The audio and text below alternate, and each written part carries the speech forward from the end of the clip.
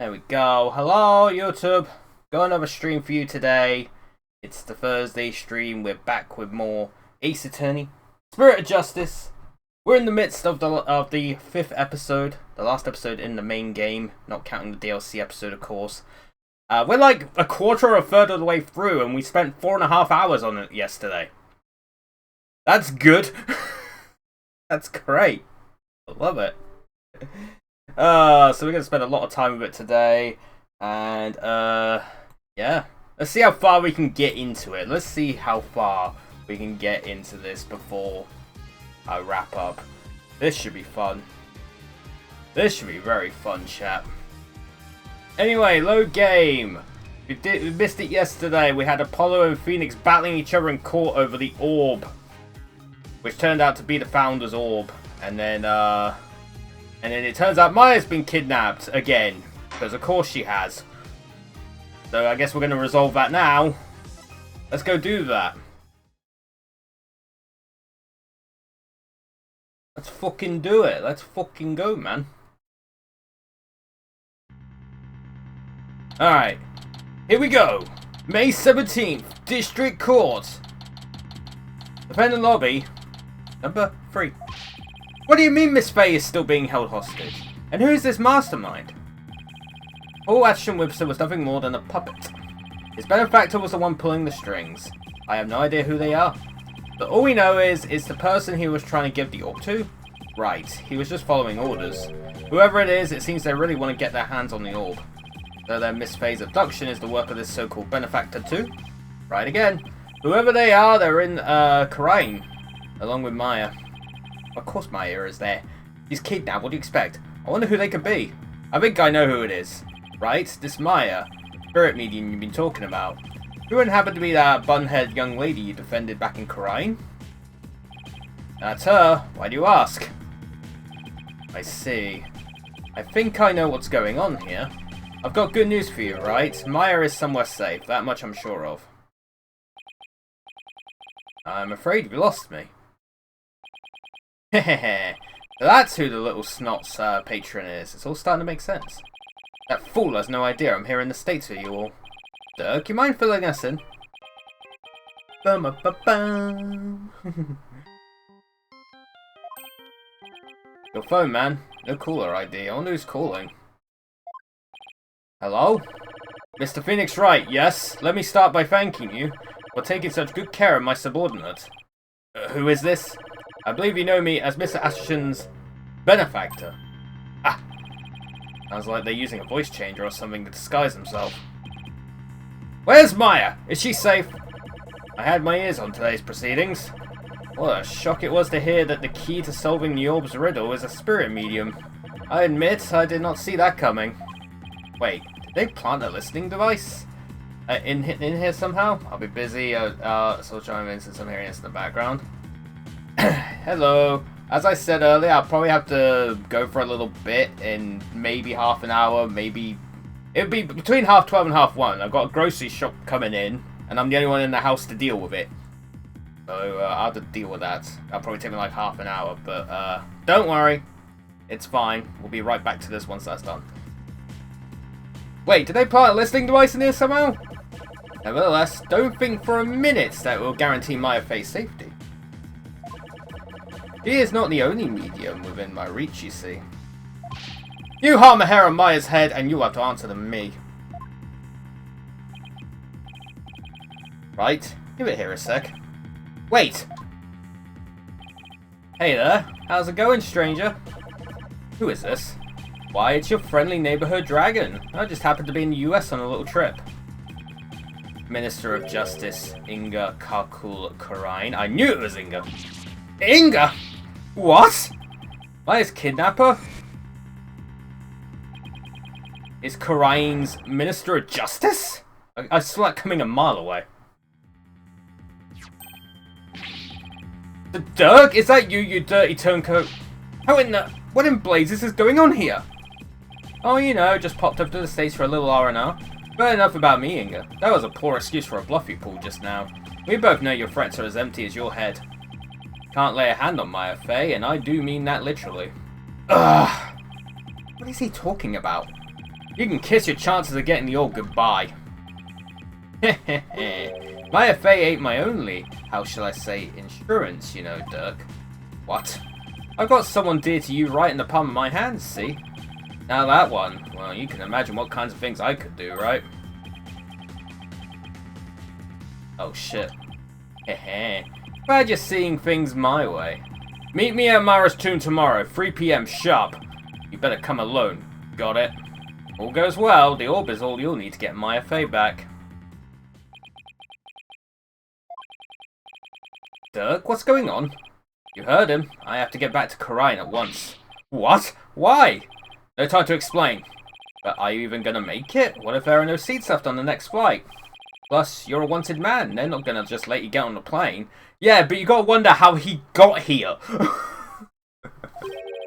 Let me worry about that, Mr. Justice. Oh! My husband! Holy shit! Chief Prosecutor Edgeworth? I'll just walk across the ocean again. Yes. What are you doing here? Taking care of the hostage situation. Oh, now that you mention it. Belle did say that she saw you around in Crane Village. I had him look into a few things while I was on my way back from Crane. Including Maya's situation, of course. I was astonished to hear she was still in Crane earlier. But explain why I found no connection between her and Mr. Addison. Sorry to interrupt, but going back to the plane situation. I've taken the liberty of chartering one for us. It's ready to take off any time. And I'll do what's necessary to hide the fact that Dirk Salmadi is on board. Wow. Must be nice to be Chief Prosecutor. Right, we have no time to lose. We must head for Crane at once. Right. I'm going too. After all, you're bound to need my help. Are you though? No fair, I want to go too. This isn't a vacation, Trucy. Besides, I'll need you to hold down the fort. But, Daddy! Guess I should also only bring what's necessary. Sorry, Trucy. But would you mind holding on to this stuff for me? Unnecessary evidence foisted onto Trucy. Don't worry, she'll just store it in her magic panties. That's fine.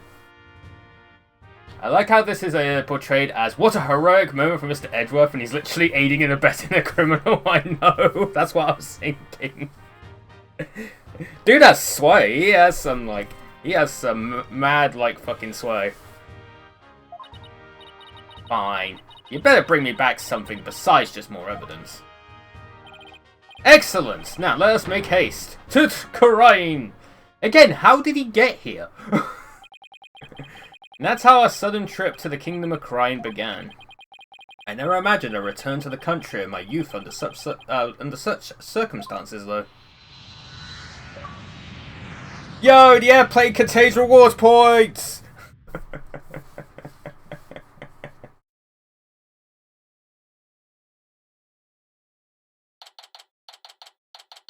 Holy shit, jet lag though. Anyway, May 18th, 2:30 PM, Temple. That was a long flight. It's already 2:30 in the afternoon. Talk about cutting it close. Dirk picked an entire airplane, clearly that's how he got here. I wonder if he did the really risky thing and hid in the wheel wells. I know people do that, but a lot of the time it doesn't end well. I'll tell you that.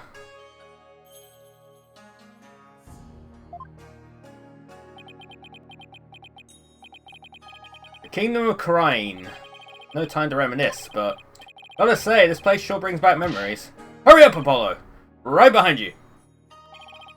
Mara's tomb is located in the courtyard of Garan Palace. We should have just enough time to get there. And let's sprint there! Think you can keep up, Apollo? Sure, no sweat! I'll contact the royal family and the local police and inform them of our arrival. Thanks, Edgeworth. Oh, I guess I'm just talking to you. Any ideas? I have no idea. Guessing we're going here. May 18th, 2:45 PM. Grand Palace. Royal Residence. Huff puff, huff puff. I wasn't made for all the running and climbing and near drowning I've done this week. 2:45, only 15 minutes left. See that cylindrical building rising in the distance? That's Amara's tomb. Mara? Wasn't that the previous queen? The one who was assassinated? Yes, and I'm the one they pinned it on. It'll take a few minutes to get to the tomb from here. So, you have returned, Barbed Head. Ah, I know who that is. It's Rafa. I've seen her before on the news. If I remember correctly, this is the Crown Princess, Rafa Padma Karain. What are you people doing here? This is the royal residence. Commoners are not allowed entry without permission. A prosecutor from the States would have already called and requested permission for us to enter. As to why we're here, your benevolence, have you seen Minister Inga? You seek my father, I just saw him heading towards Amara's tomb. Was he with anyone? You know, like some shady-looking underlings or something? No, he was alone. Why do you ask? Looks like she has no idea about Miss Faye's abduction. You hear that? I think we have company. It's me! Stomp, stomp, stomp! Bow down before her glory! Her Eminence Queen Garan, Grand Priestess of Karain, approaches! Huh? Garan?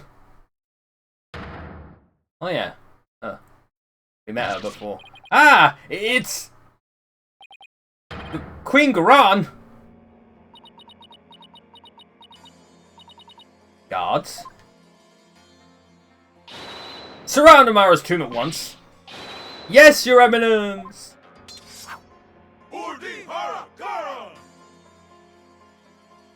Okay. Oh shit. What's she doing? Is she gonna help us? Excuse me, Your Eminence.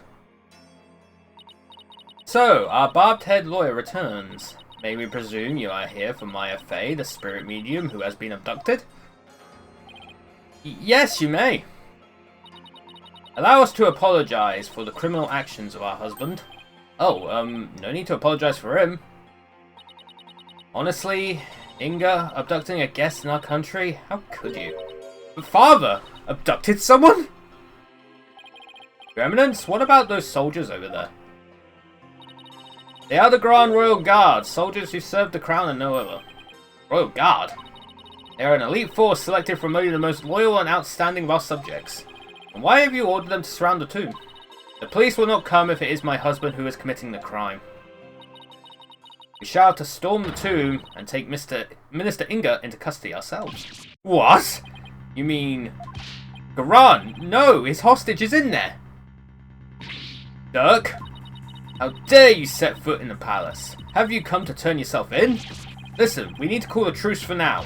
Grand Royal Guard, seize this traitor of the crown. As you wish, Your Eminence. Resisting, you die. Wait a second. Oh shit. Slow down there, Garan. I'm here to conduct a hostage exchange. But if you take me in now, Maya Fey is as good as dead. A hostage exchange? And why would he choose to do such a thing with you? We can talk about that later. Right now, I need to get in there before it's too late. If I can't resolve this in 20 minutes, you can storm the palace. Or place. Now then, if you'll excuse me. Dirk, wait! Guards, allow the insurgent Dirk Sadmadi to pass. Barbed Head, you have some explaining to do. Right, well, while we're waiting here... Apollo, why didn't you explain the situation? What? Me? Leave nothing out, Hornhead, or I'll dehorn you where you stand. Hornhead? And she doesn't waste any time coming up with nicknames. What's with the attitude? Her father's the one who abducted Miss Fey. He just has an attitude in general, Apollo. We know that already.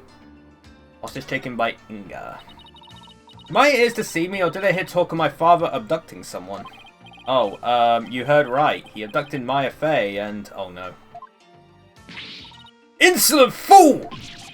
Pardon my rudeness. A gentle soul such as my father could not possibly have committed such a crime.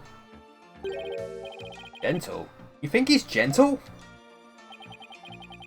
Afraid it's true, Your Benevolence. He's holed up in that tomb as we speak. Really? I find this difficult to believe. Why would he do such a thing? Your benevolence, you saw your father heading toward the tomb. I did. I was over on that veranda deep in Fort, and I saw him hurrying towards the tomb. I'd say it was about 10 minutes ago. Why was he rushing? Maybe he was worried he'd be late? Did you see anyone else heading for the tomb? I saw no one else after he entered. The Minister Inga and Miss Faye are the only ones in there besides Dirk. Who knows, but I wouldn't be surprised if we had a minion or two of him. Dirk, I sure hope he's alright. It's only been 5 minutes? It feels like an eternity. Patience, Apollo. Patience.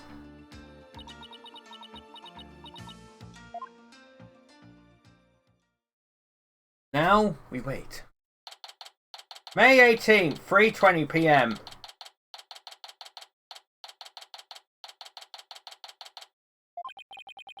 In almost 20 minutes. Taking Dirk so long. The appointed time has come.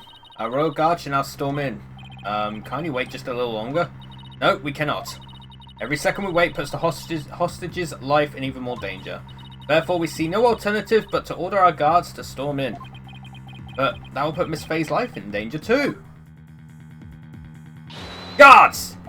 Storm the tomb and seize Minister Inga along with the insurgent Dirk Samadi. Yes, Your Eminence! What? Dirk's under arrest too? Naturally, that traitorous snake assassinated my predecessor, Queen Amara. Now go! Seize them both! Rah! We're going in! Follow me, men! For Her Eminence! Erdihara Garan! No one gets hurt. Your Eminence! What the? Why are they running back out? What is the meaning of this? Something terrible has happened. Dirk, the minister, he's dead. What's this? What? Apollo, quick! I'm right behind you. No one enters without up. Let us see what has transpired. Yes, Your Eminence. Inga's dead?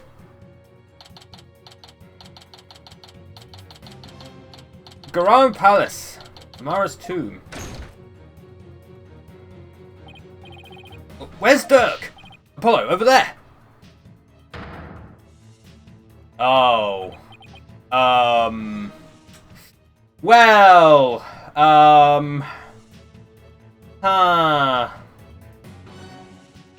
That doesn't look good. Dirk? Dirk! What have we done? Apollo? Look! There it is. Mr. Inga, who has fallen? Guards! Seize this murderous man at once! Yes, Your Eminence! Surrender now or perish, rebel scum! Well, shit. No, wait! Ah! Yeah, that doesn't look very good for you.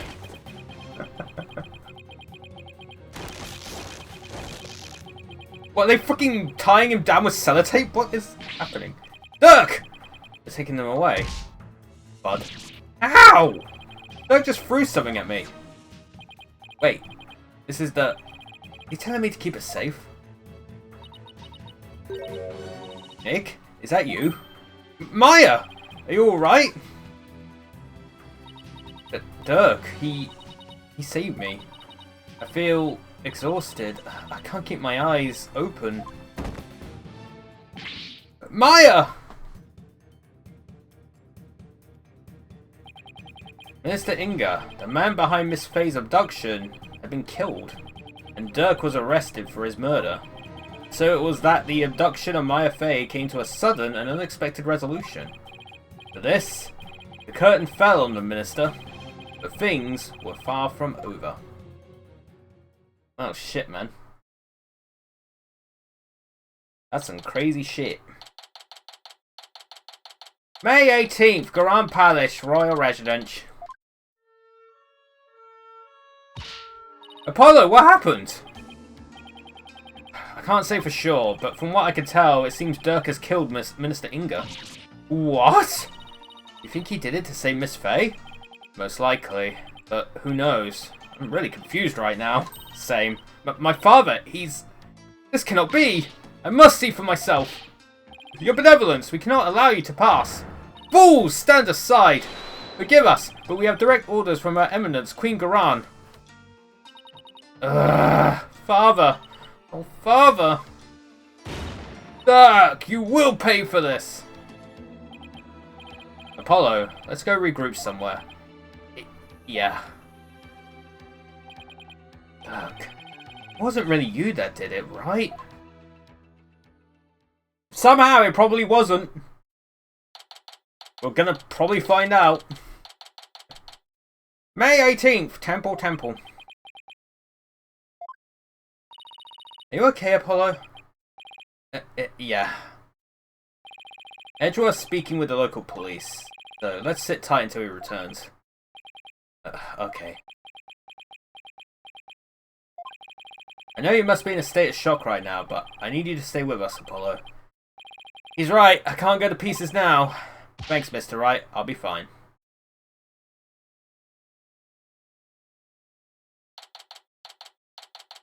Still the same place.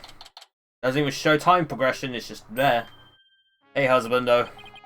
Right, Mr. Justice, I'm afraid I have some bad news. It looks like things will only get more complicated from here. Prosecutor Edgeworth, what's happening with Dirk? As I understand it, he has been officially charged with the murder of Minister Inga. He has? However, I did manage to get us permission to investigate the crime scene. I expect we'll be allowed to visit Mr. Sarmadi shortly. Thank you. Sure glad Prosecutor Edgeworth is here with us. Also, it just so happens that Detective Sky is here in Corrine. So I've asked her to assist us with our investigation. What? What's she doing here? Seems Prosecutor Sarmadi has grown quite fond of her. He's been ferrying her around all over the place. A few days here, a few days there. They've almost become a team of sorts. By what Nayuta says. Seems he thinks highly of Emma's skills. So, what now, Apollo? I think I'll go pay Dirk a visit at the detention center. I want to go check in on Maya at the hospital. What about you, Athena? Well, if there's footwork to be done, I better stick with Apollo and give him a hand. Very well, then I will accompany Wright. Okay, we'll go our separate ways for now. Alright, if anything comes up, you have my cell number. And also a buttload of roaming charges. You know your way around here, Apollo? Been over 10 years since I left, but I'll try not to get us hopelessly lost. Hey, use your GPS, man.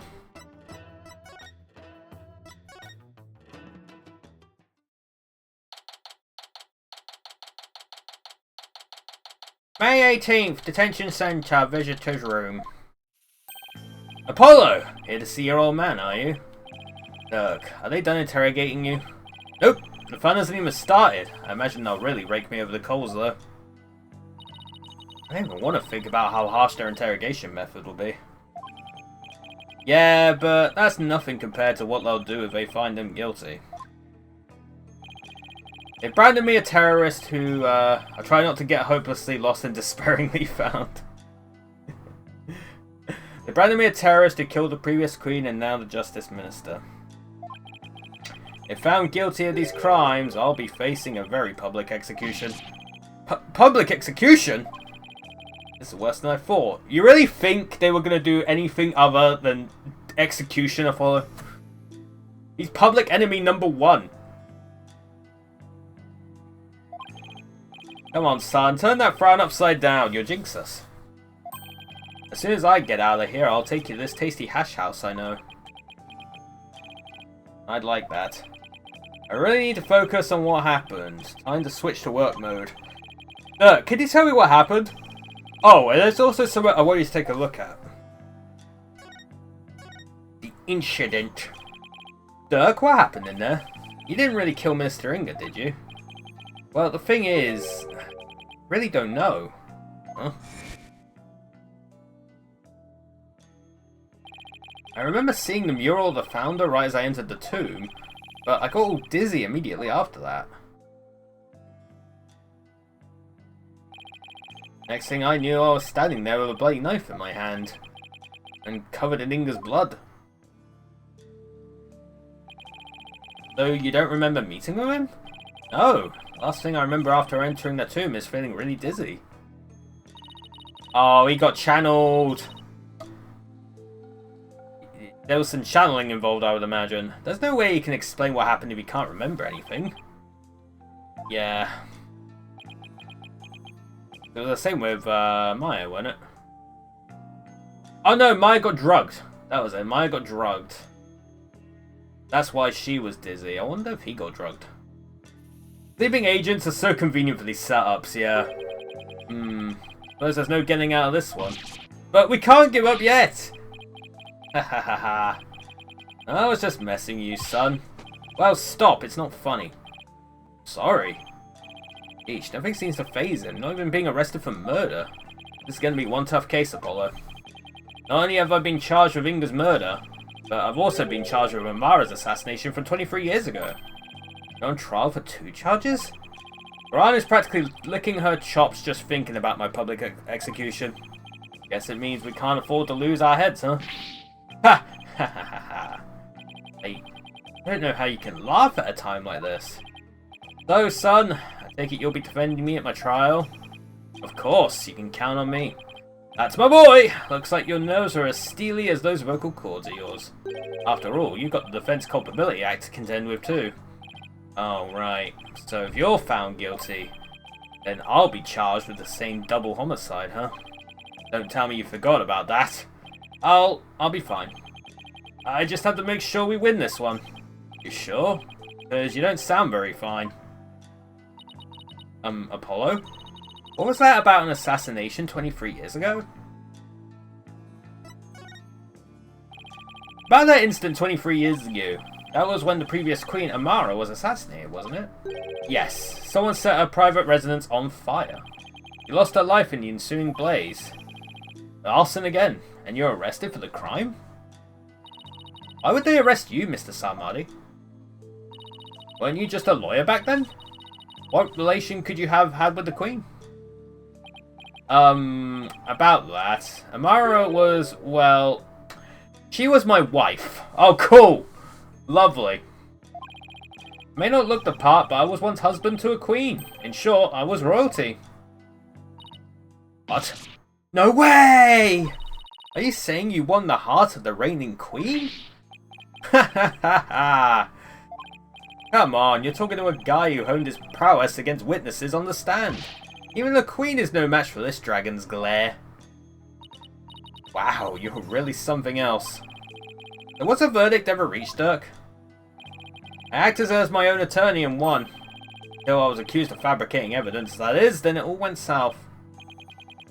Where have I heard a story like that before? Yep, we've heard that one before.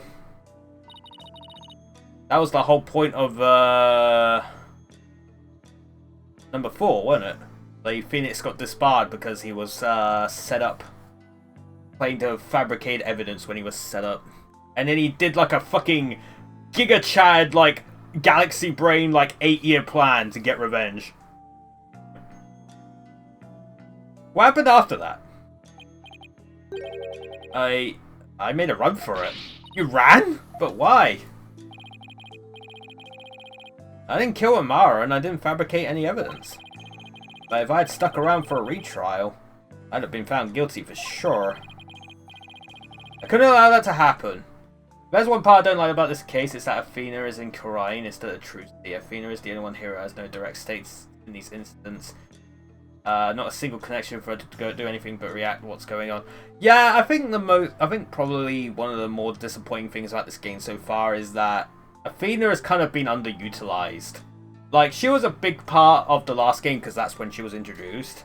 But, like, I feel like that last episode we did, the one with her and Blackwell, I felt like it kind of got shoehorned in just so she had her own case.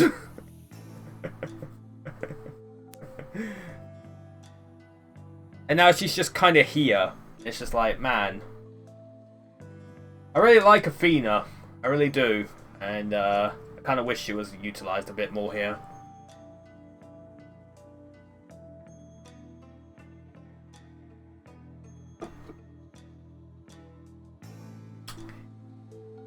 Anyway. I couldn't allow it to happen, and Mara's true killer would never face justice if I did. So I left my law practice behind and went underground. But that was 23 years ago. Are you telling me that after all these years, still haven't discovered the truth? Yeah, the fact that it was an arson means that the crime scene was reduced to ashes. There is little in the way of evidence left. It's just been brick wall after brick wall. I guess that means it's all up to me to figure it out, huh? Along with Minister Inger's murder, of course. I think I'm gonna be sick. Come on, son, don't look so down. With you on the case, it'll work out somehow. Hope he's right.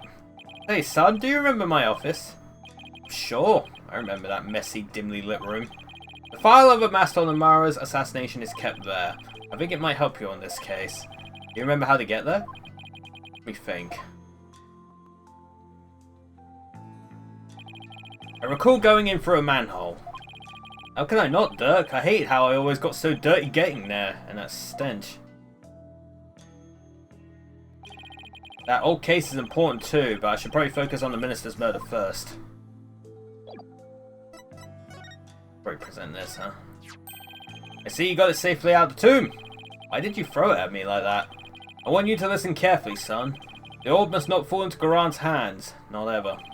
I thought Minister Inger was the one who was after it. He was the one who lent it to Professor Buff to study, after all. Haven't you exposed this crime now? I have, but there's more connected to this relic than meets the eye. Much more. Whatever it is, I can't help feeling that it could turn this entire kingdom upside down. You said something like that before. Like Dirk's intuition is at it again.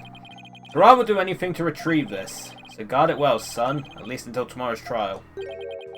I'm afraid your time is up. Oh, fucking hell. Nayuta. It's time for the prisoner's interrogation.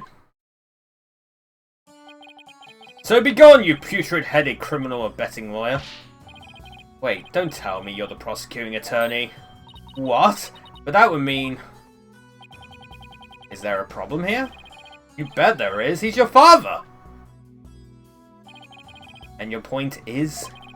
My relation to the accused is irrelevant. The fact remains I am a prosecutor.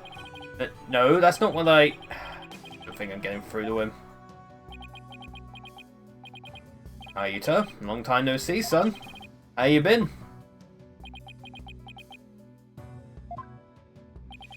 Look, I hear you've been serving Garan rather faithfully, in fact. Whatever happened to our dream of taking her down and changing this country, son? The past is the past. What do you mean? Why are you doing this? It's simple. People change. The Nayuta you knew exists no more! Listen, son, I don't know what made you change like this, but you're still my boy, even if you prosecute my case. The rest of the Defiant Dragons and I eagerly await your return. Man, this... I love this. Fucking Dirk's going to trial. The defense is his fucking foster son. And the prosecution is his actual son. Hell yeah! Family squabble! Whenever you're ready, we'll welcome you back with open arms. Ugh. As I said, moved on. And let us waste no more time, for flowers do not blossom simply from talk of the past. Nayuta, why do I get the feeling there's something he wants to say but can't? Guard, move the accused to the interrogation room. Yes, sir! This way, you rebel scum! Ah, watch it! Not so rough, will you? Nayuta, is he seriously gonna prosecute his own father? Well, I guess we're done here.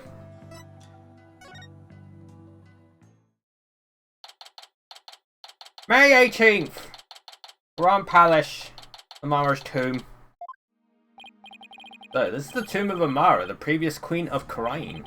Really lavish. Guess you could say it's fit for a queen. Is the faceless woman in that mural over there Amara? No, that's the Holy Mother. Yeah, connections this deep would never be allowed natural cause. Too much room for bias for any legal firm's liking. Yeah, that's what I was thinking. But hey, we're in the world of Ace Attorney. We interrogate fucking parrots and fucking whales and shit. No, that's the Holy Mother. She's the one who brought spirit channeling into Karain. Oh, right, the woman in the orb. Oh, it's you two. Getting right down to business, I see. It's Emma. Hi, Emma. We heard you'd give us a hand if we needed it. Yep, Mr. Edgeworth asked me to help where I could. So, it's been quite a while since you've been back in Kryna here. Yeah, more than 10 years, in fact. Well, you sure didn't waste any time. I mean, you're already mixed up in the murder. You're as big a trouble magnet as Mr. Wright. Please don't say that. My luck's already bad enough as it is. Emma, Head Prosecutor Salmadi has requested your services again. He seems to have really taken a liking to you.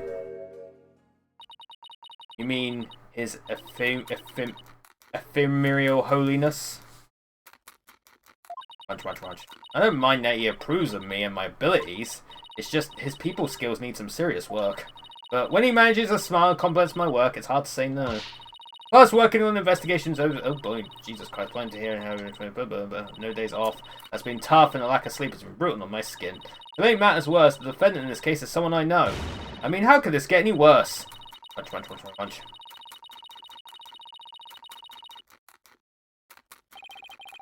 Sounds like they've got one complicated prosecutor-detective relationship going on. It's like frickin' Edgeworth and Gumshoe. I miss Gumshoe. God damn it. I miss Gumshoe. I hear he's in the investigations game, though, so we'll get to see him again.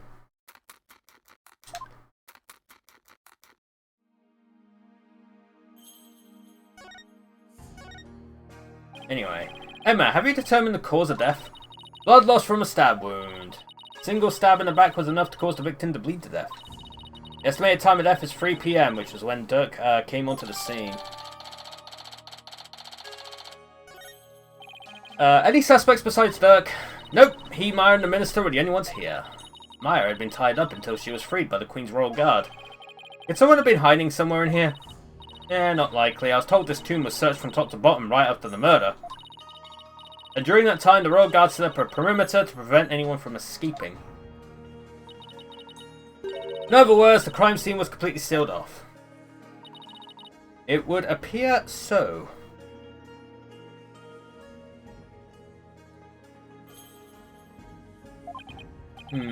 No way for a third party to escape without being spotted, so... Great! It's another one of those convoluted locked room mysteries. Yeah, we love those. Victim. About the victim, Minister Inga. He was the Kingdom's Minister of Justice, correct? Yes, Inga Kakul Karain was the second most powerful figure in Karain. Plus, he was married to the Queen. Seems strange that someone of his status would abduct someone. Apparently, he only told a few of his most loyal subordinates about his plan. That way, there was little chance of the police or even the Queen finding out. What was Inga hoping to gain by getting his hands on the orb? That, I don't know, but I'm working on it. I wonder if it really was for what Paul Aitchison-Wimperson said. I must deliver it to my benefactor at all costs. What do they want that relic for anyway? It's something to do with an old legend. A patron seeks the great power said to be granted to whoever solves its secret. The great power that is said to be bestowed on whoever solves the orb's secret. In Karain, only those who can channel spirits are said to be fit to rule. Was that why Inga wanted such power? Did he want to be king? Probably. So this is the tomb of the previous queen. Yes, Queen Amara was laid to rest here. She lost her life in an arsonist blaze. What a tragic end. I heard this tomb sits on the actual site of her residence before it was burned down. They built it on the same spot so her soul could rest in peace. This is where the fire happened, huh? Why do you think Minister Inga was holding Miss Faye captive here? It's the perfect spot if you think about it. Close to his private quarters, which made it easy to keep an eye on his prisoner. And the courtyard is only open to the royal family, so he had little fear of prying eyes. Plus, the tomb is normally locked and only the royal family is allowed access.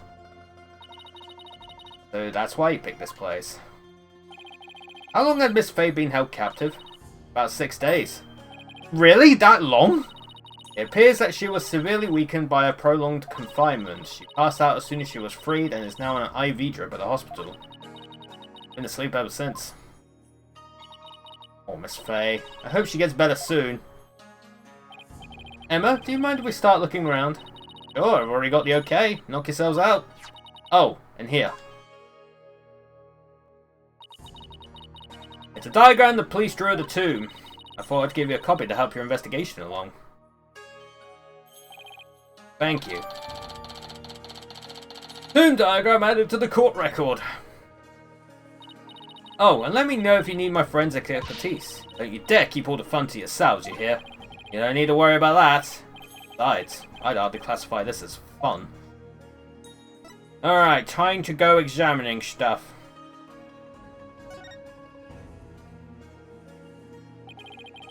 Looks like the Holy Mother was painted here to watch over Amara's sarcophagus. So it's like this tomb is protected by the Founder? That must be so reassuring to those she left behind.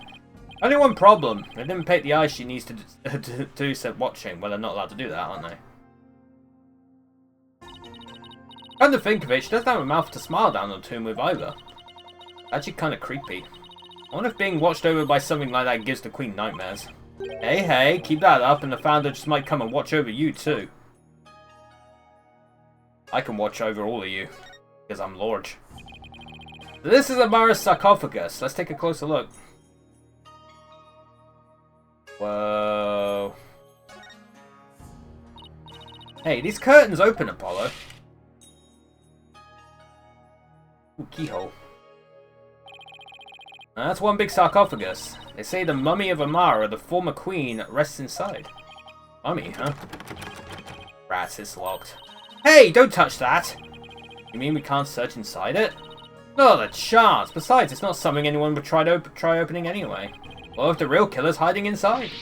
Hey, anyone in there? Don't do that! You're gonna get us cursed! Also, I'm sure they probably have, like, a bunch of laws against that over here. Cursed? The Queen likely bears a grudge towards the living after such a violent, painful death. No one dares touch the sarcophagus for fear of incurring her wrath. Oh no, Apollo. What am I gonna do? Don't look at me! In any case, the sarcophagus is temperature controlled. It's kept really cold to preserve the mummy. So even if someone did decide to hide inside it, they would eventually freeze to death. I see. Still, if they bundled up, I bet a person could hide in there for a little while. Yeah, there's probably nothing to do with it, let's be honest.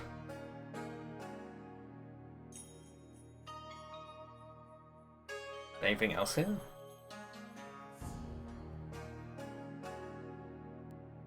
Apparently not.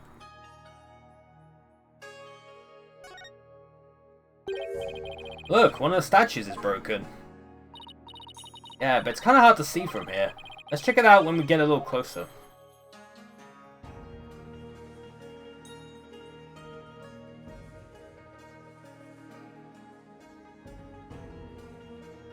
What am I looking at here?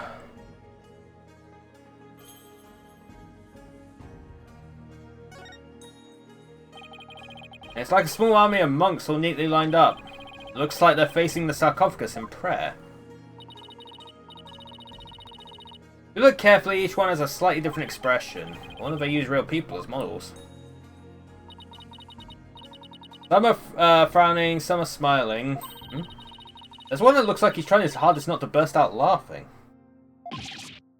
Really? Wonder why. Yeah, I wonder why too.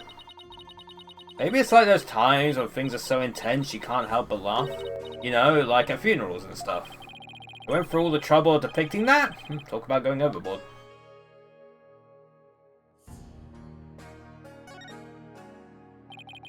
It's full of ash. My guess would be this is an incense burner. Hey, look, Apollo. There's something in the ashes. Let's see what it is. Ooh. Is that a gemstone? I wonder what it's doing here. Ooh, that frame rate. Hey, I've got this one covered, Apollo. Would you like to hear my brilliant theory? Well, guess it wouldn't do any harm. You know how people make wishes by throwing coins into a fountain, right? You know, on second thought, I'm good. What? Sure you don't need to hear my theory? I was just about to get to the good part. Let's just ask Emma. That'll be much quicker. Excuse me, Emma. What's this gemstone doing here? Oh, that? Oh yeah, it's not a gem, it's a button, albeit a very expensive one from the victim's jacket. Yeah, that does remind me of that. Must have fallen off and gotten in there somehow. See, every puzzle has an answer, Athena. Well, I thought my idea was pretty good. Wait, what's with this suit? See here on the gemstone. Hey, you're right. Caked in soot.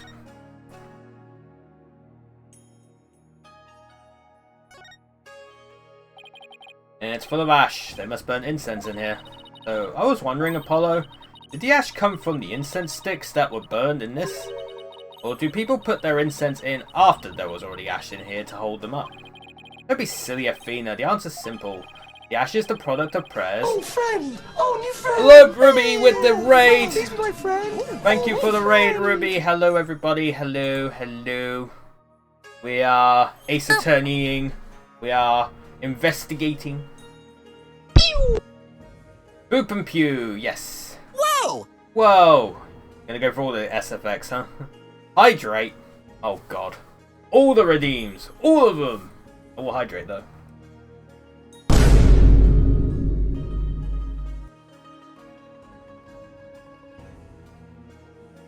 Bloody hell, you're doing all of them, are you? Oh my word. All the things! You're using all your channel points! Oh jeez. I guess I got a rar because the rar thing was redeemed, so I shall rar. Rar! Rar, rar, rar, rar, rar. Oh, stretch as well. Rar, rar, rar, rar, rar, rar, rar, rar, rar. Rar, rar, rar, rar, rar, rar, rar. Rar. Oh gosh, no. Ow, ow, ow. Oh, I added that, yeah. I forgot I added that to the yeet thing. So, I finally made it so that when you, when the thing gets yeeted, well, when you yeet things at me and I fall over, it makes the camera shake in the window. Now I'm small.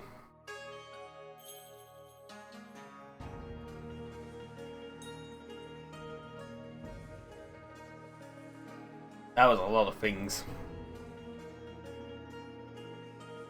Anyway, that was a lot of redeems, but I think we covered all of them. The ashes brought the prayers for the countless visitors who came here. It's not a chicken or the egg kind of thing. Oh, that's an interesting take on it. It's so much more poetic than mine.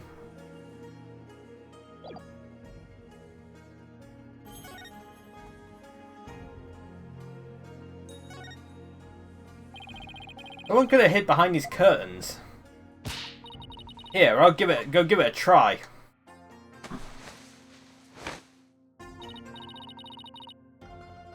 Well, can you tell I'm hiding here?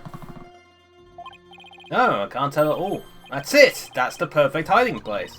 We did it, Apollo. We solved the case. Well, not really. Sorry to burst your bubble, but the Royal Guard searched the tomb high and low right after they stormed in. And they said no one else was in here besides Minister Inga, Dirk, and Miss Faye. Well, back to the drawing board, I guess. A brilliant deduction destroyed in 3 sentences. Miss Faye was apparently tied to this chair. Let's take a closer look. We should try to cover every angle possible here. Let's use left stick to change our perspective and take a careful look around. Holy shit. Whoa!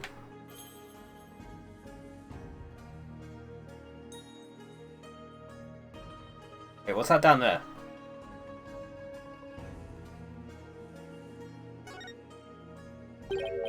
Look, there's a blood stain on one of the chair legs. Really? Oh, hey, you're right. I completely missed that. Well, let's move the chair so we can check under it. I think my viewers went to sleep. There's more blood under the chair leg. I wonder what it's doing there. There's some luminol here. Why don't you do some testing around it? Yo, we get to spray.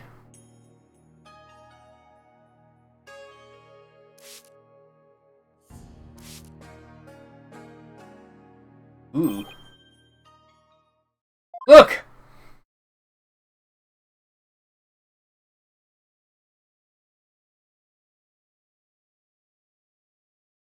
Was it going from the sarcophagus or to the sarcophagus? The bloodstain leads all the way to the sarcophagus. Emma, is this Mr. Inger's blood? Hold on one second. Huh? That's strange. I didn't get a match. So then, whose blood is it? Dirk and Miss Fay weren't wounded as far as we know. And the blood's been wiped up by someone for some reason. Yeah, that's strange too. Mysterious bloodstain added to the court record.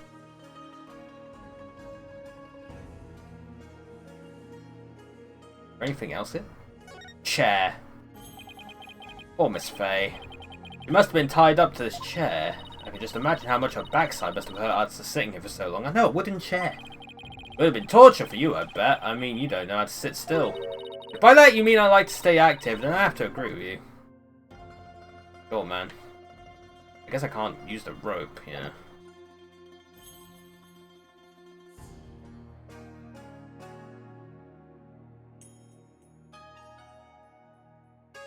Anything else here?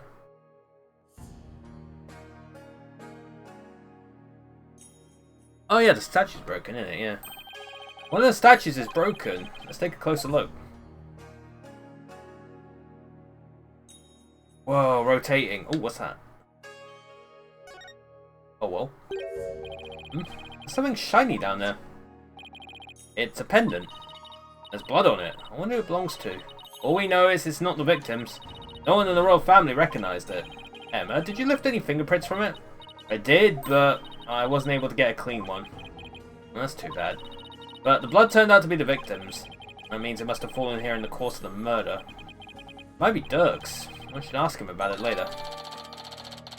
Pink butterfly pendant. Aye, aye, aye, I'm your little butterfly. What's that there? It's a Magatama, I think. Did it come from the broken statue? Look, Apollo, there's another one. But the other statues only have one each. Hey, you're right. Maybe this statue was special or something.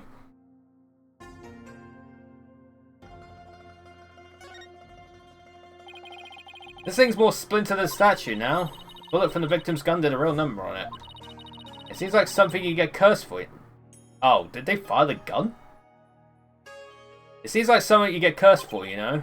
In Mr. Inger's case, I say getting your ticket punched is curse enough. Yeah, but don't curses extend to the afterlife.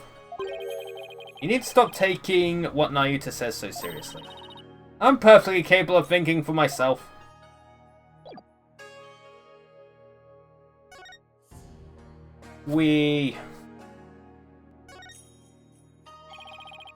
Sarcophagus is surrounded by a curtain. Me when I generate up to 50 gigabytes of raw video in one stream. Oh hell yeah.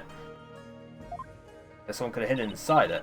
True, but that's one of the many places the royal guard checked out storming in. Wow, they were really thorough. Yes, well, apparently one of the members loves mystery novels. He peered into every nook and cranny with an almost frightening amount of gusto. When he was done, he said, "Very interesting. Like one of those locked room mysteries. Sounds like he's in the wrong line of work." More blood. Wow, it's covered in blood. Blood splatter this large, it must have gotten all over the killer too. Come to think of it. There was blood on Dirk's clothes. Circumstantial evidence points to Dirk being the killer. That's why I conclude the barber a cop too. Things always so bleak for me! It wouldn't be an Ace Attorney game otherwise. Guess this is where Inger collapsed when he died. Better take a closer look.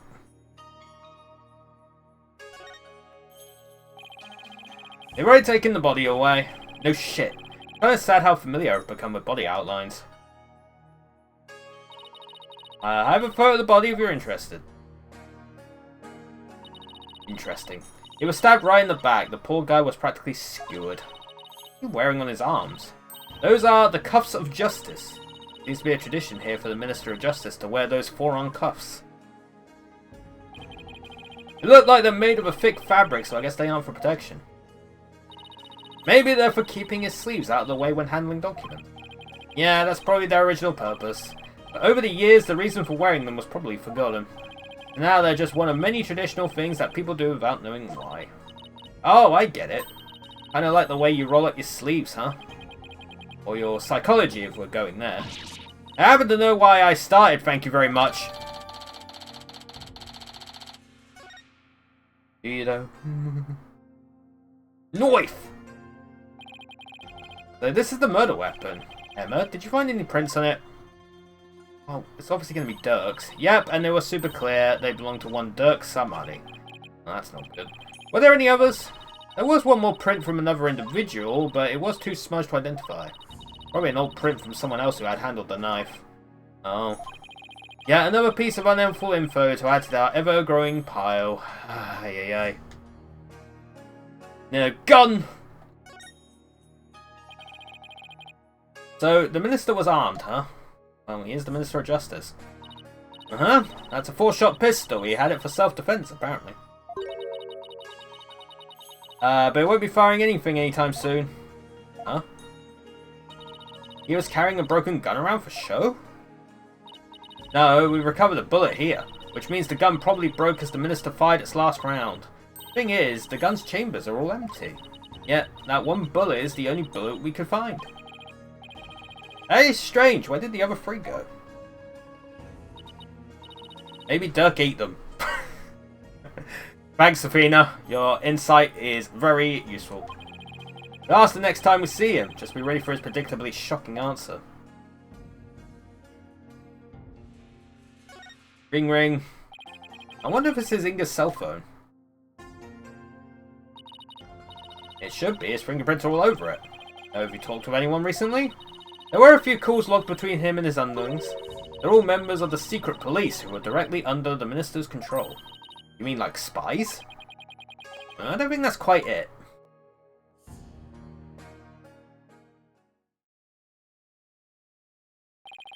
I think we covered just about everything. Maybe we should go with what we've learned so far.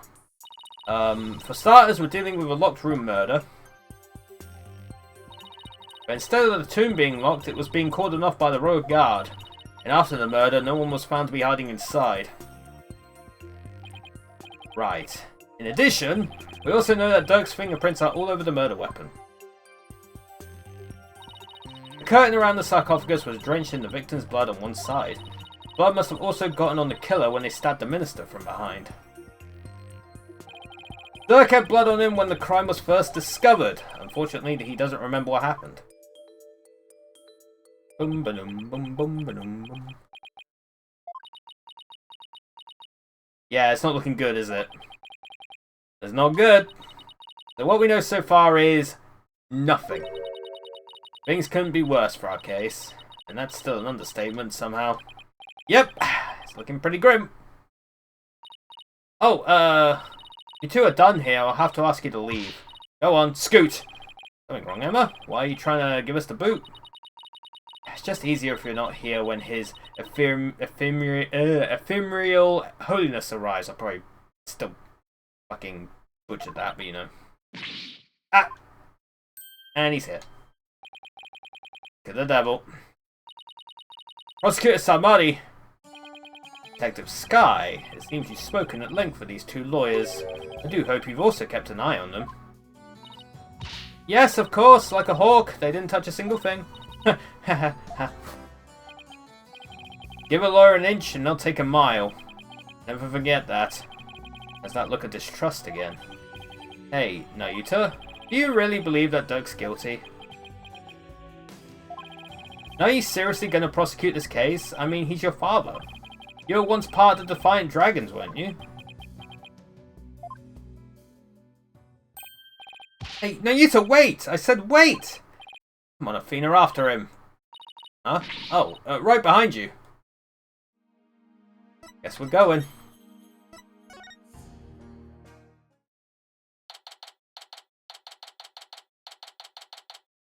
May 18th, Garam Palace Royal Residence.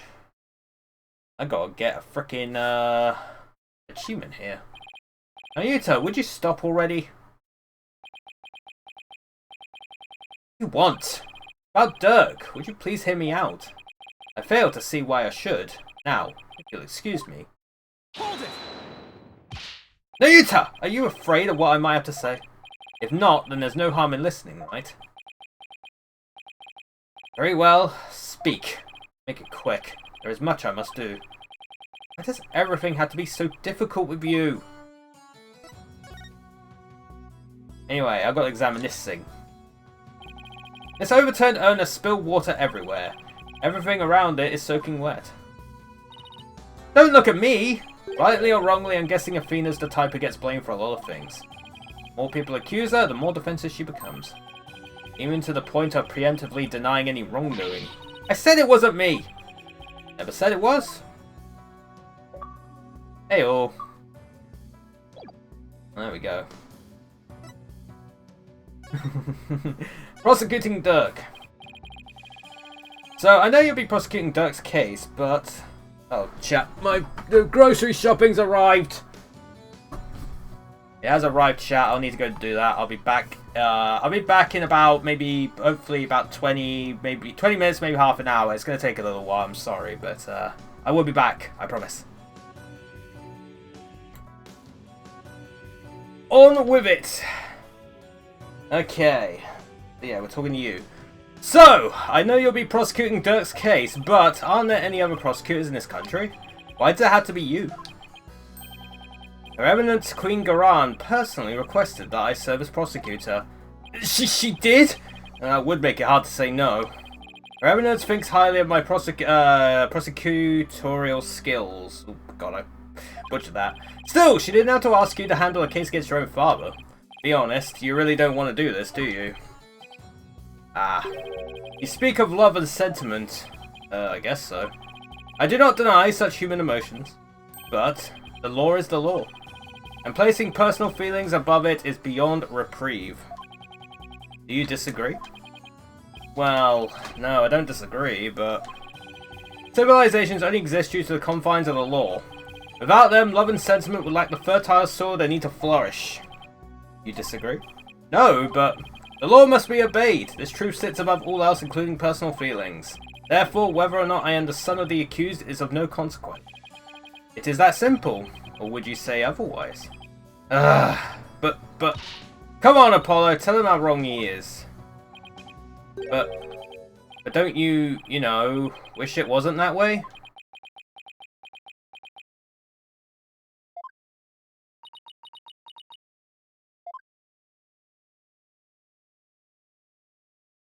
That fucking pose again. It appears I've wasted my breath on you. And the winner is Prosecutor Samadhi. Still spewing empty words devoid of meaning or consequence, I see. You putrid red pepper! He loves calling us putrid. Ah! I know I'm right, but did he have to be so eloquent about his point? Like he's trying to cover something up with his pretty words. Apollo, I'd cut back on the debates with him if I were you. Just stick to questions, like the one you wanted to ask. Later, I wanted to ask you about that hostage situation. Inga said he had someone dear to Dirk in the palm of his hand, and he was using that person along with his hostage as leverage in obtaining the orb. Now, that's news to me. Well, that's what Inga said. You can kiss your chances of getting the orb goodbye. My FA ain't my only, how shall I say, insurance, you know, Dirk. What? I've got someone dear to you right in the palm of my hand, see? Now that one, well, you can imagine what kind of things I could do, right? Is it Nayuta by any chance?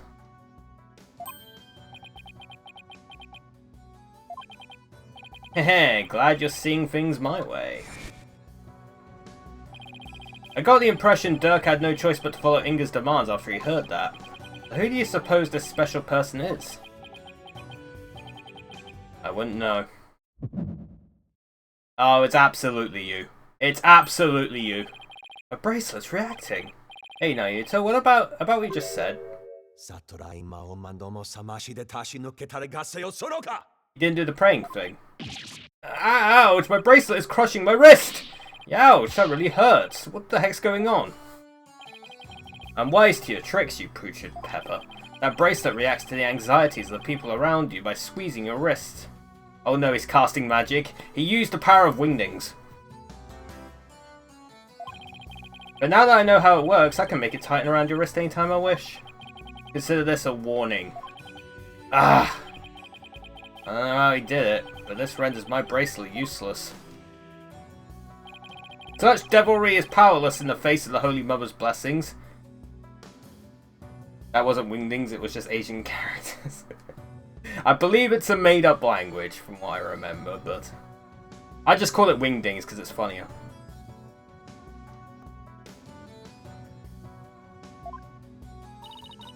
Looks like your special power won't work against Prosecutor Samadhi, Apollo. We'll have to try something else. Ah, you're right. We'll just have to ask Dirk about this. It appears...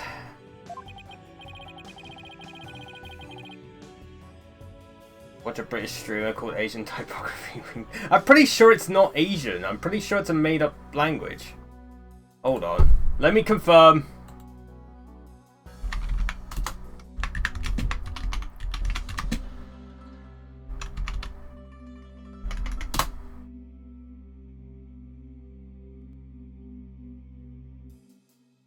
Yeah, it's a fictional language. Oh, it features its own writing system based on upside-down Japanese hiragana. Okay. Got you. It's just upside-down hiragana. Lovely.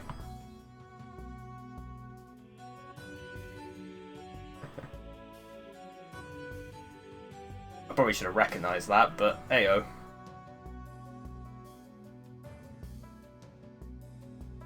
You tend to go through a trial you have no hope of winning. Grow up, Mr. Justice. We are no longer children, you and I. I'm not the one who needs to grow up, Nayuta. In case you didn't hear, I won my last case against none other than Mr. Wright. You tell him, Apollo.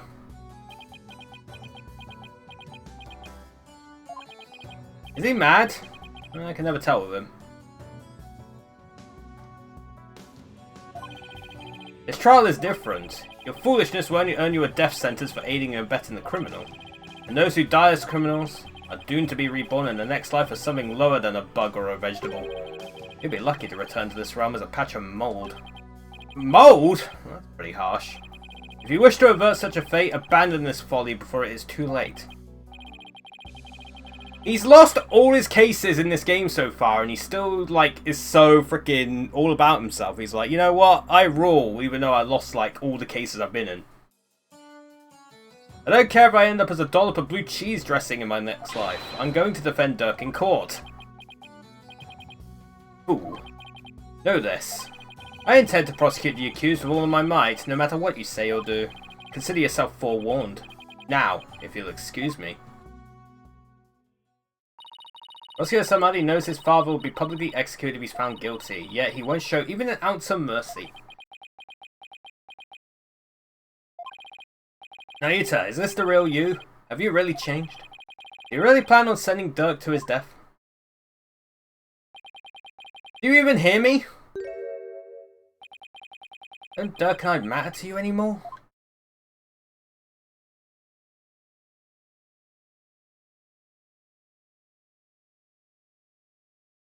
To be continued. It's a save point. Man. Phoenix and Edgeworth. Oh hell yeah, my favorite ship. Along with Maya in the jail cell. May 18th, Temple. Maya passed out right after we found her in the tomb. I feel exhausted. I can't keep my eyes open. Bonk. She's been out cold ever since. We haven't been able to get a word out of her. The doctor said it's just exhaustion, but I can't help but worry. I mean, I was right when I said it was a fictional language, but... What is it, Wright? Are you alright? Yeah, just thinking is all.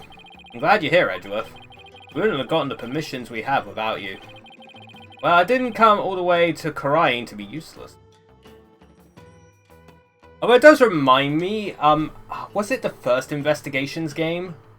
When, oh, it might be a different language, but, the anti-piracy measure in the first Investigation game is that it turns, like, all the text on the screen to, like, that Koreanese language. Or it might be a different language. It's definitely one of the other things.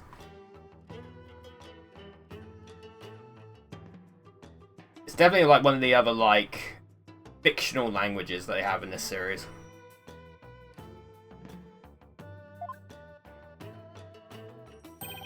Speaking of the investigation, I received a few things from Detective Sky. These should prove to be useful to us as well.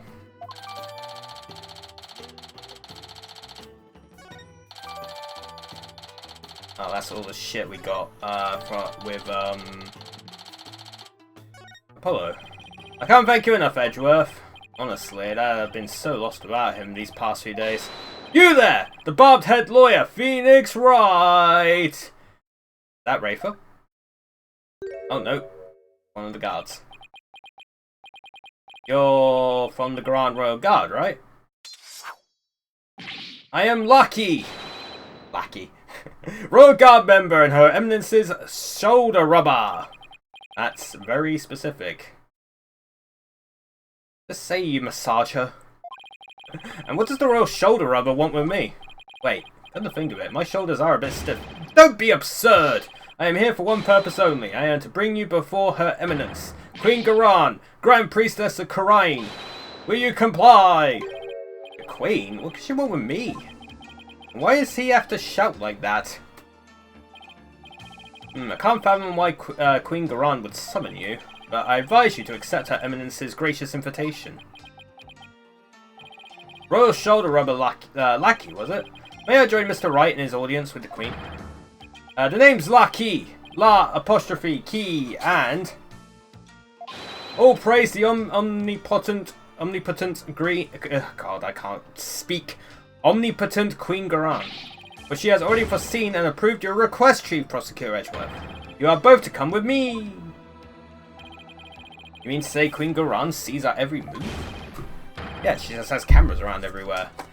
Yes, indeed. Her Eminence's spiritual power is immense. You can even see what's going on thousands of miles away.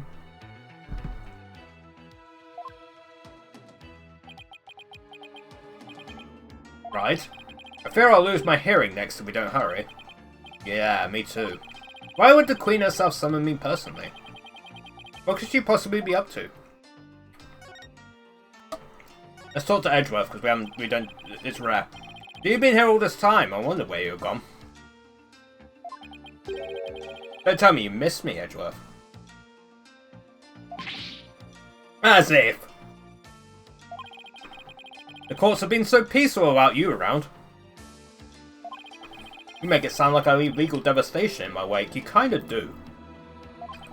Heh. Well, don't you?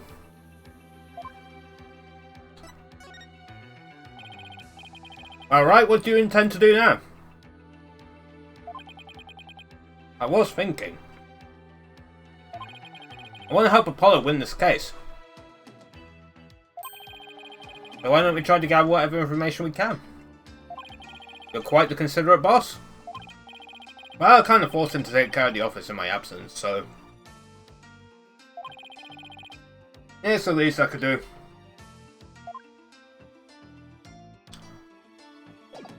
So what happens if I present my badge at him? So I see. I guess borders mean little in the face of your incurable habit. Well, I heard you used to present evidence left and right during your investigations too. That was a long time ago. Besides, who did you hear that from? Oh, I have my sources. Oh, I'll tell your source that I look forward to his next salary review. He knows.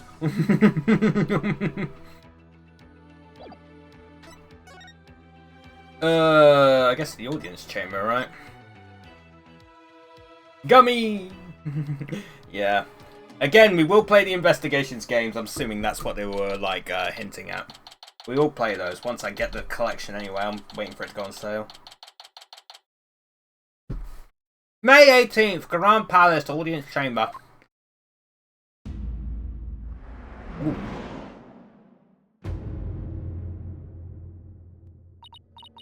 Ah, the barbed-head lawyer has arrived. We bid you welcome. And you as well, Chief Prosecutor Edgeworth. You couldn't use my name. Thank you. Place is still as magnificent as last time. We have heard much about you, Barbed One. It seems your bluffs and tomfoolery tend to leave our court devastated in your wake. Is that what people have been saying about me?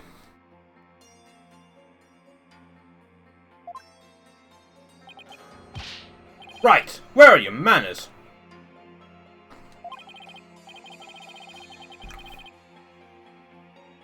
Your Eminence, I am both humbled and delighted to be in your presence.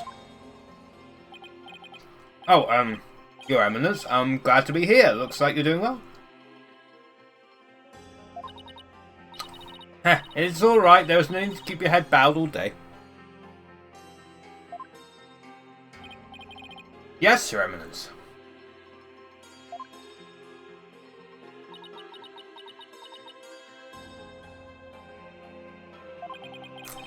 Ava's not looking too good. I mean, she did lose her dad. I guess even she can't just bounce back from her father's murder. Yeah. So what can I do for you, Your Eminence? We wish to question you about something related to the case at hand. Perfect, because I have a few questions of my own. Inga's crime. We fear we do not fully comprehend what has transpired. So it is that we summoned you here to further elucidate the situation. Is it true that her husband Inga had been seeking the Founder's Orb? That's right. He wanted to trade a hostage for it. That's why he abducted Maya Fey. Insolent fool! Dunk. Ow! That is a lie! A liar! Say, Father would have never done such a thing. He did. But he did abduct Maya, that much is... I will not stand here and listen to this nonsense! You will pay for this! You! Kadog. Ow, ow, ow! Please, your benevolence! It still sounds like fucking achievement unlock noises. That is quite enough, Rafer. We understand your feelings, but we fear he speaks the truth. We believe we know why your father would do such a thing. Huh?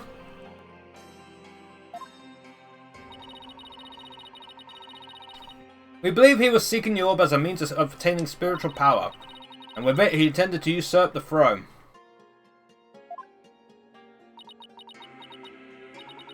Mother! What do you mean, Your Eminence?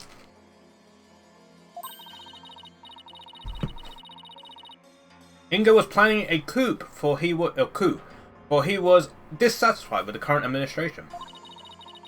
And his secret police was the primary instrument of his treason. The secret police, they came up during the High Priest murder trial too. An elite force under the direct command of the Minister of Justice, in this case Inga.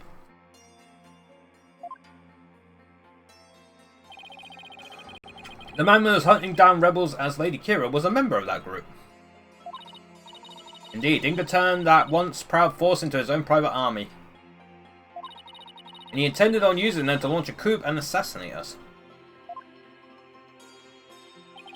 So Your Eminence had no control over them? As much as it shames us to admit it, Khura'in is not the unified realm that it would appear to be. We are truly sorry you've had to witness the dirty underbelly of our kingdom.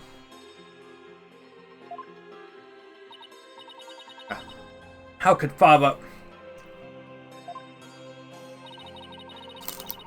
We know that Inga could not have become king simply for our assassination. But in Khura'in, only those who possess spiritual power is set on the throne. I see, that explains why Mr. Inga was seeking the Founder's Orb.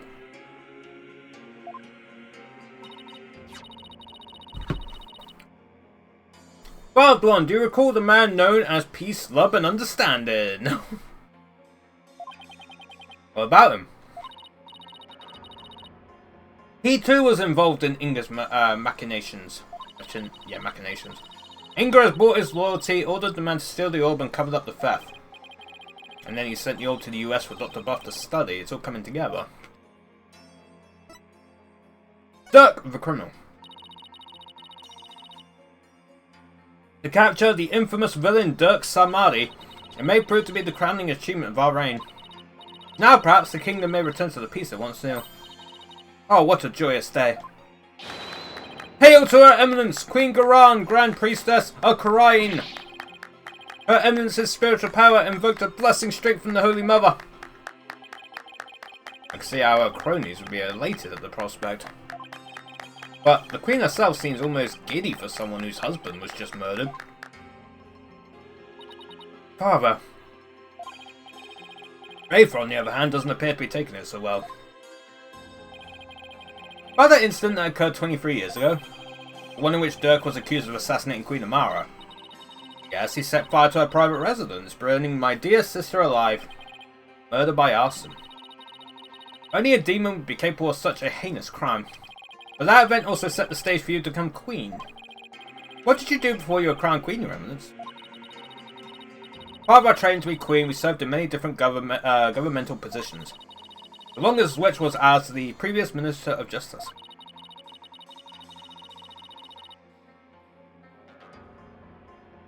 It was in that position that we were best able to support our elder sister, Queen Amara. Interesting. That's her husband's position, or at least it was.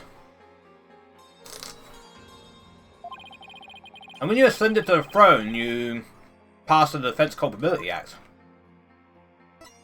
DCA.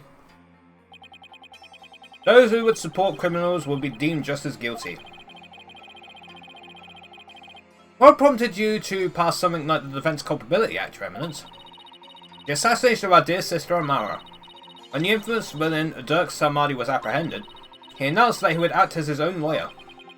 That's right. Dirk used to be a lawyer. Dirk had been an extraordinarily talented lawyer and highly esteemed by the people.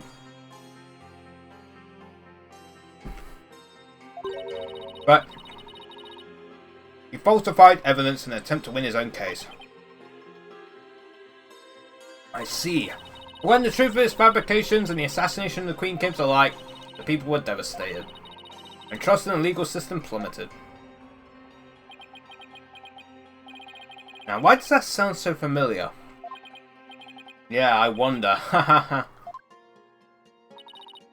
In Kharain, the Hall of Justice is a sacred place where victims receive their last rites.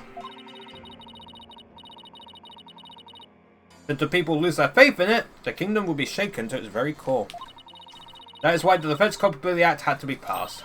It was the only way to keep our legal system from tumbling into the abyss. So that's how you sought to eliminate the use of perjury and phony evidence, huh? Well, that law is what made lawyers go extinct in your kingdom. Now there's no one left to defend those who have been accused. You see how you could take issue with such a reality? However, we have not banned the act of lawyering itself. Those who are confident that they can prove their client's innocence are always welcome to mount a vigorous defense, as you yourself have shown. Well, I guess so, but without lawyers, there's the possibility of false charges being filed and prosecuted. As long as our prosecutors continue to run nothing but perfect trials, there needn't be fear of such nefarious dealings. Do you disagree? Perfect prosecutors and their perfect trials, huh?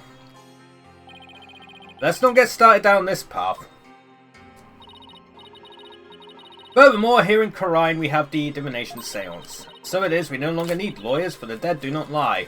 Except for the times they already lied.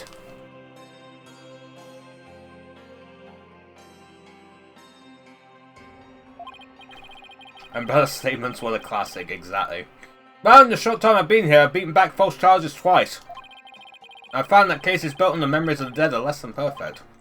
So yes, I do take issue with the Defense Culpability Act, to say the least. Ho ho ho, such relentless rhetoric. Your reputation precedes you, Barbon. Feels as if we ourselves are being cross-examined.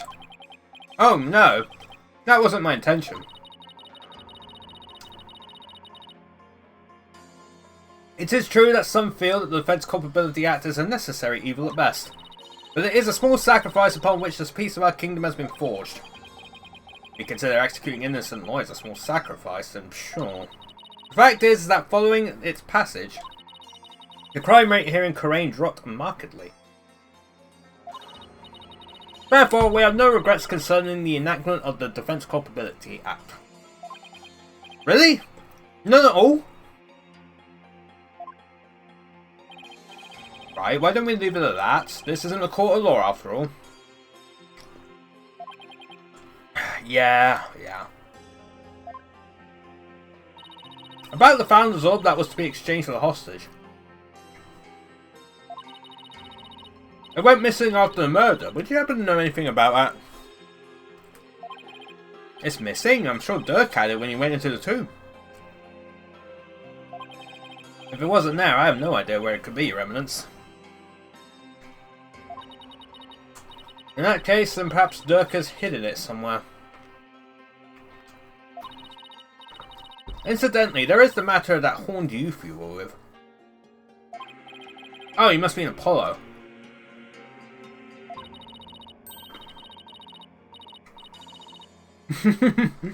For his odd hairstyle, may we assume him to be a relative? Perhaps your younger brother? Well... No, you got it all wrong. He's Dirk's son. Well, more like foster son. They're not actually related by blood. Dirk's?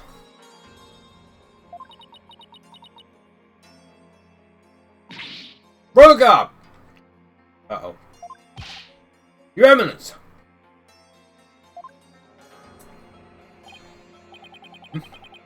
What's she whispering in that one guy's ear?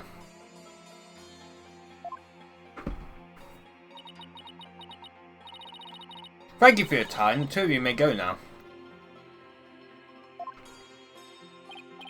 Yes, Your Eminence. We'll be on our way. Okay, now what? Apollo and Athena had the murder scene investigation covered, so... maybe we should go speak with the locals over at the bazaar. Sure, man.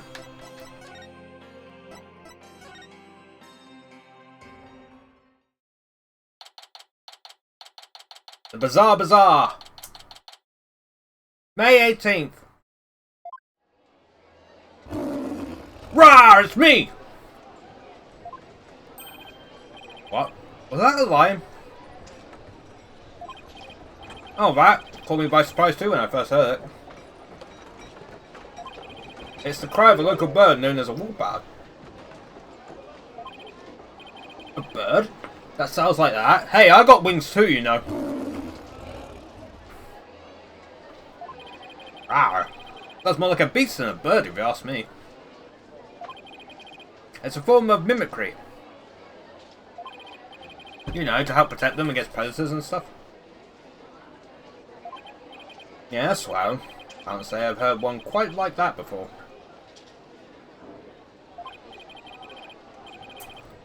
Oh, it's more than unusual, it's endangered. Well, it may be worth for Edward to be here first. It makes more sense with the investigations games. As I said, we'll get to those in time. I'll see if I can get them while when they go on sale next, maybe. It's rare to encounter one in the wild these days. If it's so rare, then what's one doing out here in the middle of the bazaar? You got me. Maybe it's got something to do with it being a national bird.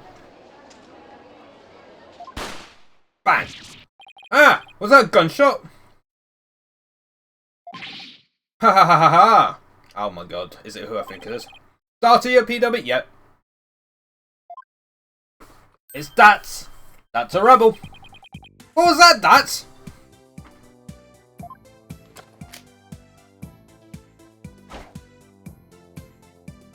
My man's doing a jutsu!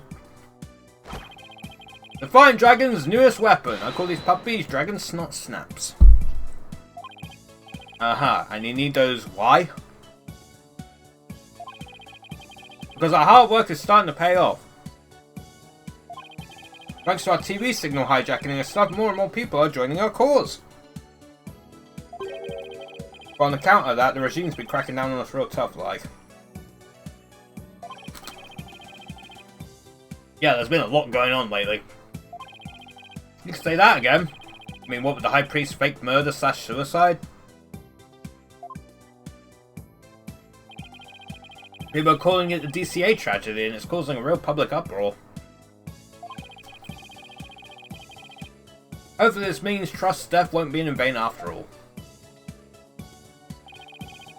So how exactly is a handful of firecrackers going to be of help to you guys anyway? Simple, first let's supply them to our fellow rebels. And we use them as a diversion when we need to shake Garan's goons. Huh? Like this. Bang. Whoa! Will you cut that out? I'm not with the regime and I'm not chasing you. Ha ha ha ha ha ha. Ha ha ha ha ha ha. Your reaction! That was priceless, PW! Rawr. Ha ha ha, I guess I started that war bard too. Miracle no one's trying to arrest him while he's too busy laughing. You there!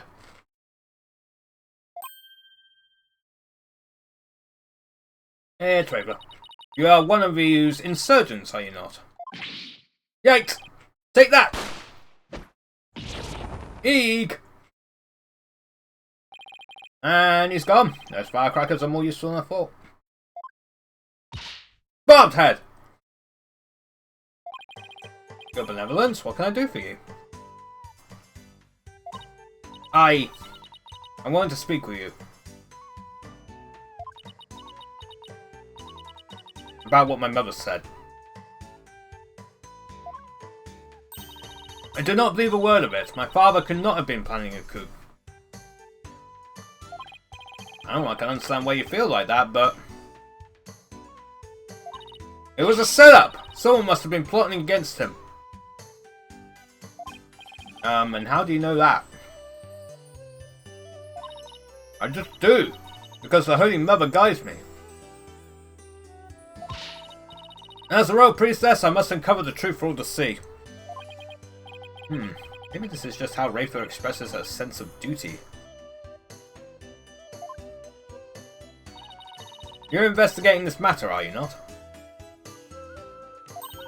Then rejoice, for I shall accompany you and bestow upon you the royal priestess's wisdom. Again? Ha ha ha ha, that's the best news I've heard all day, your benevolence. No one would dare get in our way with Rafer by our side. We humbly accept your offer, don't we, Edgeworth? As you wish, Wright. Excellent, and let us begin with my father's private quarters. We should be able to find some clues there. I shall expose this false charge for what it is, if it is the last thing I do. Could it be? Is the reason she's so defensive about Inga because she's a daddy's girl? Barbed-head! Let us not waste any time! My father's private quarters are located within the royal residence. Now, follow me!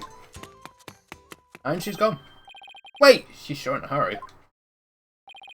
Right, the minister's private quarters may hold evidence related to this murder, his murder as well.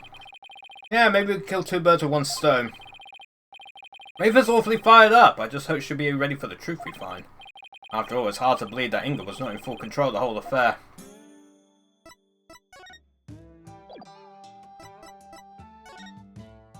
Royal residence. May 18th. Garan Palace, Royal Residence.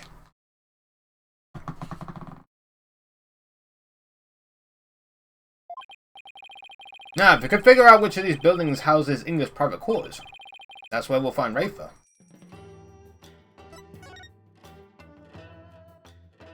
Is it the one here by any chance? Now that's what I call an extravagant exterior. Is this where Inga's private quarters are? Watch your step, Wright. That urn's been knocked over, spilling water everywhere.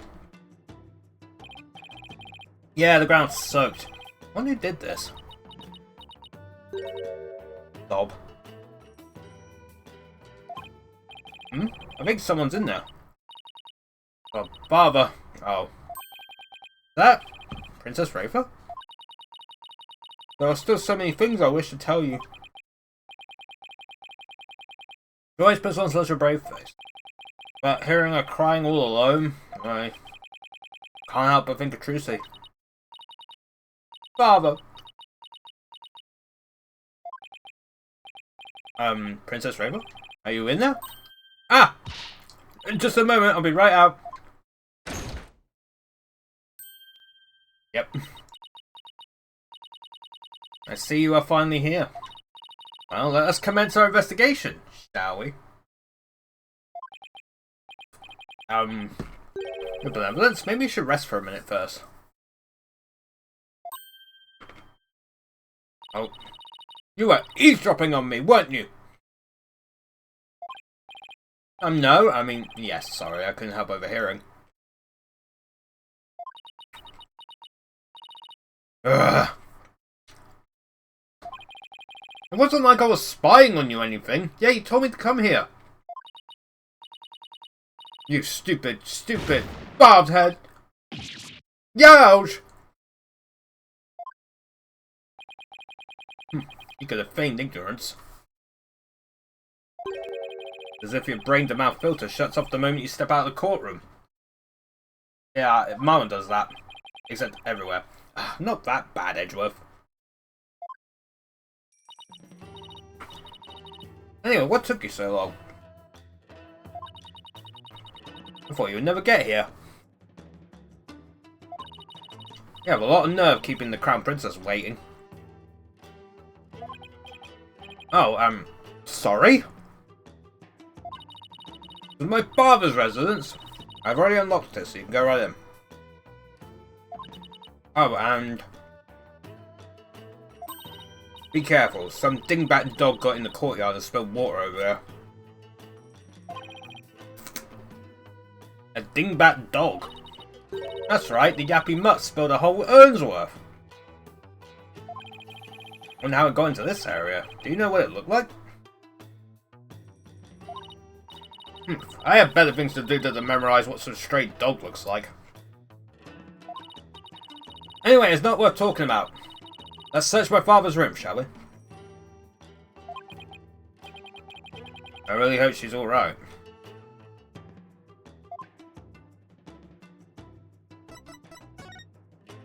Is Edgeworth just going to follow me in there too? May 18th! Grand Palace. Inga's private quarters. What a mess. You could definitely tell a guy used to live in this room. Hey! I guess Inga and I have at least that much in common. Ah, the stuff keeps getting in the way. Nina!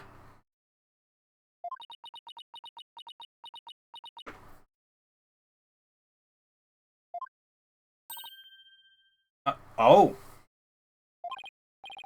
Huh? Where's Nina? Normally. Does the cha-cha slide?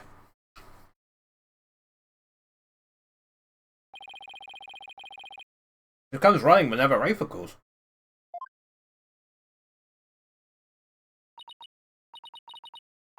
That's right, Nina is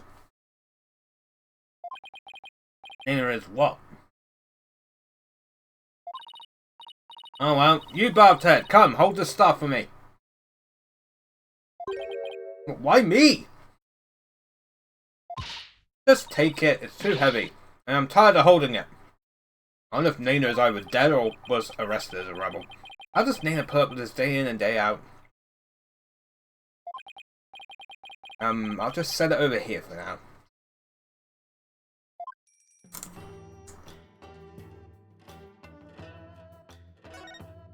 The kidnapping. Barbed head. I, the Royal Priestess of Kharain, shall share my thoughts on the abduction. You will? Listen carefully, for such opportunities do not come often. Yes, of course. We'd be grateful to hear anything you'd like to share. My father would... Excuse me. My father was very likely seeking to obtain the Founder's Orb, but it was not for the purposes of a coup d'etat. It was all for my sake. For your sake. The Founder's Orb is capable of bestowing great spiritual power. My father truly believed that. And he wanted that power to be mine. I haven't finished my training and I still can't channel spirits. He was doing it for me. Right, I see. Well, do you understand why he did it now? I do, but it doesn't change the fact that Minister Inga was a kidnapper. Ah!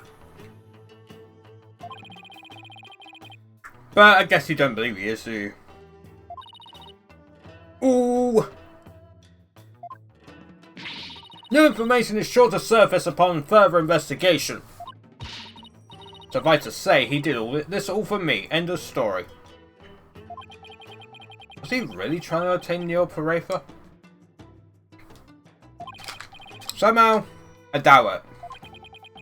Speaking of powers, I wonder if Wraith will be performing the divination sounds. I should probably ask her about that. Nana. Good benevolence, I noticed Nana isn't with you today.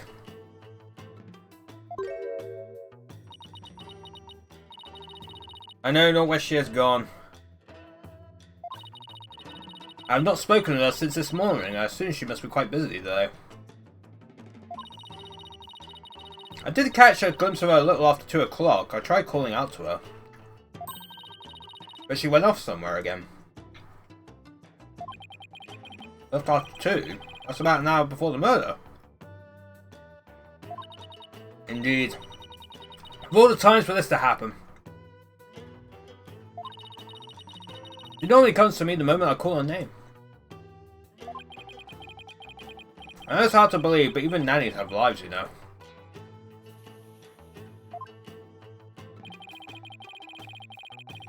Your inability to find her after the murder is slightly alarming. I wonder if her absence is related to today's incident somehow. Do you think she was unwittingly caught up in them? Who knows?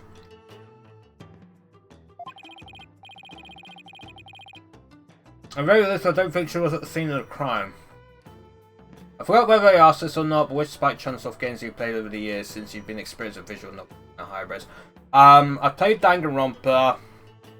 I played pretty much all the Danganronpa games apart from Danganronpa S, but I don't think I need to play that. I think... oh, what else did I play? I played, was it the Somnium Files? I played that. I didn't stream that one, but I did stream the Danganronpas.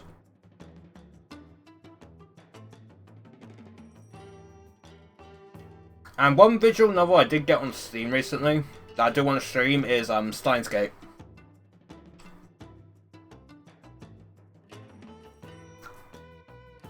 I want to try and get Clannad as well.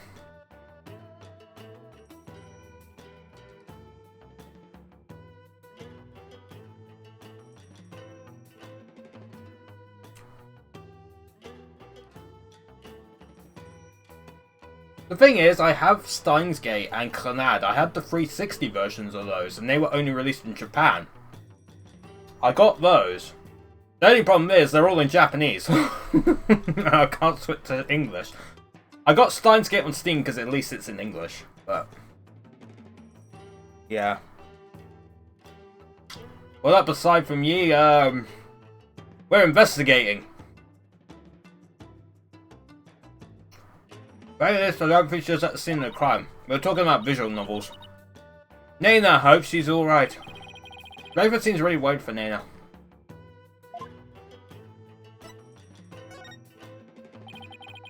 I take it you'll be conducting tomorrow's divination seance?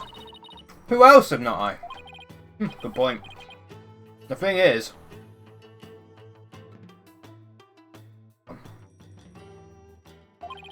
divination seances are all about what victims experience in their final moments. So tomorrow... Rafa will experience her own father's death, exactly as it happened. Man. That's more than anyone should ever have to deal with.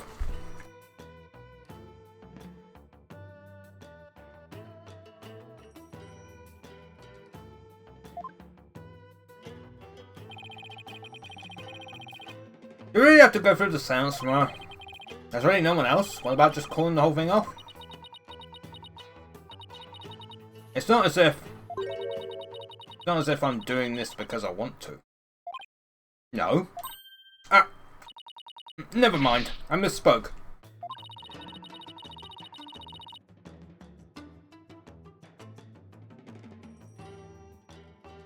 The divination seance is a very important duty of the Royal Priestess, and it is one I intend to fulfill. There's that word, duty. Duty! Your benevolence. As Crown Princess, you are destined to rule this kingdom one day. That means there will be many things that you alone must determine. Things like how to keep your people happy, and what is true and what is false. Most importantly, what role you must play therein. Wonder if I am even up to the task. Yeah, we're talking about visual novels, and this. If you got any recommendations for other visual novels, maybe I'll play those in the future. But yeah. Performing divination seance is very important for a priestess, but duty or not is a heavy burden for someone so young.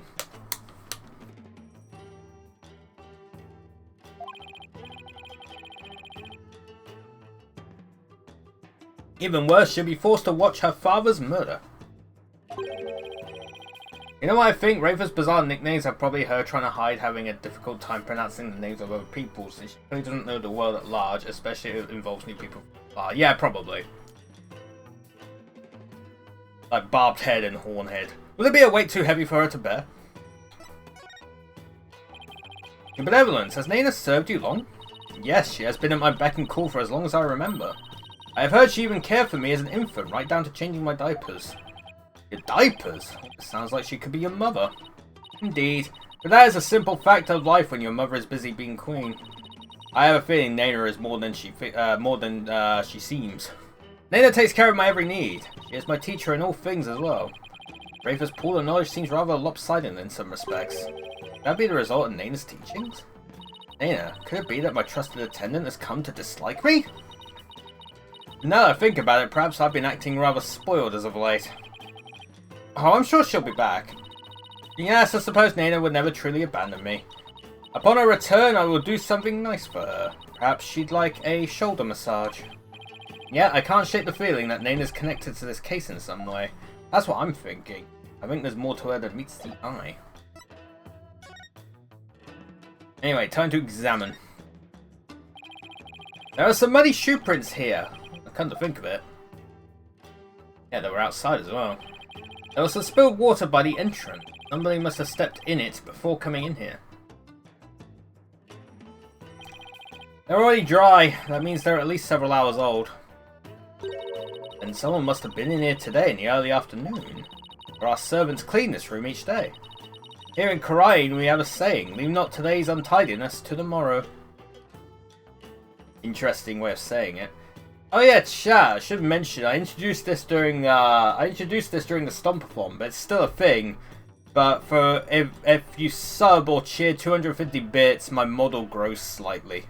And it keeps on stacking, so the more subs, it will go up and up and up. But it does reset at the end of the stream. Maybe I should set it so it resets at like the end of the week or something. That could be better. That's something I could consider. Mine is, why clean up today when you can leave tomorrow? Bruh.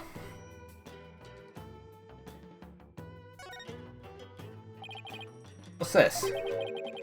Je suis le bête. Oh, I know that! That's from the last game. Never thought I'd see this brand again. It appears to be a sample of some sort of spray-on hair colour. Colour? Jet black. I wonder if Inga was going grey. Here, Edgeworth, maybe you can use it. I like my natural hair colour just fine, thank you very much. Hell yeah. Rock it, man. I agree. The fuck is it? A syringe and a vial. Those were from my father's back pain. He said it really helped when the pain was particularly unbearable. Wow, maybe Phoenix needs it. Was that bad, huh? He must have been injecting some sort of painkiller directly into his back then. Yes, my father said his back pain could knock him off his feet. I know the feeling. I've experienced some pretty severe back pain of my own. Well, we can't have you throwing your back out in court, so why don't you take a vial? Oh, no thanks. I hear your body builds up a tolerance to that sort of thing. I thought you didn't want them. I'm going straight to a chiropractor as soon as I get home.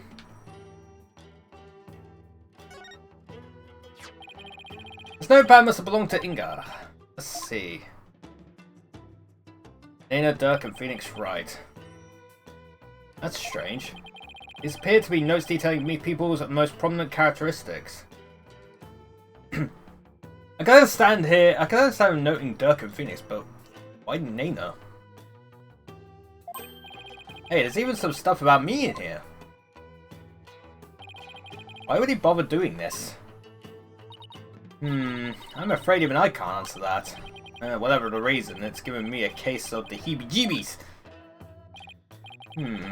As though he was taking down descriptions of people over the phone. That's what it reminds me of, anyway. A brilliant deduction. One fitting of a chief prosecutor such as yourself. I commend you. Heh, that's high praise coming from you, your benevolence. You're just right, they do look like dictation notes, but I don't know.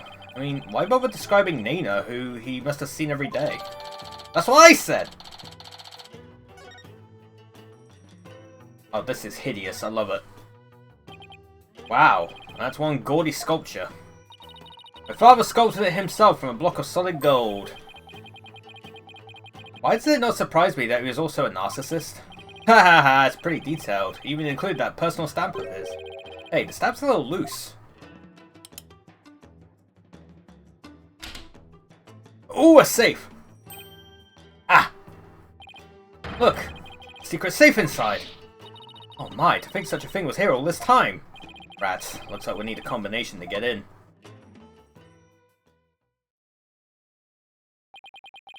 I'm really beginning to wonder what's inside that safe. Any idea what the combination might be, your benevolence? None whatsoever.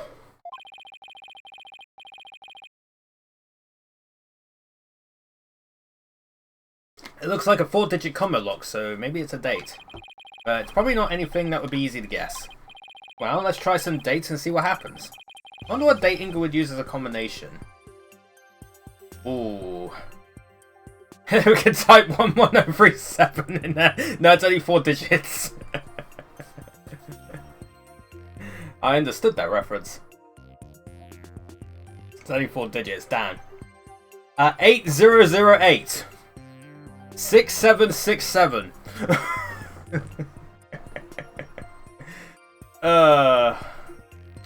Date the DC Act was enacted. Parents' anniversary, Rick's birthday. I don't think it'd be parents' anniversary.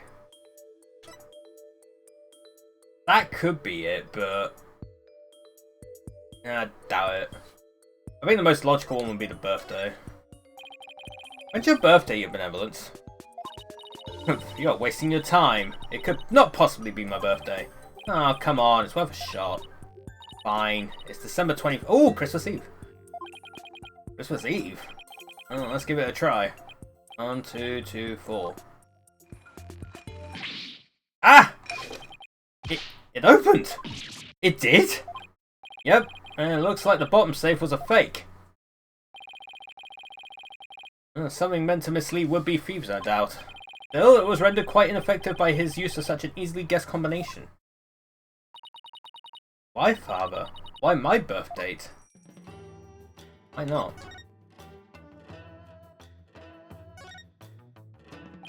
Okay, let's see what's in here. This looks like a letter or something. Let's see. Dear Father, I wanted to wish you a happy birthday. You're always so kind, and I love you very much. I hope you live to be 100 years old. Love, Rafer. Oh. I wrote this to my father when I was 8 years old. Father, why would you hold on to something so childish and stupid? There are some other papers in here. Ah! Ooh, Garan assassination plan. Ooh, fuck. Rafer had just turned 3 the night of almost Christmas in one fall. This is the plan for his coup d'etat! Once I poison the queen, the throne will be mine. The spiritual power I obtain from the treasure will back up my claim. In the meantime, the secret police have to keep a close watch on Garan. Oh shit. What? Give me that. I don't understand. Seems Justice Minister Inga was plotting the assassination of the Queen. This can't be true. Father would never harm Mother. Poor Rafer. This has to come as a terrible shock. This. The photo in here too. Oh. It's of a woman and a baby. I wonder who they are. On the far left is a law book with the mark of the Defiant Dragons branded on it. Oh, that's fucking Dirk's book! Wait. That's... Benevolence? How can this be? Bud.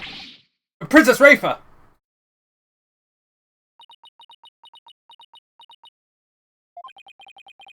Looking incredibly pale.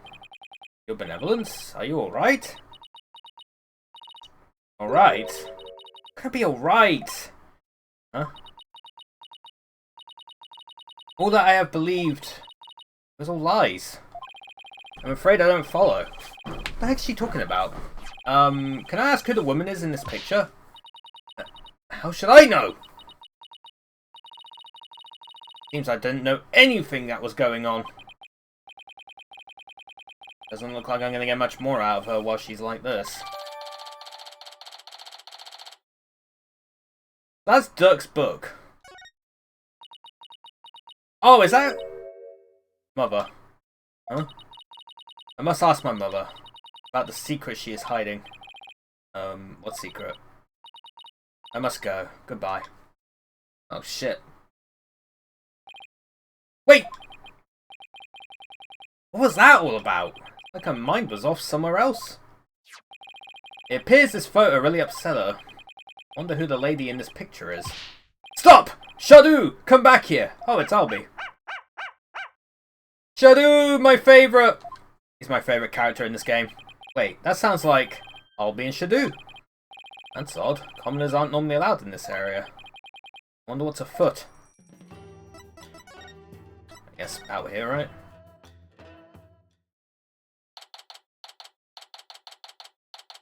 May 18th, Grand Palace, Royal Residence. Rough. Nagoo. Ah, Edgeworth. Did he fall? Oh.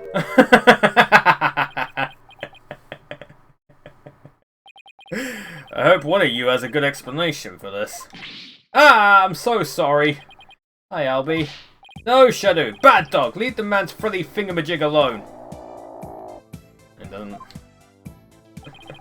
If you would kindly detach your dog from my cravat.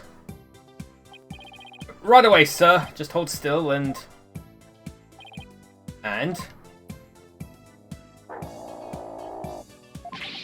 Herk!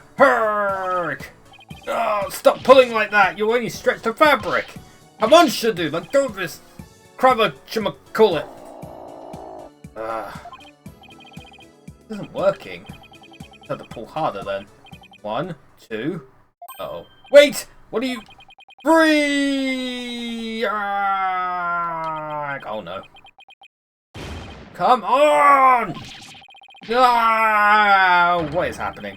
I need air! Hey man. Hey. Were you trying to kill me? I'm really sorry, mister. A dog has a habit of attacking frilly things like that. Maybe for his sake, should stick to more traditional targets like cars or his tail. What's worse, he snuck in here again today and stole some weird-looking hat. Oh, is that Nina's hat? I don't know what to do anymore. Bad dog! You're a very bad dog. Oh. Wait a second. I've seen that hat before. Albie, can I see that hat again? Sure. Wait. Isn't this... Yeah, it's Nina's. Isn't this Nina's hat? But I thought she disappeared. Shadu swiped it from someone. Arby, how exactly did Shadu get this? Allow me to explain. It all started while we were on a walk through the bazaar today, when suddenly Dats popped out of a manhole. Ha! Whoa! The fangs of the Defiant Dragons. Doing a jutsu. Ha! That's a rebel is here! Hey, you want to join our cause, kid? Huh? Naturally, I was super startled by that weirdo's sudden appearance. Rawr! Ruff, ruff! Back! Dog of the Quran regime! Huh? But this is my dog, Shadu. Defiant Dragon, secret weapon! Dragon snot snaps! Achoo! Bang. Whoa! Oof! Ha ha ha ha ha! Ah man, the look on your face, that was classic! The sudden bang of the firecracker spooked Shadu and he ran off into the crowds. Ruff, ruff, ruff, ruff! Ah, Shadu, come back here! Ha ha ha ha ha! That'll teach you, Garan's lapdog! You there! What do you think you're doing? Ah! Not good! That's when a policeman came running over and hauled Dats away. That happened right around 2 PM if I remember correctly. I'm not even gonna pretend I know what Dats was trying to do. I chased right after Shadu and I finally caught up to him here in the palace courtyard. He had this in his mouth. 2 PM, That's about an hour before the minister's death. Dana supposedly went missing after the murder, but this would place her here at the palace around 2. I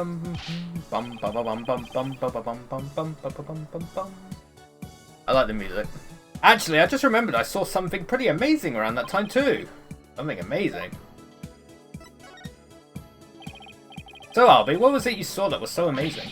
I saw Her Eminence Queen Garan channeling a spirit. Really that big of a deal to see her channeling someone? You bet it is. Commoners are never allowed to behold the sacred rite. Oh, can you tell me more? Of course, I'm always happy to explain. I believe it was around 2:10 PM today. I got lost on the palace grounds while looking for Shadu. Oh, what is this place? It gives me the creeps. Where'd Shadu have gone? In my search, I took a peek into a small room and that's when I saw Queen Garan. She was channeling a spirit for a neighbouring kingdom's king. I saw her transform right before my eyes. I was so excited I had to take a picture of it. You took a picture? I know I shouldn't have, but I just couldn't help myself. Doing this in the treasure room. Arby's not exactly the picture of self-restraint. A channeling rite ended right after that, so I ran off before anyone could spot me. Could have been arrested again, you know? Yeah, I know. Anyway, here's a copy of the picture. Just don't tell anyone I was the one who took it. I worry about his future sometimes. And damn kids! Come to think of it, how did you and Shadu get into the royal residence anyway? Not open to commoners after all. Allow me to explain. There's a way to get into the palace from the bazaar. It's a bit of a tight squeeze though. Shadu can easily fit, but anyone bigger than me is out of luck. You don't say. Yeah, part of the palace wall is damaged and there's a hole I can just make it through. Go on. Hehehe. Bet you didn't know they have some really tasty food here. Self-restraint for a 9-year-old? That's pretty difficult, yeah. Very true. Ain't really 9. Sure is. Oh, then this isn't your first time in here, huh? Trespassing is illegal, you know. No, it's not like that. I didn't mean any harm. It's just, I want to help change this kingdom. What do you mean? After Miss Faye's trial, I started thinking, like, maybe there was something I could do to help the revolution too. Maya's trial, huh? That tragedy only happened because of how twisted Kharine's legal system has become.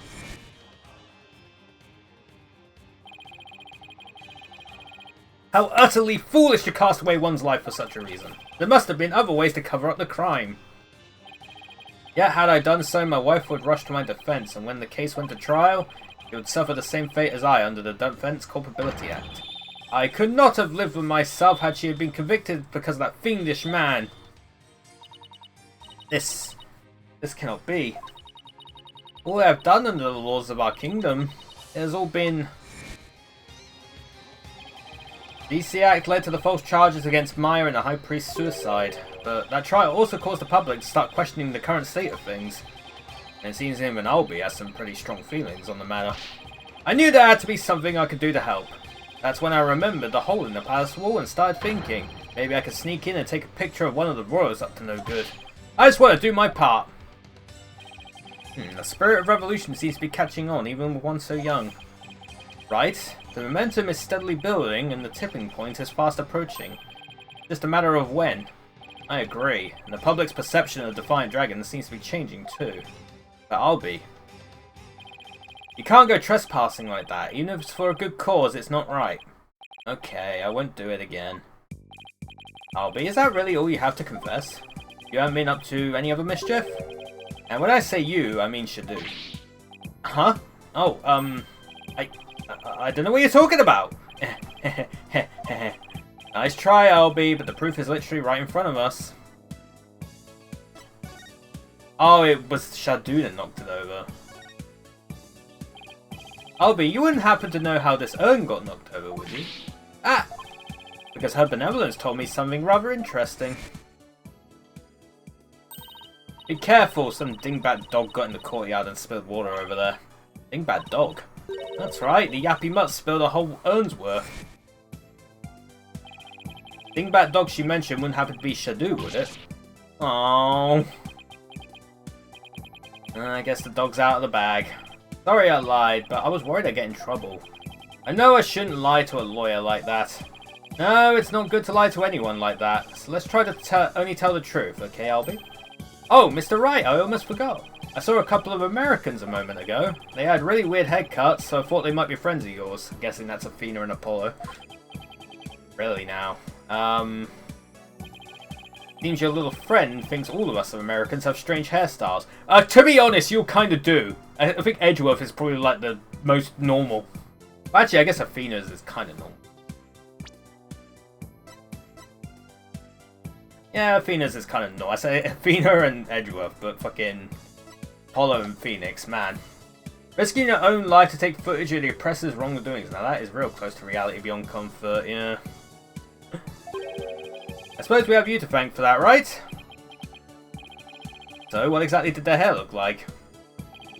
There was a guy with 2 crops of hair sticking out of his forehead like an antenna, and there was this lady with a long bunch of hair that looked like a big orange spider leg. Oh, that sounds like Apollo and Athena. What were they doing? They were racing through the bazaar, with the Grand Royal Guard in hot pursuit. Wait, what? Why were they being pursued? I'm not sure, but I have my suspicions. I just hope they're alright. Sorry for not mentioning it before. It just kind of slipped my mind. Is that what the Queen whispered about? Well, I guess we're about to find out for ourselves. Oh, shit. Alright. Apollo's narrow escape.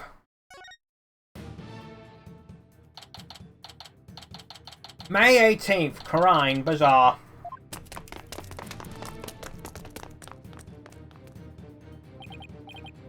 Puff, puff, puff, puff. Those guys sure are persistent.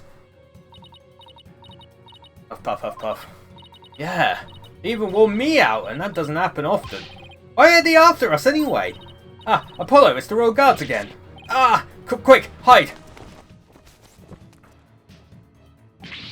Hey, where'd the horn-head and spidey hair go? Spidey hair? Spidey hair? I'm not talking about me, are they? Is that a trick question? We know you're hiding somewhere around here. Rawr. Apollo, that weird-looking bird over there. It just... Yeah, it did. It's called a warbard, and... You know what? I'll tell you all about it later when we're not being chased by masked men. Come out, wherever you are. Hand over the Founder's Orb if you know what's good for you. Figures they're after the orb. Oh, I see. I don't want to know what they'd do to us if we were captured. If they grill us in those obnoxious loud voices, I'd cave after the first hour and confess to whatever they wanted, truth or no. Come out now, you foreign devils. This has gone far enough. You must not keep Her Eminence waiting any longer. Rawr. We've got to get out of here. There must be a safe place to hide somewhere. Probably the manhole. Maybe we could hide here. No way, they'd find us in no time. Stay where you are. They're closing in on us. We've got to find a place to hide. Oh, I didn't click on the manhole, I guess. Look, a manhole. Ah, that's right. Hey, son, do you remember my office? Sure. I remember that messy, dimly lit room. The file of the master on Amara's assassination is kept there. I think it might help you on this case. Do you remember how to get there? Athena, I know where we can hide. Follow me. Oh, where are we going? Urgh. Wait, you're not seriously thinking about going down there? It smells like rotten eggs. And all those rats are here? We got no choice. You can get us somewhere safe, but this is the only way in. Quick, before it's too late. Ugh. It's gonna take forever to get this stench out of my hair.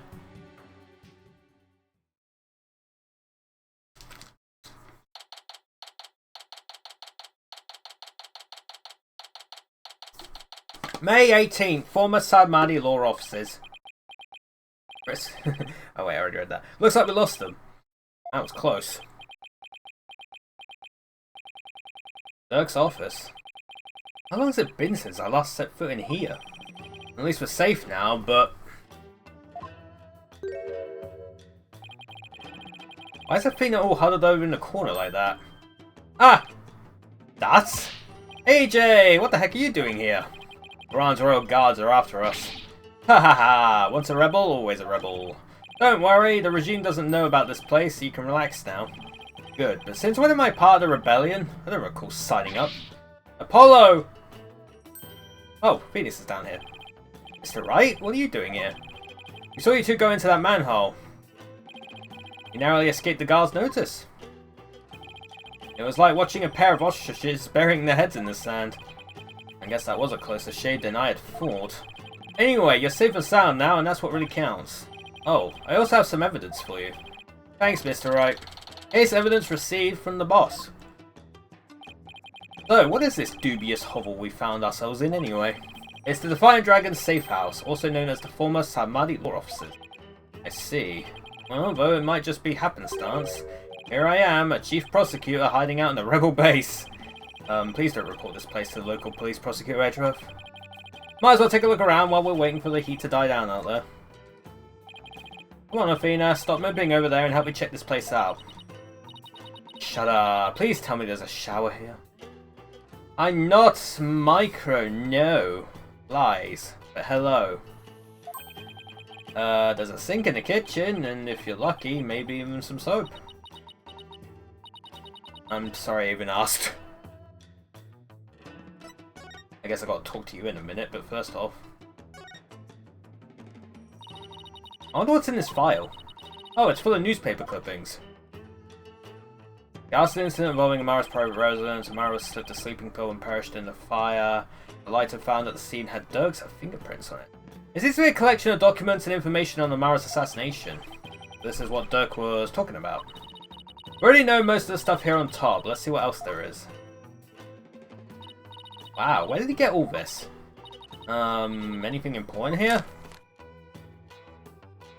Apollo's roving musician father got caught up in the incident and lost his life. He was struck in the head by the culprit. The victim's passport and any pictures of him were burned up in the fire. Without knowing his real name, no divination seance could be performed. What about this? Apollo's roving musician father got caught up in this incident and lost his life. What? This is about your father, Apollo. It looks like it. I was never told much more than what's written here. Really? How come?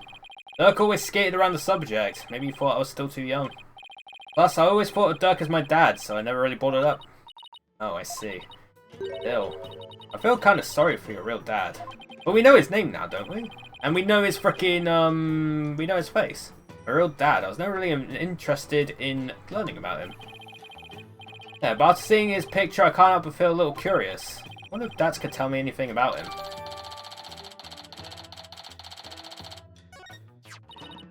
Apollo, this file looks like it might be useful, but there are so many pages I can't tell what's important. We need someone to help organize all this. I think I know just the person to ask. This is Dirk's old law book. Look, there's a mark on the cover. Looks like it was branded on with a hot iron. Yeah, I think it was done in protest against the Defense Culpability Act. There's an entry on the DC Act right here, see? Yep. Oh, so this is the infamous anti-lawyer law you guys are always talking about. Sure is.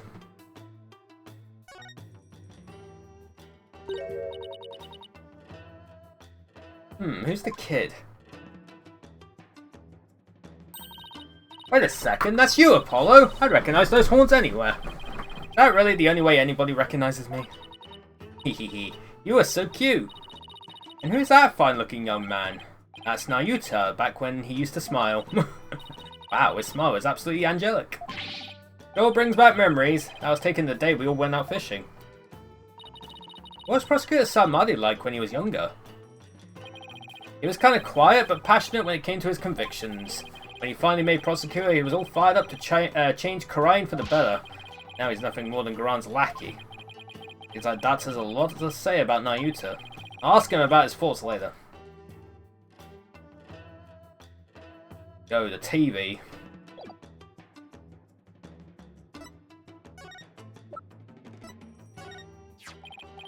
That's about this file. Can you help me figure out which pages are the most relevant? Yep, sure can. I've got the whole thing memorized. See this page? It's definitely worth a look. On the terrace, Dirk, Nayuta was expelled from the royal family. The idea that the sins of the father are visited upon his children is deeply rooted in the minds of the Cryonese people. Ooh. Oh, that's right. Prosecutor Samadi was part of the royal family, wasn't he? Yep, but he was expelled after that whole thing with Dirk happened. He must have gone through hell once he entered the legal world, though.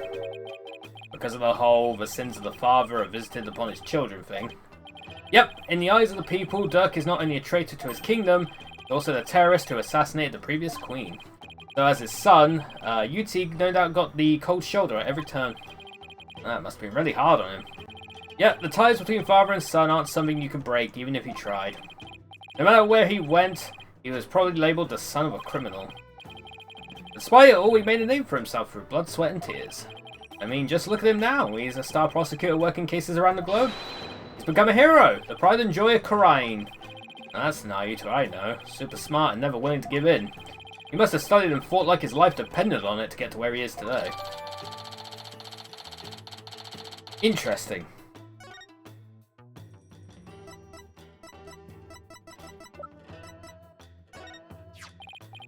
Dads, I wanted to ask you about this picture.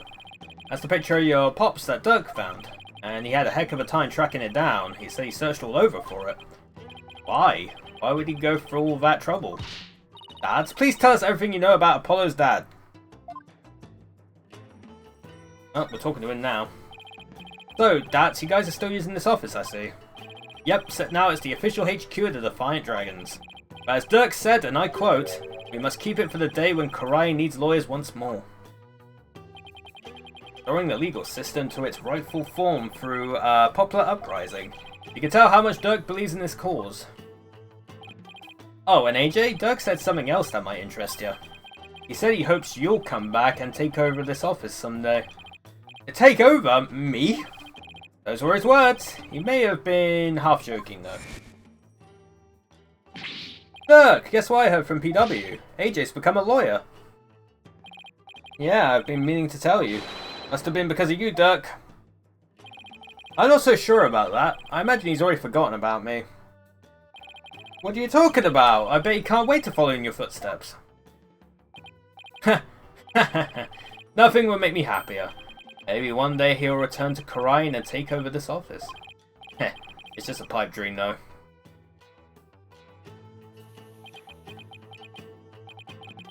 Dirk already said that? Dirk was never a hands-on kind of dad.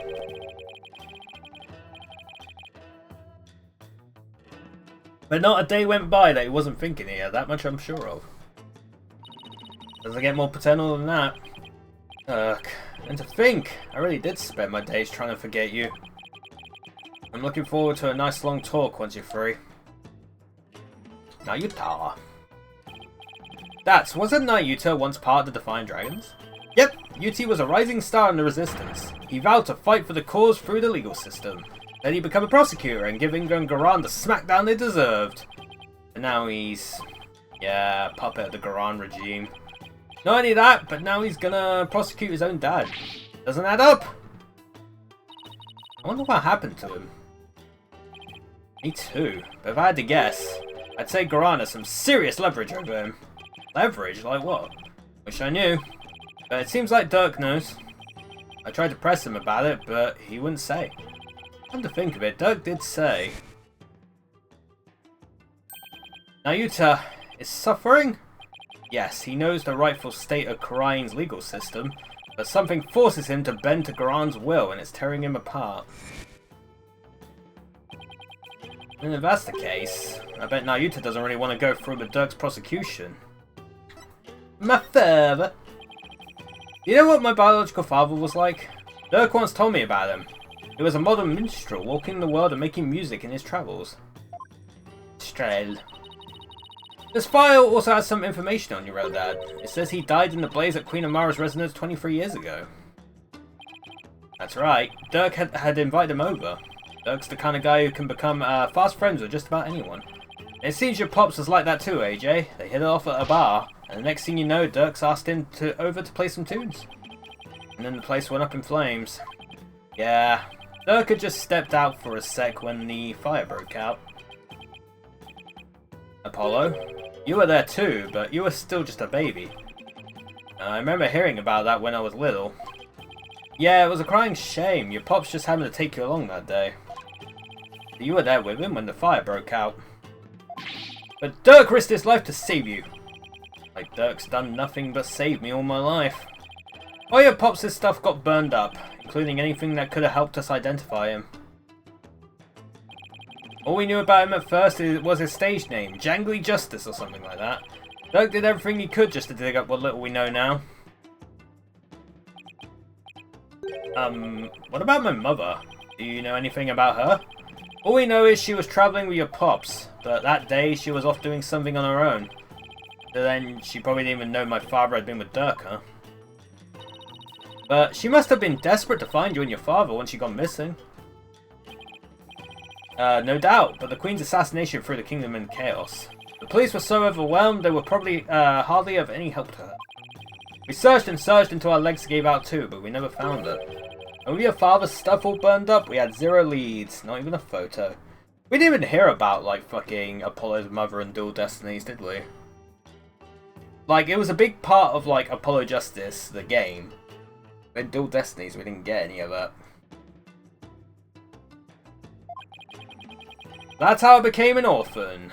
Yep, who knows? Maybe your mum read about the details of the fire in the newspaper. And maybe she figured you died along with your pops.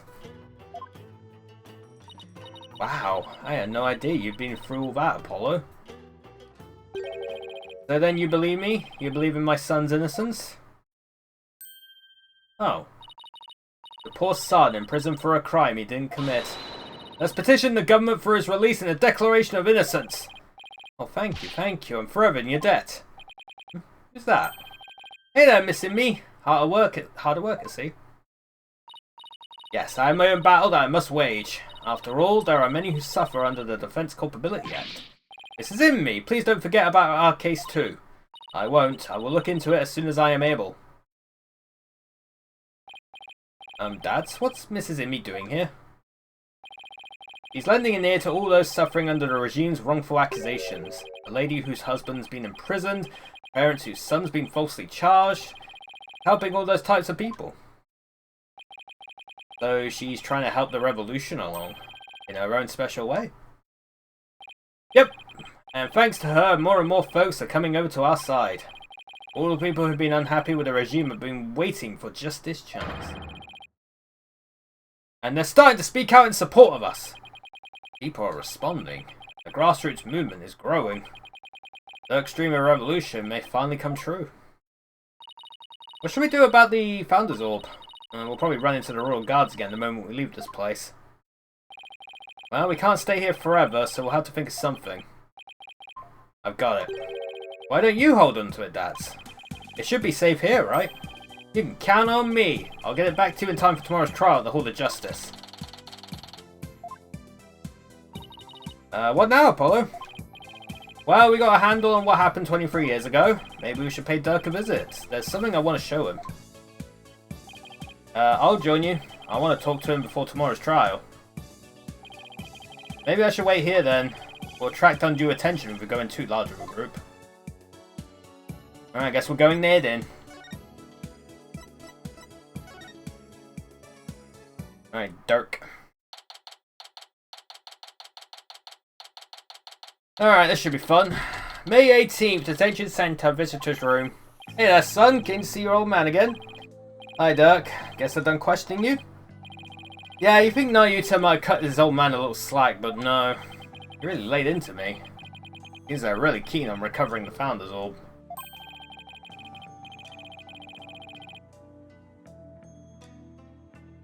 When I wouldn't tell him where it was, he confiscated what few possessions I have left.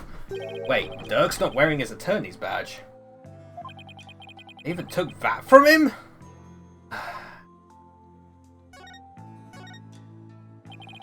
He confiscated all of my prized jailbreaking tools.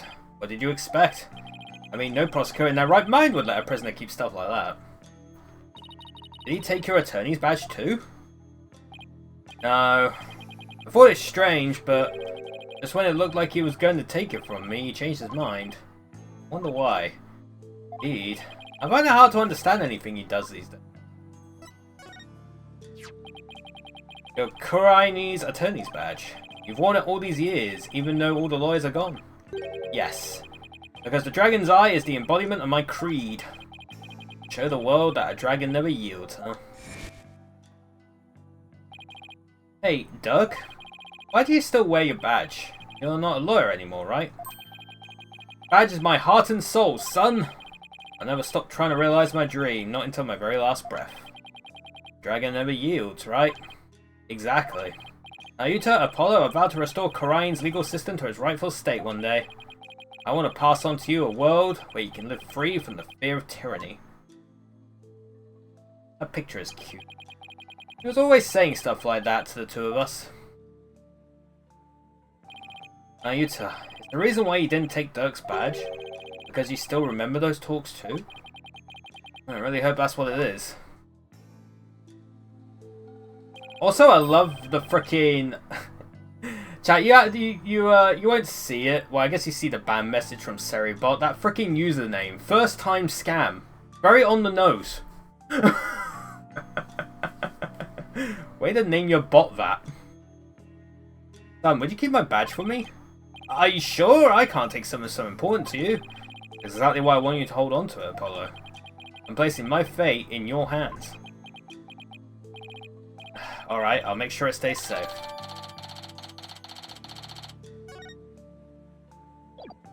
Oh boy. Pink butterfly pendant. Found this in the tomb. Look familiar? Ah! That's... Dirk? Where did you find it? Down between the monk statues in the tomb. Is it yours, Dirk? Oh, it's something I bought. Is he suddenly acting all awkward? When I lost it. Let's have it. It's very important to me. Of course. I'll just make a note about it for future reference. Turn to Dirk, but a record of it remains in the court record. Basically, it's going to be important. Apollo, remember how Inga said he had someone dear to Dirk? Why didn't you ask about that? Oh, right. I'll give it a try. Boom. What did the minister mean when he said he had someone dear to you in the palm of his hand? Who was he talking about? I used to seem to know, but you wouldn't tell me anything. Well, I've no idea, so... Well, you obediently followed his every word after he said that. So it seems to me the minister was in close proximity to someone you really care about. Oh, the one you really care about, that isn't Nayuta? Wait, don't tell me. Is there a new lady in your life, Dirk? What? No, don't be ridiculous, son!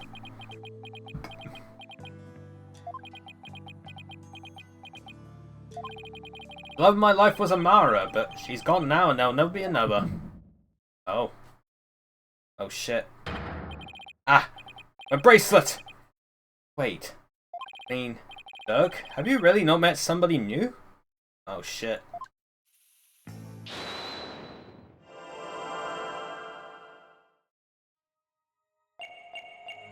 Whoa.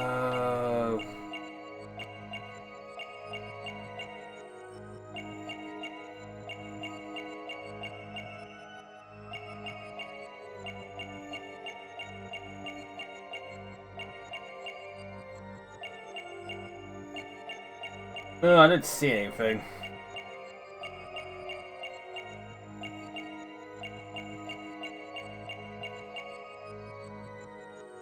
Listen again.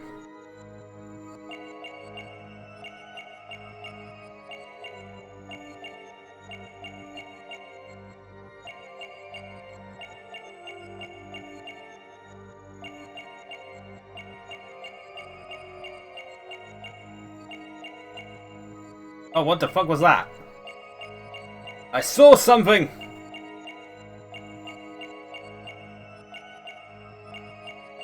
I couldn't click on it in time though. It was right there. I'm adamant it was right there. Something glowed.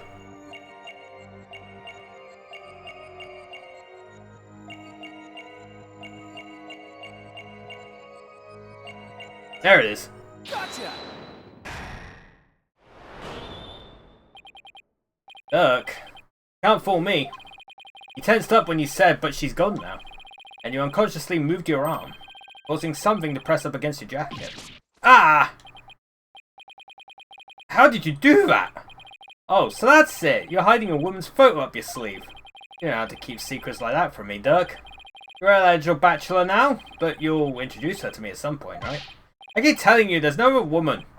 Fine, and let's see it. What are you hiding up your sleeve? Just this. Satisfied? Oh, but that's the pendant we found in Amara's tomb. See, I wasn't trying to hide anything. Then why did he tense up? Dirk, let me take a look at that. Ah! Hey, what's this button for? Whoa! Oh shit. It's a picture of Dirk and some lady. Really, and she's really young looking too. Mon Dieu, are you into younger women, Dirk? Dirk, you old dog, you got yourself a younger lover. Will you stop with this nonsense? This is Amara before she died. If you look closer, you'll see that I was younger too. Oh hey, you're right. Aw, that's no fun. Wait a second. Yeah, we have seen this woman before. Yep, we have. Now that you mention it, isn't this woman the same as the one in the pendant's photo? Take that! The woman in the pendant is also the one in this photo. Apollo, where did you get this? From the safe in Inga's room. Apollo, if this is Queen Amara, it had to have been taken at least 23 years ago. But that's just not possible. Yeah, I just noticed the same thing. It's why this photo couldn't be 23 years old. Look, right? Take that! Take a look at the lore book. It has the mark of the Defiant Dragons branded on it. But that mark didn't exist until after you started your revolutionary activities, Dirk. So this photo must be taken after Garan came into power. That didn't happen until after Amara was assassinated. Oh shit. So then, how could Amara even be in this photo? Channeling!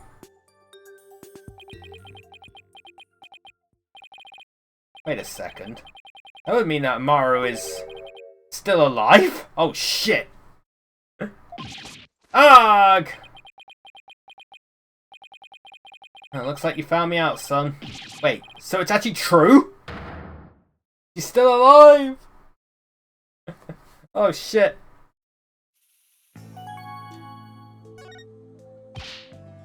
Dirk! What do you mean Amara's still alive? I thought she'd been assassinated. So did I.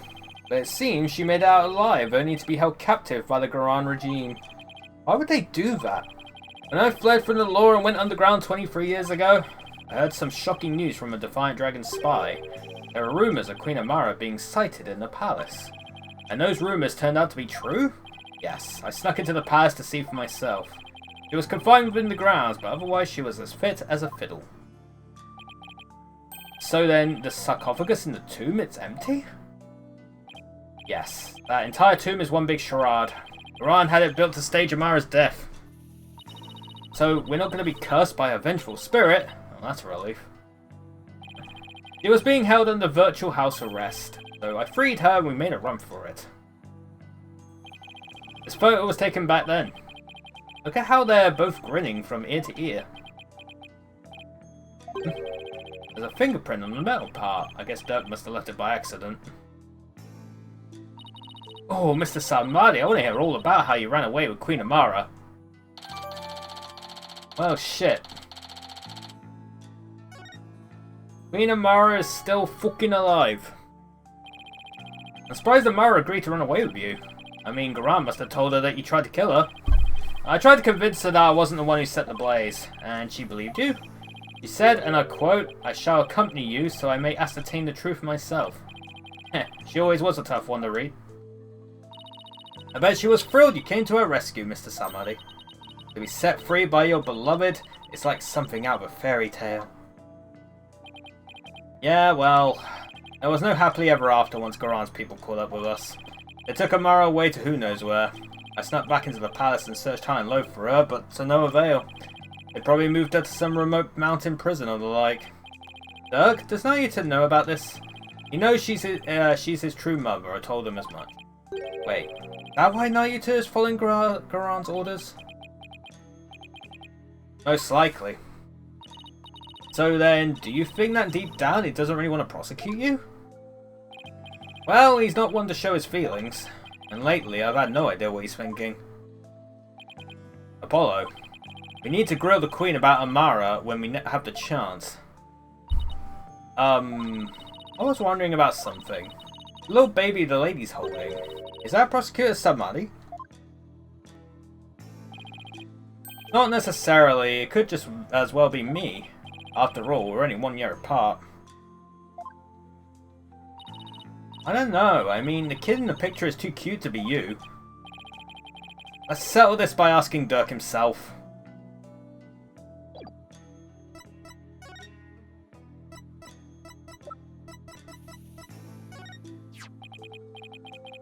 Dirk, about the cute little kid in this photo. Is that me?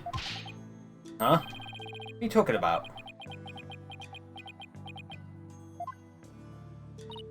See? I told you it was Prosecutor Samadhi.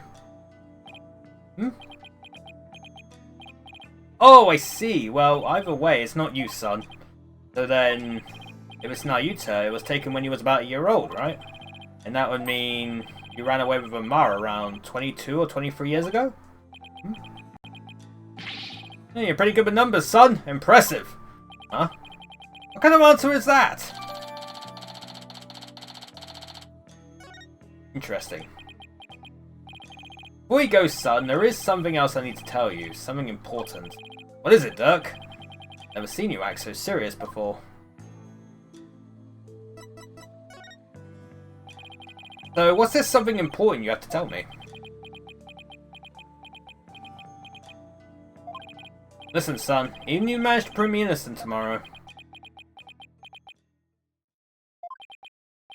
I don't have long to live. Huh? What are you talking about? What I mean is, I can already hear the Twilight Realm calling my name. There is no escaping death now that it has its sights set on me. What? Is this another one of your jokes? I wish it was. You can't fool me, Dirk. That's strange. Why isn't my bracelet reacting?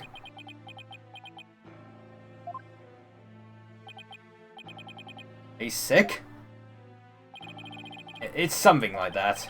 So, you're not joking? I'm afraid not, son. Sorry. Isn't there a cure? Or at least some sort of treatment? Unfortunately not. Not for what I've got. If you need some kind of surgery, I'll work hard until I can pay for it. So, please. It's too late. There's nothing more to be done now.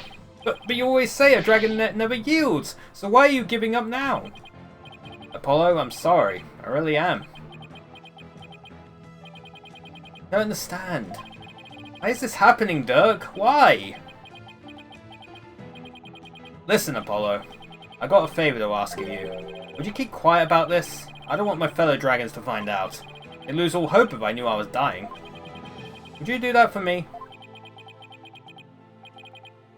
Of course. Why is this happening now?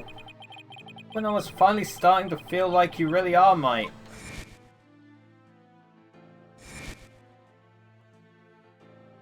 Fucking hell, fucking... Apollo's life is just full of fucking tragedy, Kaito Maxine. I thought that this time we'd finally... But now...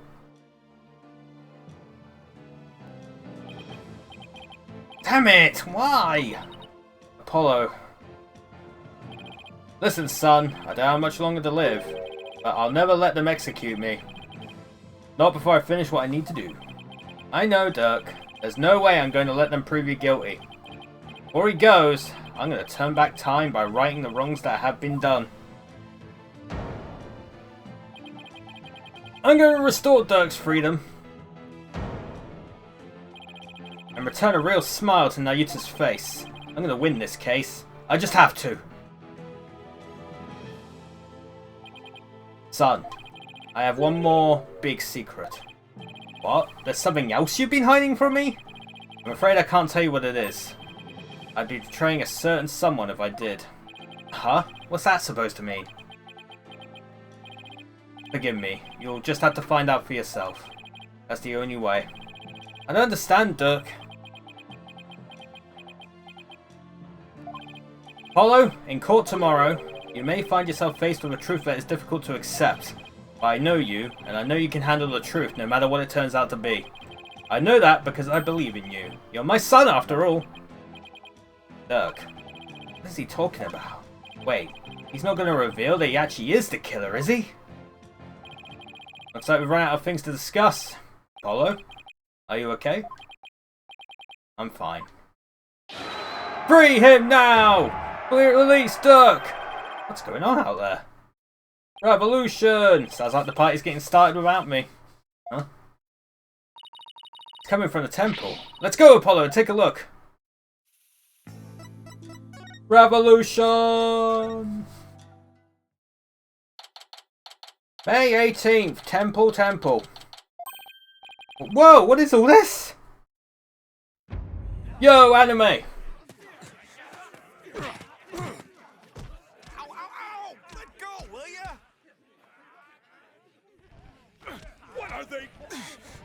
Huh?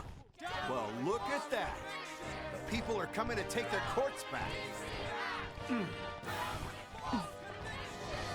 Don't hold back, man! Arrest them all!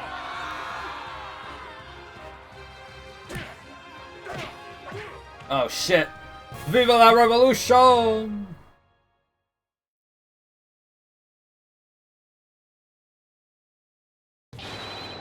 Dirk belongs to the people, give him back! Yeah, where are you holding him? Quiet down, you. They had my big sister too, but she didn't do anything wrong. Ouch, ouch, stop pulling my hair. Release my son, release him now. Ah, stop that, no biting. This is really something. And it looks like Data and Mrs. Imbi are leading the charge. You are unenlightened fools! Do you honestly think this will change anything? Yuti, why do you keep serving that witch Garan? Ah, it's... Hey, Nayuta! You again? What's going on here? It would appear that the insurgents are fanning the flames of rebellion. But I never thought it would grow so large. However, they will all be under arrest shortly. Reinforcements are almost here. They'll be arrested? Just for protesting? They are aiding and abetting a criminal by seeking his release. Her Eminence, Queen Garan, has ordered they be arrested and judged en masse. Weren't you once a member of the Defiant Dragons too? How could you go along with this? I am simply following the orders that Her Eminence has handed down. No, it can't be as simple as that. Listen, Nayuta, there's something I want to talk to you about. Hey, you're not getting away this time. We need to talk. I see there is no reasoning with you. Very well then, speak. Dirk! Nayuta, do you really have to serve as prosecutor on Dirk's case? I mean, prosecuting your own flesh and blood, it's just not right. Again with this drivel. Your ethical standards are not the be-all end-all of the world around you. I'm not getting into another debate with him. Nayuta, did you know that Dirk is sick? What? He apparently doesn't have that much longer to live. If found guilty, he probably wouldn't even make it until his execution day. What are you talking about? Knowing this, are you still prepared to send an already dying man to his grave? Well, Enough with the Zen monk act, Nayuta. Tell me how you really feel. Mr. Justice, each person is born with a role to fulfill, and I must fulfill mine. Well, I'm not convinced that taking Dirk to trial is a part of your lot in life. As for why you've been at Garan's every beck and call, I think I might have the answer. Nayuta, you know the truth about your mother, don't you? About how the former queen is still alive and being held somewhere? The Dirk told you, did he? Yes, it's true. My mother was spirited away to some remote corner of this kingdom to keep her safe from harm. Safe from harm? But Dirk said the Garan regime is holding her captive. No, they are keeping her safe. So you don't know where Amara is being held? I only know that it is some secluded hideaway where visitors are not allowed. I have heard she leads a simple life akin to that of monastic disciples. Well, sounds like she's being held captive to me. Listen, Nayuta, aren't you really doing the Queen's bidding? Because she's holding Amara captive? And this whole thing with Dirk? You know he didn't really kill Inga, don't you? Dirk doesn't have much longer to live, so I want to help him however I can. This time, it's our turn. Devil hiccup hiccup. You could have been killed, but you risked your life to save us. Why? A silly question. What father wouldn't risk his life to save his own children? Nayuta, Apollo, don't you ever hesitate to call when you need me, understand? It's our turn to help Dirk however we can. He looks done. He looks tired. What you speak of is futile. Let it go and move on. The guilty verdict, the hopelessness. You must resign yourself to it all. Clinging to false hope now will only serve to magnify your future despair. Let it go and move on. Nayuta, are you really going to just roll over on this? I've no more time for idle chatter. I must prepare for tomorrow's trial. Now, if you'll excuse me. Apollo, I sensed a whirlpool of emotions coming from within Prosecutor Samadhi just now. Anger, shock, bewilderment, and an icy sorrow as deep and dark as an abyss. Yeah, I picked up on that too. Looks like Dirk really won't be the only one who will need my help tomorrow. I think it's about time to pay Queen Garan another visit, and ask her about her sister, Amara. You know what? I agree. Audience chamber.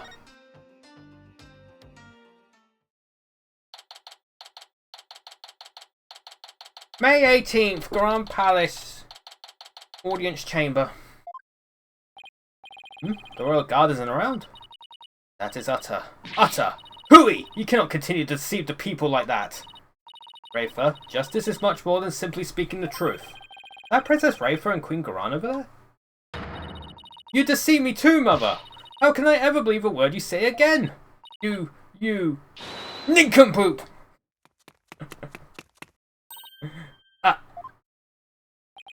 Your benevolence. I couldn't help but overhear. You Impudent! Ow! Poor Phoenix. You okay, Mr. Wright? I can't believe she actually punched you. Yeah, I'm used to it by now. He really is. What's the matter with the princess? It sounded like she was arguing with her mother. Maybe it has something to do with this picture. Rafa said she had to ask her mother about some secret or another as soon as she saw it. So then, does that mean that Princess Rafa knows what really happened? That Amara wasn't assassinated and is still very much alive? It would seem so, and she doesn't seem to be taking Garan's lies very well. But that's no surprise considering how much Rafa reveres her mother. Coming from Pearl back in the day, yep. That would definitely cause her a great deal of anguish and sadness. Eavesdropping, are we? How very rude. Hey, you were shouting. You there. Are you not Dirk's son? Oh, nice to meet you, Your Eminence. We're actually here to speak with you, if you could spare a moment. Amara's alive? Your Eminence, Dirk told me about Amara. About how she's still alive, that is. We know not of what you speak. After Dirk learned Amara was still alive, he rescued her and they ran off together. But she was captured and remains captive in a secret location to this day. As for Nayuta doing your bidding, it's only because Amara's life is in your hands. Ha ha ha! What an active imagination you have. Ha ha ha ha ha! A lawyer and a comedian! How droll. Whoa, where did they come from? Anyway, if she's going to play dumb, I'll just have to jog her memory with some evidence. That one. Your Eminence, I ask that you take a look at this photo. Why, that's the photo of Amara. And here you can see a law book bearing the mark of the Defiant Dragons. I believe you know what that means.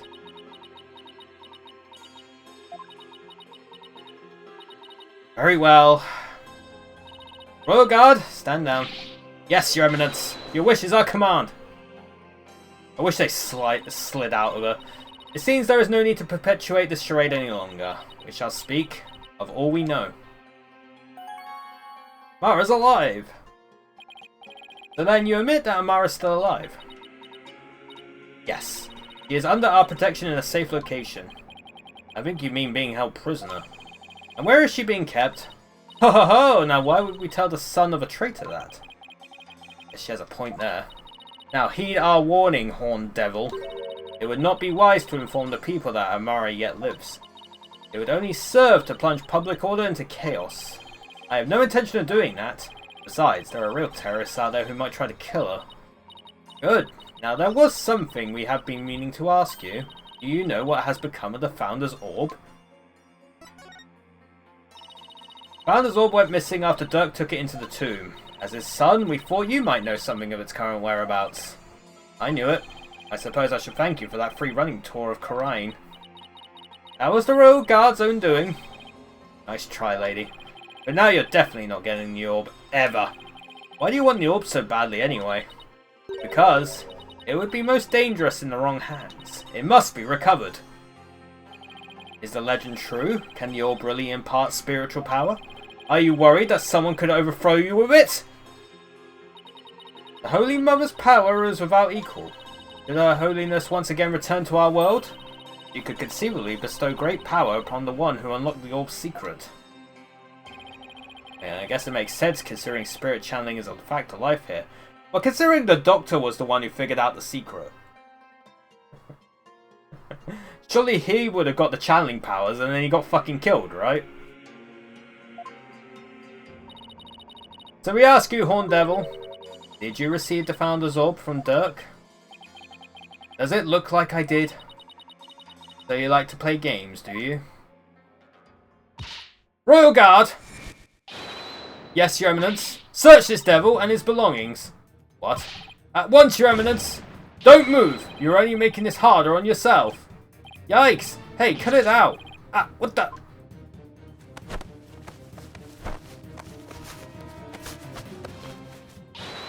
Eek, Apollo, don't strip here! Stop resisting! Just submit to our strip search already! No, wait! Hey, cut it out!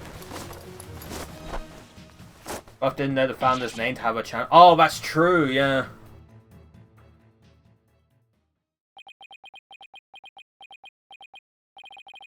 Rest in pieces, my poor tattered dignity. There's no sign of the Founder's Orb, Your Eminence.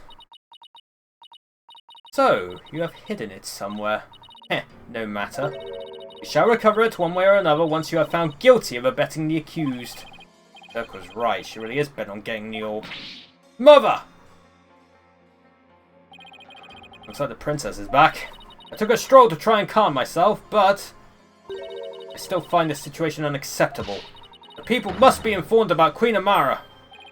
And she does know about that. Rafer, you do not yet possess a clear grasp of how a government and its people interact. There will always be secrets that must be kept from the ignorant masses. I have little faith in our people, Mother. But it is the royal priestess's duty to always speak the truth. And as such, I cannot remain silent. I will not!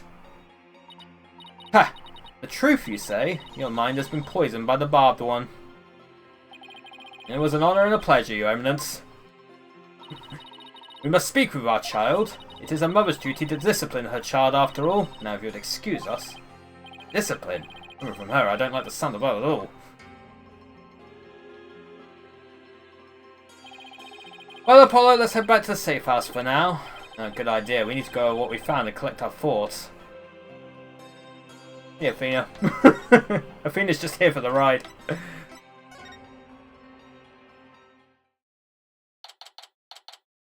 May 18th, former Sadmani office, or lawyer office. Lawyer offices. Ah, you're back. Thank you for holding down the fort, Chief Prosecutor Edgeworth. Sorry it took so long. Hope you weren't too bored. I watched the Plumed Punisher, Warrior of Neo Twilight Realm, while you were gone. And my verdict is, it's an outrage, especially its theme song. Even worse, the people here believe it's an original Chinese show. Can you believe it? I've already spoken about it at length with Mr. That's Horrible, and I'm not sure what he's babbling about, at least it seems he wasn't bored. Moving along to things that actually matter. We've gathered about all the information and evidence we can concerning this case. I think it's time we go over everything we've learned so far. Alright. The Orb Trial, Maya's abduction, and the murder of the mastermind behind it all, Justice Minister Inga. It's a lot to consider. Think you have all the facts straight in your head? Yep, I got it covered, Mr. Wright. It's the truth about what really went down that's going to be the problem. Yeah, it's like the more we learn about this case, the less we understand. I agree. There's a deep darkness enveloping this case. I'm almost afraid of what we will find once we lift that black veil. Suffice to say, the real killer is certainly waiting underneath. The real killer, huh? Now that's the million-dollar question. Who killed Inga, and why? Think, Apollo. Who would you say had a motive to commit this crime? I think I know. I, for one, am drawing a complete blank. I want to know how the killer slipped into the tomb, killed Inga, and slipped back out. Without ever being seen. That's a bona fide locked room mystery right there.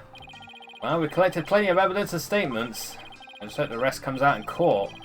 It'll be a thinner tightrope than usual, that's for sure. Then Amara's assassination, which didn't happen apparently. This case is one big fly in the ointment. In order to prove Dirk completely innocent, we'll also have to exonerate him of the crime committed 23 years ago. Amara's supposed assassination. Right, we know Amara's still alive, but Dirk could still be charged with plotting to kill her. We couldn't discover the truth even after over 2 decades of investigating. So our biggest hurdle is going to be the complete lack of evidence. The fire made sure of that. Mr. Wright, have you ever won a case without any evidence? Nope, that's one thing I've never done before. A trial unprecedented even in the decorated annals of the Wright Anything Agency. Still, can't help but wonder, is there really no evidence left behind? Oh, and we can't forget about the Defense Culpability Act. Those who would support criminals will be deemed just as guilty. In short, if Dirk is found guilty and is sentenced to death, we'll likely join him in a very public execution. Yeah. Beat the charges or die? What kind of crazy upside-down legal system is this anyway? Don't worry, I can't ask someone as young as you to risk your life, Athena. So tomorrow it will just be me and Apollo on the courtroom floor. But you can support us by watching from the gallery. What? No! I want to help! I'm part of the agency too, after all! Sorry, but this is a direct order from your boss. Plus, there's Prosecutor Blackwell to think of. He said he used me for sword practice when I put you in harm's way. Ugh, Simon. Well, at least promise me this, you two. Promise me you'll make it back alive. Make it back alive, huh? What's with that face, Apollo? You'll never inspire confidence in your client like that. It'll play right into the prosecution's hands. Remember, the worst of times are when lawyers have to force their biggest smiles. You're right. Even when it seems hopeless or when there's not a shred of evidence to be found, we can never let it show on our faces, right? Well, chap, here we go. But will I actually be able to do that tomorrow? When push comes to shove, will I be able to force my biggest smile?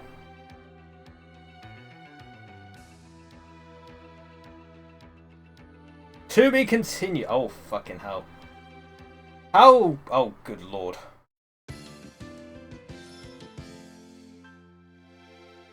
I'm assuming there's probably like save points in the middle of this fucking trial, right?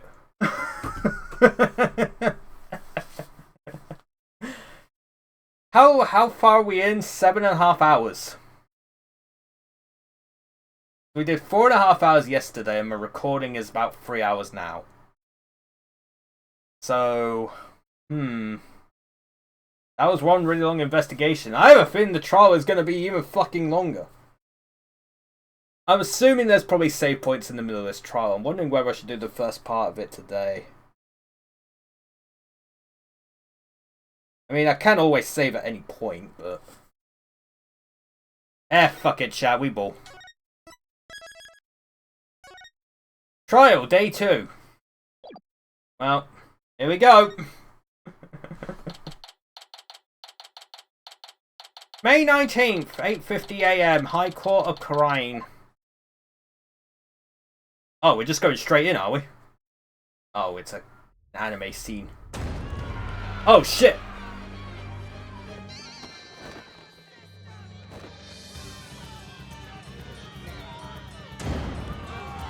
This is what we saw at the beginning, right? Does that mean we gotta use a different courtroom? May 19th, 9:28. High Court of Wright. Accused lobby. It's complete chaos outside. Let's just say that the Flying Dragon support is demonstrating for Dirk's freedom, taking a very special interest in the outcome of today's trial. They look about ready to string us up if we lose. Trials here are pretty much like the ones back home, but with one major difference. The divination seance. The victim's final memories will become a matter for deliberation. I've heard about that. But they haven't stopped you from winning your cases here in Wright. True, but it wasn't easy. Still, the memories of the dead are simply another piece of evidence. There's always a way to deal with them if your client is truly innocent. Well, I know Dirk is innocent, but... I have one more big secret. Apollo, in court tomorrow, you may find yourself faced with a truth that is difficult to accept. But I know you, and I know you can handle the truth no matter what it turns out to be. I know that because I believe in you. You're my son, after all.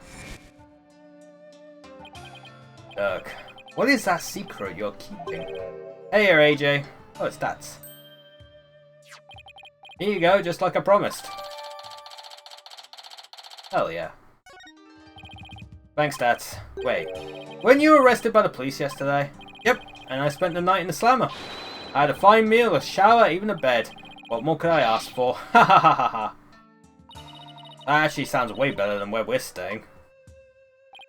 Just remember, AJ, if Dirk's found guilty today, we're all probably found guilty under the Defense Culpability Act too. Yeah, Nayuta said something to that effect. That witch Garon wants to take advantage of today to crush our revolution once and for all. The fate of the revolution and every Coronese person rests on this trial. We're counting on you, AJ. No pressure. We'll be fine. I'm going to win this one, you'll see. Trial will begin shortly, Apollo. Let's make our way into the courtroom. Right.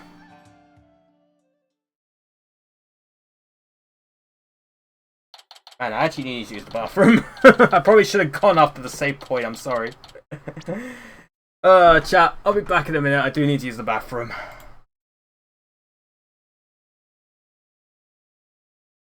Also have a can of Tango Zero Sugar apple flavor today. Apple flavor. Apple. Alright, chat. All eyes.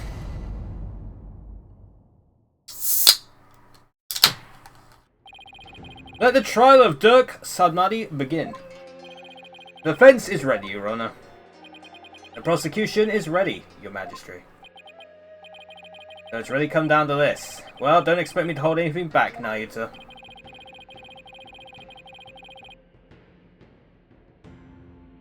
This trial will examine both the murder of Justice Minister Inga Karkul Karain and the assassination of the former Queen, Amara Sigata Karain. First, I believe we should address the murder of Minister Inga. Would that be acceptable, Prosecutor Samadi?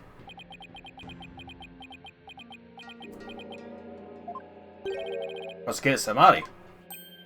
Huh? Yes, of course. Please proceed. What's with him?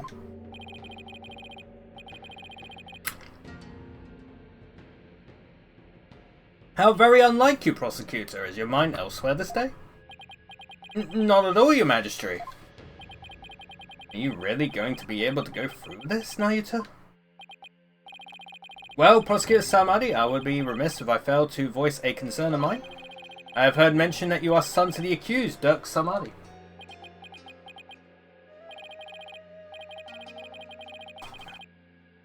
You have heard true. Does that fact pose some sort of a problem, Your Majesty? A father being prosecuted by his own son? Could one possibly deliberate such a case without having personal feelings intervene? Basically the Ant-Man of Equestria, how magnificent. Yeah, usually I can't shrink no. Usually... I made an exception on my stream, but usually it's just like... I'm just very big all the time. Very big and sometimes even larger. Yes, without question. Can he really handle this? Even if it is Prosecutor Sadmadi, going against his own father is just... How can the son of a criminal even be a prosecutor in the first place? Oh, hey, Doug. Doug? Fellow citizens, you would do well not to underestimate my son. He's not one to allow personal feelings to interfere with the execution of his duty. Isn't that right, Nayuta? I will not stop until my work here is done. See? So all you doubters just sit back down before you trip over your own stupidity. Ha! Ha ha ha ha. The accused will not take the stand without first being summoned. In any case, if Prosecutor Samadi has no issue with this arrangement, then let us commence the deliberations. Objection! Who now? Oh, why are you here? One moment, if you would. Your Eminence? Your Eminence, what brings you here? Oh. Oh shit, it's 2v2. Your Majesty, it would appear that Prosecutor Samadi does indeed have some reservations. No, that's not true. You truly believe you can deceive me, Nayuta Samadi? One should hold no reservations if one is to stand on these hallowed funerary grounds. I have none, Your Eminence. No, it is clear we cannot leave this matter to you. No. We shall handle the prosecution of enemy of the crown, Dirk Samadi, personally. But remain by our side and bear witness to how a true prosecutor enforces the law. So we just switched up prosecutors, lovely. Excuse me, but is the Queen going to be prosecute the case? Is that, you know, kosher? There is no need for concern. Before we were crowned Queen, we served as a prosecutor. Of course you did. Really? As a foreigner, your ignorance can be excused, but know this. The prosecutor in charge of the Queen Amara assassination case 23 years ago was none other than Her Eminence Queen Garan Sigata Karain. First your Majesty and now this? Why doesn't anyone ever tell me these things? I'd heard she served as the Minister of Justice, but she was also a prosecutor? I'm guessing she probably moved up the ladder from prosecutor to Justice Minister. We prosecuted that case 23 years ago, but no verdict was ever rendered. We had one guilty verdict in every case until then, for no lawyer could stand up to us. I'm at a loss for words. To think I would once more bear witness to Her Eminence at work in the Hall of Justice. Our first trial in 23 years. No quarter shall be given to criminals. We shall prosecute them with all our might. Cool, we're going up against the Queen.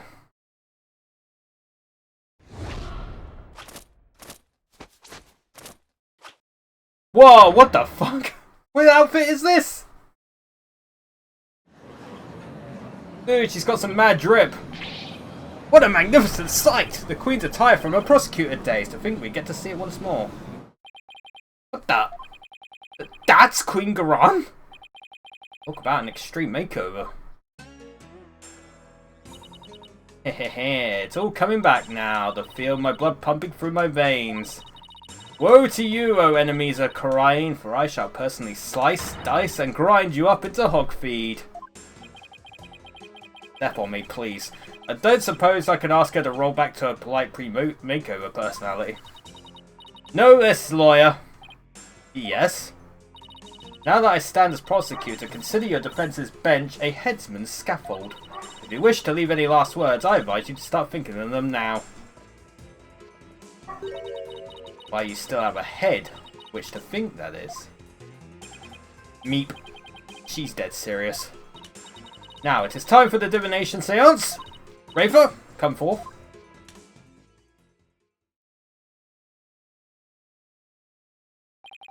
Your benevolence, thank you for gracing us with your presence.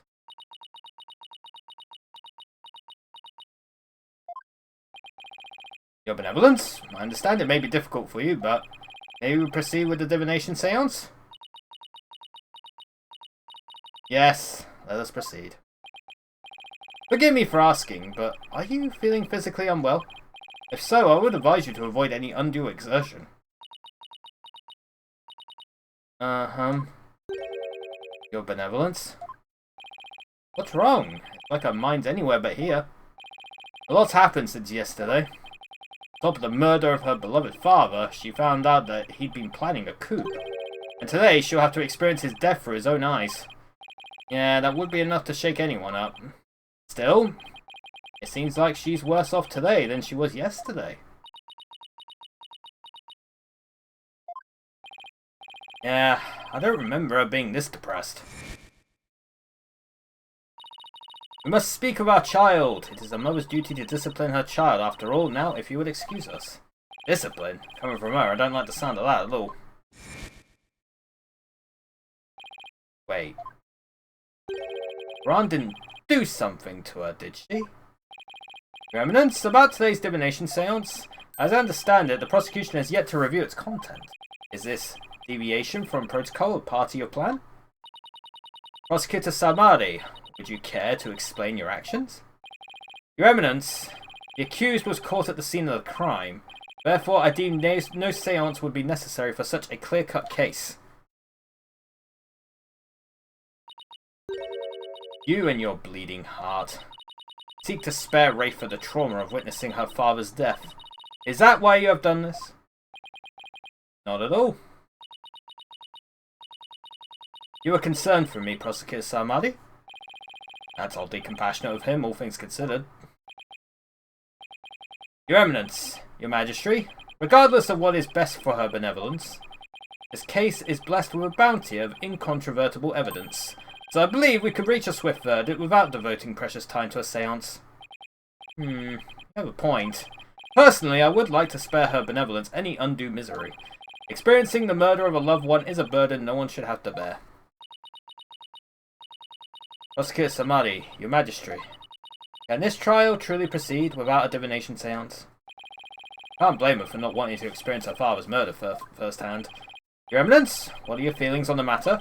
Shall we have her benevolence return home for some much-needed rest? We shall not. You fools spoil her with your feckless words of compassion. Ugh.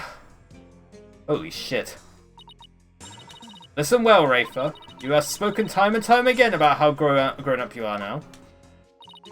Yes, but... So, let us see if the royal priestess has truly come into her own. Are you prepared to fulfill your duty and perform the divination seance as you should?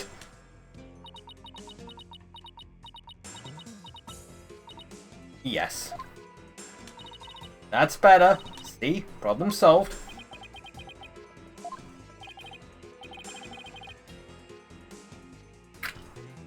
Poor Rafer. Is this really a good idea? I guess we'll see. Very well, let us begin. Divination seance. Nana, my robe? Oh! Looks like Nana's still missing. It's been a whole day already. Barbed head? Yes. You remove my robe. What? Why me? Don't keep her benevolence waiting now, Mr. Wright. Can't you see she's ready to begin? Great, I've been reduced to royal robe remover.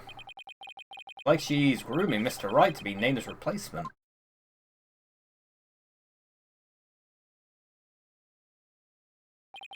Very well, your benevolence. Please start when you're ready. Come, Rafer, you know what must be done. There is no turning back now. I know. Final memories of the deceased. This should be interesting.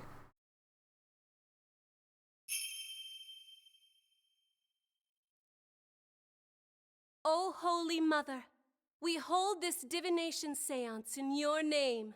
Let the eyes of everyone here be clear, and our ears be unstopped.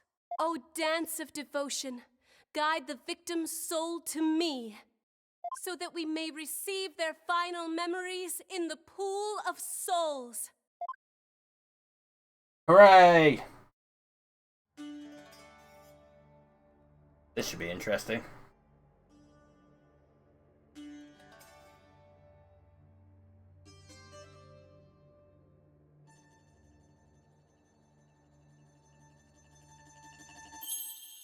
This is probably going to be incriminating as fuck, but let's find out.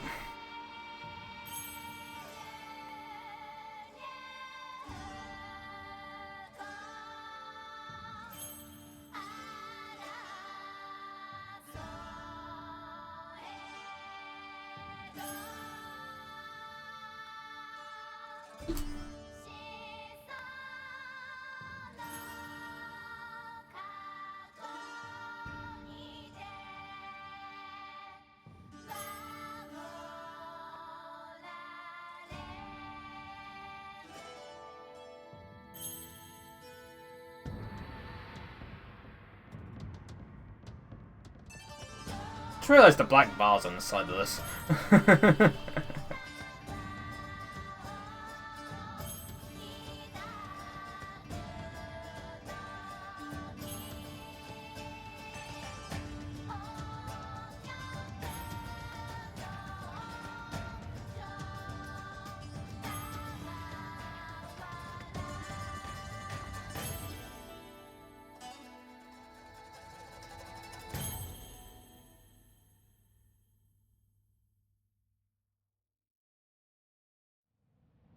Alright, let's see it.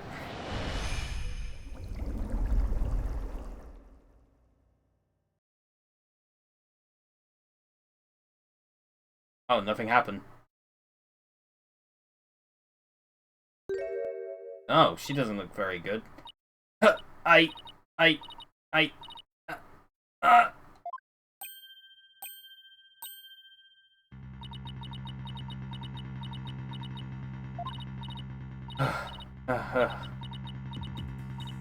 Doesn't look too good. Oh, she passed out. Your benevolence! What's wrong? Is she having a panic attack or something? This is unacceptable! Bailiff, take up benevolence to the first aid station at once. This is not good.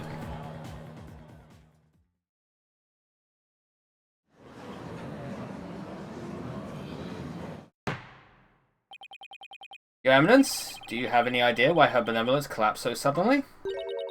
It seems she was not ready for what the deceased was to reveal. It overwhelmed her. Her inexperience and immaturity left her ill-prepared to face her father's death. That she could go through with it. How very disappointing. I know someone who's not winning Mother of the Year ever. I mean, of course Rafer's gonna be overwhelmed. He's still just a child. It seems we have no choice but to move on to witness testimony, Your Majesty. Oh, yes. Let us proceed. Bailiff, summon the first witness, if you would.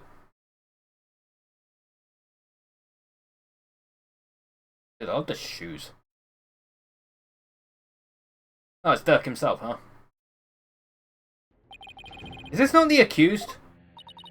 It is indeed. You notice each time the seance failed, the pool didn't flash at the end of the dance? I did. It is indeed. I thought I'd given the opportunity to plead his case. For true justice is more than a unilateral presentation of the facts by the prosecution. That seems uncharacteristically fair of her. However, did the accused fail to produce convincing testimony, he, along with his cabal of traitorous lawyers, shall immediately be found guilty, and their heads will roll from their shoulders. What? No, there was a catch. Your court, your rules, same as it always was, I see, Garan.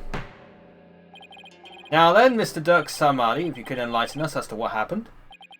Well, I would, if I could.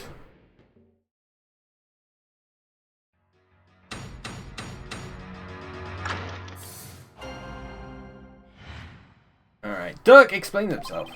I was struck by a sudden dizziness the moment I entered the tomb. Next thing I knew, I was standing there with a bloody knife in my hand, and lying right in front of me was Inga, dead as a doornail. I have no recollection of what happened in the interim, but I didn't kill him. At least, I don't think I did. It'd go against everything I believe in.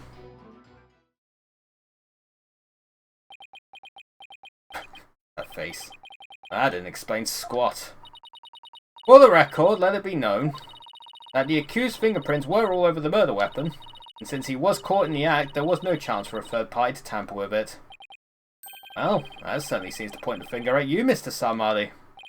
Even as a lawyer, I have to agree with you there, your majesty. Ha ha ha ha ha. Seriously, Dirk? There's no laughing matter.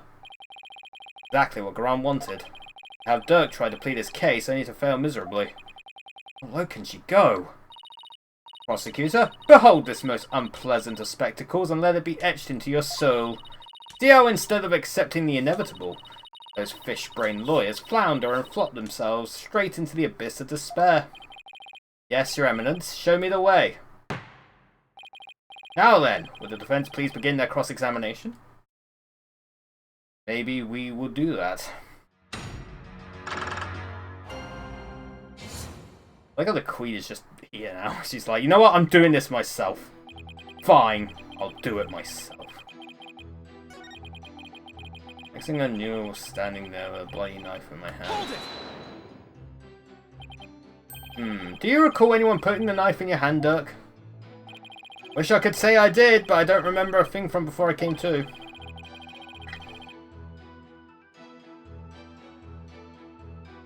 You think there might have been a third party in the tomb, son? Yeah, because if you didn't do it, then the real killer must have been there with you. Dude, that's a strong objection.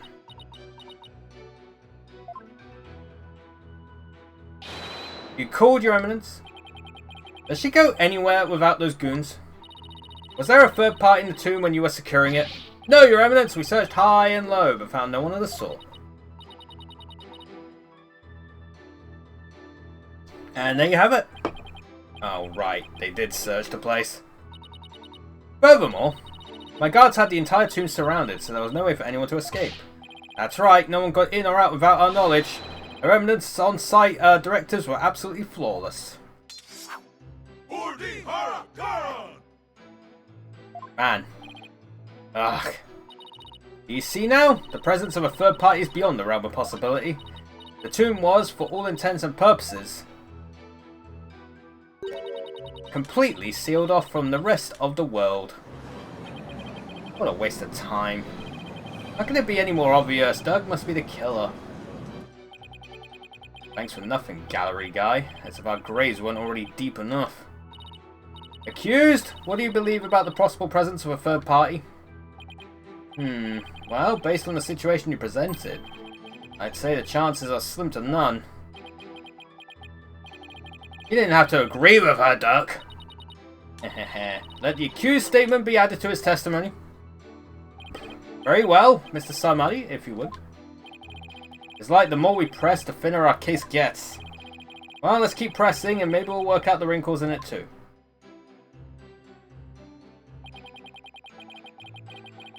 We had that bloodstain, didn't we? It's a weird one that didn't match with anyone. Objection! Your Eminence, I'm afraid this trial will not go exactly as you anticipated, because I could show how there might have been a third party in that tomb. Oh, how very fascinating. Go on, I do so love a good fairy tale.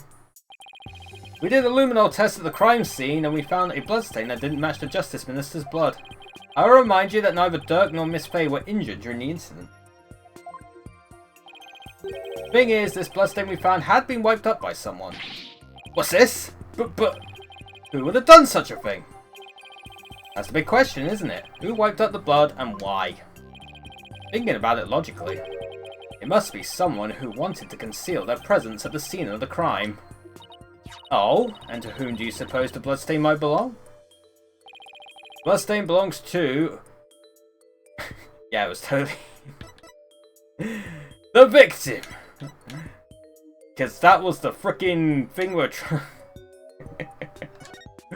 The bloodstain belongs to the real killer, of course. Whoever it was, they were probably shot while they were attacking Minister Ingo. And since their blood would give them away, they had to wipe it up. I say this because we know for a fact that the Justice Minister fired his gun in the tomb. He had the memory of a flea. There was nowhere for anyone to hide. This too is a known fact. But a bloodstain for a third party means there must have been someone hiding there. Very well then, tell me this. Where was this third party hiding? Oh, crime scene was thoroughly searched after it was discovered. If there was a hiding place, it would have to be somewhere no one would dare look. Somewhere no one would dare look? Sarcophagus. Let's have your answer, defense. Now, where could a third party have hidden? On the chair! On the other chair! There's one place no one would search, not even the Queen's Royal Guard. And that would be... inside Queen Amara's sarcophagus. Even now, it's locked up tight. No one would find you if you're hidden there. I'm told that it's temperature controlled to preserve the mummy within, but if someone dressed warmly enough, they could withstand the cold for a short time. It's sacrilege! Surely the perpetrator of such a foul deed would be cursed! But that's just it! The killer knew everyone would be too scared to open the sarcophagus. True, the guards were so scared of being cursed they wouldn't even touch it. And when the coast was clear, killer made a quick escape from within their frigid confine. Oh now, that does sound like a plausible method of evading capture. Defense requests a DNA test on the bloodstain. And then we'll see just who the real killer is. Oh, that's a good one. Bow your head and kneel, lawyer. I still preferred Blackwell's silence. I like that one. So your head may be parted from your shoulders. But the trial's not even over. Whoa! He's an airbender. How soon you forget. You are already on the headman's scaffold. As such, I could order your beheading at any moment. All I did was request a DNA test. There is no need to request such a test. Royal Guard, bring it forth now. Here you are, Your Eminence. The police have already identified the source of the blood stain. DNA test revealed that the blood is of the traitor, Dirk Sadmadi. What? But Dirk wasn't injured, so where did his blood come from? Maybe he coughed it up. Dirk's illness. Still, there was a lot of blood. Could he have really coughed up that much? And did he wipe it up to hide his failing health? Look, is it really that bad? Ah, shoot, you got me.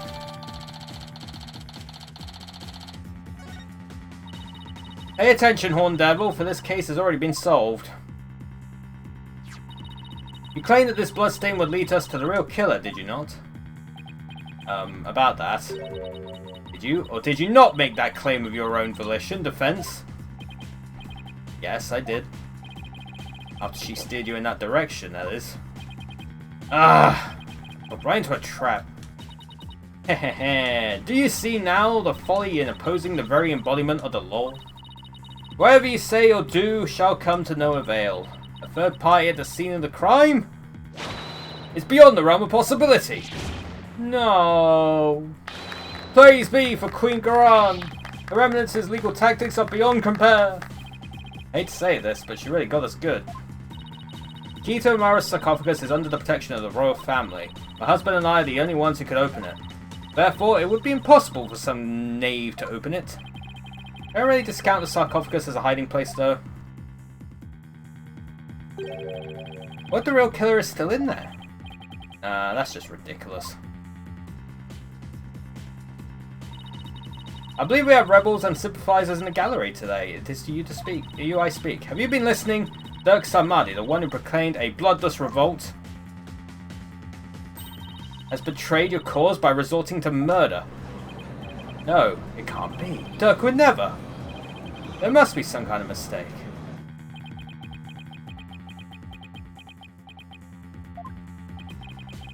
Iron Dragons and their sympathizers are starting to have doubts. This is why Garan allowed us to cross-examine Dirk. By establishing his guilt in Inga's murder, he's effectively damaged his reputation among those who support him. True, but now we have an even bigger problem.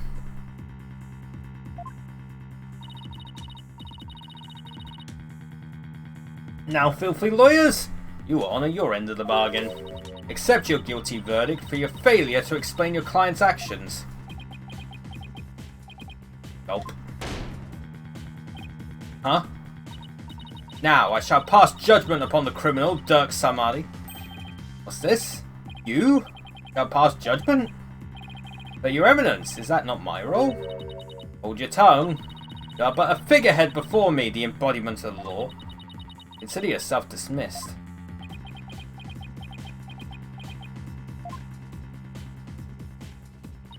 He's become the judge, jury, and executioner. As Queen of Karain, I shall now pass judgment upon the accused. Wow, that was quick.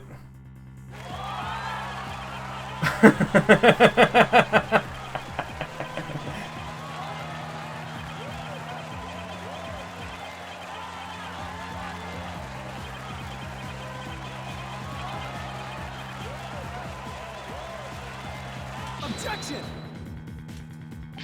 Wait! You didn't even give me the chance to rebut. Know when you are defeated, lawyer. But just this once, I am willing to show you the depths of my compassion. Tell me why I should allow these proceedings to continue. Come, convince me. Quick, Apollo. Even if you have to bluff, we've got to keep this trial going. Show her that the crime could have been committed by a third party. Am I supposed to do that? Oh, why don't you start with, how about the timing of Inga's murder? What? This whole case is built on a single premise. That Inga was murdered after Dirk entered the tomb. What if that's not true? Like, if our assumptions are all wrong? It might work. Well, don't keep us waiting, defense. Dirk became the prize suspect because it didn't seem probable that there was a third party at the scene of the crime. But there is another question we should ask ourselves at this time. Was Minister Inga really killed after Dirk entered the tomb? What nonsense is this? Setting aside the assumption that the murder occurred after Dirk arrived on the scene, opens up the possibility of a third party committing the crime. The question before us is, when was Minister Inga really killed? After the body was found. After his own... After his own corpse was found. Isn't it possible that before Dirk even set foot in the tomb, Mr. Inga was already dead? That would certainly make the possibility of a third party more probable. Why, of course. I fell unconscious right after I entered the tomb. Even if I hadn't, I wouldn't have had a clear line of sight to his body from the entrance. Which means... you wouldn't have noticed his body either way. This scenario is entirely possible. And so we can't rule out the possibility of a third person committing the crime. I see. Well, that certainly does make sense. So far so good. This might actually work. Very well. I shall play along with whatever little game you have knocking around in that tiny mind. Oh, I'm starting to get quite bored of all this. I could do with a distraction. Yes. Let us hear some testimony that will shed light on when exactly the minister was slain. Bailiff, summon Rafer. Surely she has recovered by now. But what about me? Don't I serve a purpose anymore? Poor judge.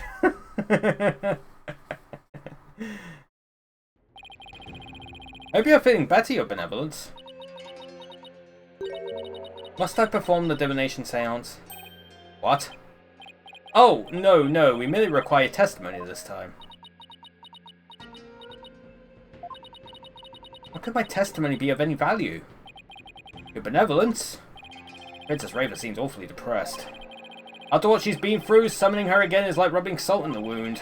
Being unable to perform the seance was probably the last straw. I hope she doesn't pass out again. What's good, Samari? May I ask you something? Of course, Your Benevolence. I've been meaning to ask you this since yesterday. Did you know about Queen Amara and about me? Where did you hear such a thing? From Mother, and only yesterday. Rafer was carrying on about telling the truth to the people. I told her what the truth really was. For it is up to a mother to discipline her child. I see. Be that as it may, Your Benevolence, it has no bearing upon our trial here today, though there is no need to let it trouble you. I know. Ron told Rafer about something other than Amara's status? Sounds like it, but what could it be? Rafer, the defense has proposed something preposterous. They somehow think your father was already dead when Dirk entered the tomb. I believe you can prove them wrong. Are you prepared to do what is required of you? Yes, I am ready to testify. Very well then, Your Benevolence. Your testimony, if you please. On the issue, will deliberately, have an inconsistency in there. What Rafer witnessed. On the day of the murder, I was gazing upon the courtyard from my second floor veranda. Around 2:30 PM, I saw my father heading for Amara's tomb. Then at about 2:45, I saw Barbed-Head and company enter the courtyard. I saw no one go in or out of the tomb after my father entered about 2:30. Second floor veranda? Oh, she must be talking about that house facing Inga's private residence. That's the location for which you saw your father? And at about 2:30? Yes, and shortly after that, you people arrived at the royal residence. So after the minister entered Amara's tomb at around 2:30, no one went in or out of there until the murder was discovered? The tomb is closed to outsiders, so no one could have snuck in before the murder. That rules out any possibility of a third party lying in wait to slay my poor husband. Or so she'd like us to believe. Now hear me, you useless lawyer. Cease this charade and bow before me. For I, Queen Garan, shall finally have your head. Ah. Forgive me, Your Eminence, but first let us allow the defense to question the witness.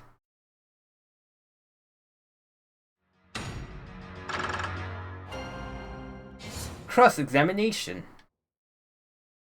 I think I'm putting the puzzle pieces together, but you know. Not entirely convinced yet. Hold it! Did your father seem different or troubled in any way? Let me think. Oh, there was one unusual thing. There was? Yes, a shriek emanated from within my father's quarters. After which I witnessed him bolt outside, his countenance drained of his usual colour. He screamed and he was looking pale. What do you suppose happened? I know not. Perhaps he had a bad dream. Maybe it was a nightmare about being raked over the coals by the Queen. It seems our young lawyer here wishes to hasten his journey to the Twilight Realm. I wonder if he got poisoned. Sorry, that was rude of me. Does the defense believe in the witness's last statement to be important? I believe it is. I would like the witness to add it to her testimony. Father loud scream and came dashing out of his room, his face pale. Why do you think he screamed? Was he surprised by someone who didn't belong there? Did anyone else come out? I didn't see anyone else, just my father. Her last statement was seriously lacking in conviction. Did I press her on this? Be nice and leave it be. I might have to be harsh. Your benevolence, let's have some details, the more the better. Details, you say? Yes, for example, are you sure you didn't see anyone in the royal residence before 2:30? Back. Well, is that a yes or a no? Eek! Foreign devil, I've been gazing upon the courtyard since about 2 yesterday. Yet I saw none other than my father. Oh, if only I'd stopped him then. I think you've struck a nerve, or rather obliterated one. Maybe I pressed a little too hard. Still, that last statement seemed a little off somehow. So, you didn't see anyone except your father in the courtyard after 2 PM, huh? Well, there is one. Please add that to your testimony, your benevolence. There is one. Shadow! Objection! Your benevolence? You're covering for someone, aren't you? Huh? I don't know what you're talking about! Sorry, Rafer, but you're not gonna like this. Well, the thing is, I have a statement here that you might find interesting. It's from a witness who claims that, around 2 PM, his dog got loose and ran into the palace courtyard. That's when the little fellow stole his hat from someone. Ah! That's Nana's! I mean, nothing! Never mind. I love the facial expressions. Fool of a daughter. Seems the princess made a blunder. So let me get this straight. This is Nana's hat, which means she had to have been in the royal residence around 2. If so, then you had to have seen Nana sometime after 2 PM yesterday. Oh no! Please, your benevolence, tell us what you really saw. Ugh. It is as you say, Hornhead. I saw Nana. And I saw that dingbat dog steal a hat from her in front of my father's residence. I knew it. Why didn't you say so in the first place? Because, my mother told me not to. What? You care to explain, your eminence? I request that you withhold said information, for it is of no relevance to this case. Objection! You don't get to decide... No. If you disagree, then prove that it is relevant to the case at hand. Oh, I will.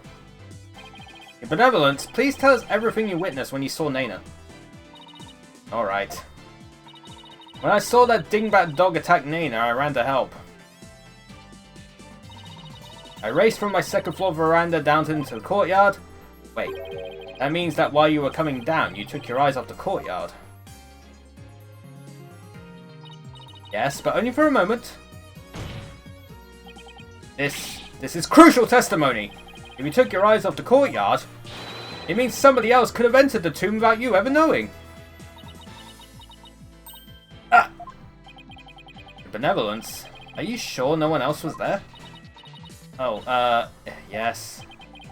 Hiding something again. What about Nana? Were you able to help her? When I got down to the courtyard, Nana was... It was gone. Gone? Yes, and I never saw her again after that. Any idea what happened? I have a feeling I know who Nana is. That dingbat dog must have gobbled her up. I seriously doubt that. How could Nana simply disappear while Rafer wasn't looking? Nana's absolutely Amara, right? Nana absolutely has to be Amara. Rafer must know something. The only question is what? And Nana disappeared to. Do you have any idea where Nana disappeared to? What do you mean? Well, during the time you took your eyes off the courtyard, someone could have headed into the tomb. And it just so happens that Nana disappeared right at that moment. No. Wait, you think Nana had something to do with the murder? I don't think we could rule it out. Sounds like something had kept Nana occupied since the early morning. Plus, she was seen right before the murder and then seen to vanish into thin air. Right. Since she's Rafer's attendant, she could come and go as she pleased within the palace grounds. Would Rafer's attendant really be the killer? But that would mean... that's my father and now Nana? The people I trusted most. Could this be? Objection! Do not heed their lies. Lawyers are a foul breed, quick to claim that a third party is to blame for a crime. Nana did not enter the tomb, that much is certain. How can you be so sure? When Nana's hat was stolen, that crazed curse spilled an urn full of water upon my husband's doorstep. Is that not right, Rafer? Yes, it is. I thought it was the dog that did it. While that dingbat dog was tugging on Nana's hat, it tripped over the urn. The bottoms of her shoes would have been soaked with water, and she had truly headed into the tomb with wet shoes. She would have left shoe prints along the way. But the only shoe prints to be found belonged to my husband, Inga. Huh? Then... That's right, Nana never did go into the tomb that day. Instead, she entered my husband's private quarters. How do you know? It's quite simple.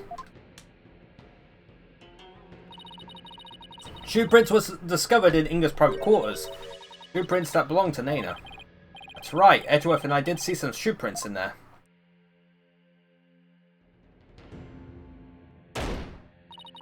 Now do you understand? Nana could not possibly have gone into the tomb. And that supposed third person at the crime scene is but a figment of your imagination. Ugh. Another glorious deduction. All hail the genius that is Her Eminence Queen Garan. Bow down before her glory, witless lawyer. Man. Those guys fanboy any harder. But is it really true? Did Nana not go into the tomb? Excuse me, but... Mr. Wright. Your benevolence, what time was it when that dog attacked Nana? I believe it was around 2:15 PM. I see. Apollo, if Nana entered Inga's private quarters around 2:15, and Inga came racing out around 2:30, pale-faced and screaming, then... I know what you're getting at. Yes, that might explain his scream. Would the defense please share their theory regarding Justice Minister Inga's scream? Certainly, Your Majesty. Mr. Inga screamed because he had a bad dream. Totally had a bad dream. Maybe he was attacked by Nana. This would make the Justice Minister's private quarters the real scene of the crime. Objection! Does your idiocy know no bounds? The Minister's body was found in the tomb. Are you suggesting that the body was moved? I think the Minister was moved from his private quarters. I think the possibility... Well, maybe he got attacked there and then just walked over there. Well, I guess there would have been a blood trail, right? Don't exist. I'd say there's no way that the body was moved. After all, there was an awful lot of blood in the tomb. I understand if the scream was in reaction to Nana's attack, but Inga died in the tomb. We need to explain how those two realities could coincide. How are we supposed to do that? Oh, maybe. Maybe where he was stabbed and where he died were two completely different locations. What do you mean? It's just... Let's look at this as simply as possible. If the Minister's body wasn't moved, he might have been stabbed by Nana in his private quarters, but then died in the tomb. I see. On the one hand, that seems plausible, but on the other, it seems decidedly implausible. Prosecutor Samadi, what is that fool babbling on about now? Is this a riddle from one of those fortune cookies Americans seem so fond of? Perhaps, but I believe he himself does not know what he means to say. In all likelihood, it was a poor attempt to confuse us. We should simply ignore him. Objection! I wasn't finished yet, so hold off on the analysis, would you? The autopsy report never stated that the minister's death was instantaneous, so he could have conceivably moved from one place to another after being stabbed. Oh my, are you suggesting he ran all the way to the tomb with a knife sticking out of his back? Well, yes, that's the gist of it. In short, Minister Inga saw Nana with a knife, let out a scream, and when he turned his back to her to flee, right, and that's when he was stabbed from behind. Well, Your Majesty, does my theory hold water? Such insolence! How dare you bore me like this? Huh? You are a humorless moron spewing an endless stream of unamusing drivel. I wasn't trying to be funny, Your Eminence. Prosecutor, enlighten this ignorant clown in lawyer's clothing. Your Eminence. Ha! Wait, you're just gonna assault me? Nayuta! Dull, slow-witted, putrid-minded lawyer. Perhaps you would be too stupid to notice you had been stabbed in the back. But a normal person would have noticed due to the excruciating pain. Now hold on. Allow me to teach you the meaning of pain. Oh, he didn't do the chant. Ah, please stop! Nayuta has a point. Normally most people would notice a dagger in their back. But there is a piece of evidence that does suggest something other than that. Yeah, I doubt someone could ignore pain like this. Still, in this case, it's the word normally that we should emphasize. Apollo, take another look at the court record. I know exactly what it is. That thing. For back pain. Right, there must be something that explains this. There's a reason Inga didn't feel any pain, and the defense will submit evidence proving just that. Very well, please present your evidence. Why didn't Justice Minister Inga not notice that he had been stabbed? Oh, I just said it. Take that! Ah! Those are my father's painkiller shots. The defense will explain the significance of this evidence. Minister Inga suffered from terrible back pain, so he often injected himself with these. We're told that one shot in the back would make all this pain go away. For this, it's easy to explain what happened. Don't tell me you didn't know about these, Your Eminence. Can't mean. Minister Inga was stabbed in his back, close to where he usually injected the painkiller. Therefore, it's entirely possible that he hadn't noticed that he'd been stabbed. What? What's this?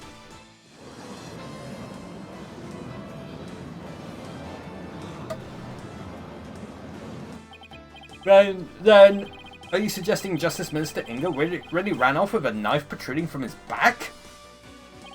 I am, Your Majesty.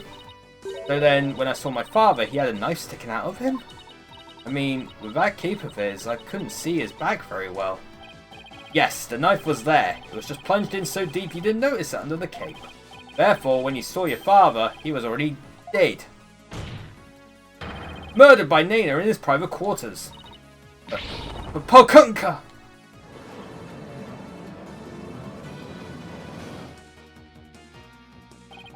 Holy mother of crying, are we dealing with the living dead here? Well, technically, he wasn't dead yet. I know it's hard to believe, but this is a plausible sequence of events. And once Minister Inga arrived at the tomb, he could have removed the knife and dropped dead from blood loss. He didn't kill my father. There must be some mistake. The defense would like to call Nana to the stand. You seek to drag an innocent old woman to the stand with no proof whatsoever? Well, there's no real proof, but...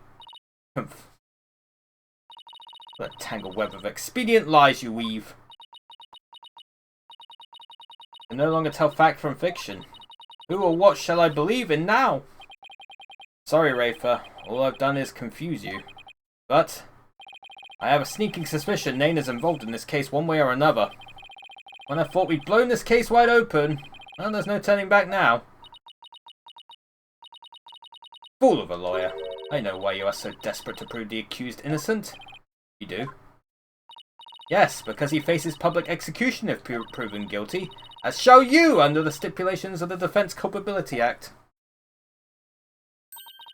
From the moment you accepted this case, you have had no choice but to fight for your lives. No.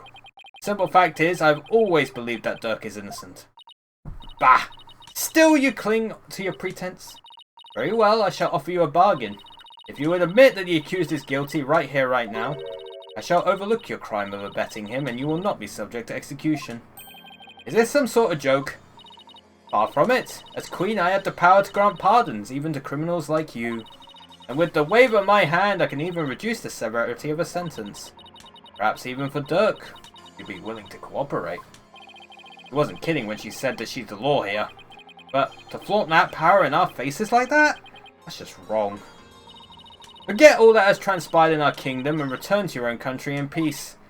Well, will you abandon your defense of the accused and accept my generous offer? Oh, I'm being blackmailed. If I don't take this deal, we'll be executed along with Dirk if he's found guilty. But I do. I've got to continue, obviously. Nice try, Garan. But it looks like you don't know what justice is made of. We won't kowtow to threats like that, Your Eminence. Mr. Wright, I'm sorry, but I can't back down now. I don't want to drag you into this, so... Don't worry, I'm with you, Apollo, to the bitter end if need be. And while I can't say I'm used to it, this isn't exactly my first rodeo. But if I'm found guilty, you'll get the death penalty too. Even knowing that, you still want to defend me? Kowtow? Oh, okay. Dude, there's some words I've never heard of in my life. I don't know what happened in the past, but it looks like everyone in this country considers lawyers to be liars. So I can understand if you don't believe me. But I still believe in you and your innocence. So all I have to do is keep believing and find the truth. That's all there is to it. So keep on fighting, Apollo. You'll hear no objections from me. You nincompoops! You'll die if you lose this case. Why would you even entertain the notion of continuing? I believe that Dirk is innocent, that's why. And besides, trials exist to give the truth a chance to get out into the open. You can't give up just because you're afraid of some punishment. Even if that punishment is death? Does that not frighten you, Hornhead? Who wouldn't be scared? I mean, just thinking about it. It makes me weak in the knees, to be honest. But as a lawyer, I have a duty to protect my client. I can't just abandon that. A duty you're willing to die for?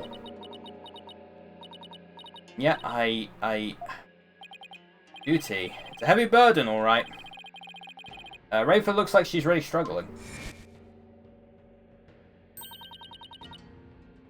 Your benevolence! As Crown Princess, you are destined to rule this kingdom one day. That means there will be many things that you alone must determine. Things like how to keep your people happy and what is true and what is false. And most importantly, what role you must play therein. I wonder if I am even up to the task.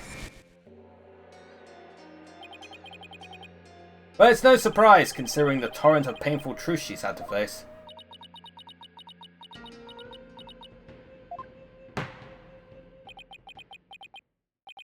Very well then. The defense is prepared to face the death sentence under the Defense Culpability Act, and I see no reason not to continue with the proceedings. I must admit, I see no grounds for doubting the accused's guilt. Unless the defense has further evidence that would indicate a different suspect? Do we have anything like that? Well, lawyer, do you have any new evidence that you would care to present? Or shall I have the executioner start his preparations? She thinks I can't do this, she's got another thing coming. First, I have some serious thinking to do. I say that new evidence indicating a different suspect does not exist. Such evidence does not exist. Just as I thought. I was so hoping you'd present meaningless evidence and allow me to claim your head. Glad I didn't walk head first in that one then. So what now, Apollo? Well, unless we can prove that Nana killed Inga, this trial is over, and so are we. Isn't there still a way to get the proof we need? Even without evidence? You know, a key means of obtaining testimony here in Khura'in? Huh? Wait, are you actually suggesting... Certainly won't be easy, but it's worth a try. Oh, the seance. Your Majesty. Crucial step in uncovering the truth behind this case is yet to be taken in this trial. But I'm positive that I can back up our claim with this one step. You mean you'll be able to prove that Nana killed Justice Minister Ingo? And just how do you propose to do that? With the help of a certain someone. You need help? From someone? Well, I can't imagine who it could be. But I suppose I must ask. Whose help do you need to uncover the truth? Miles Edgeworth!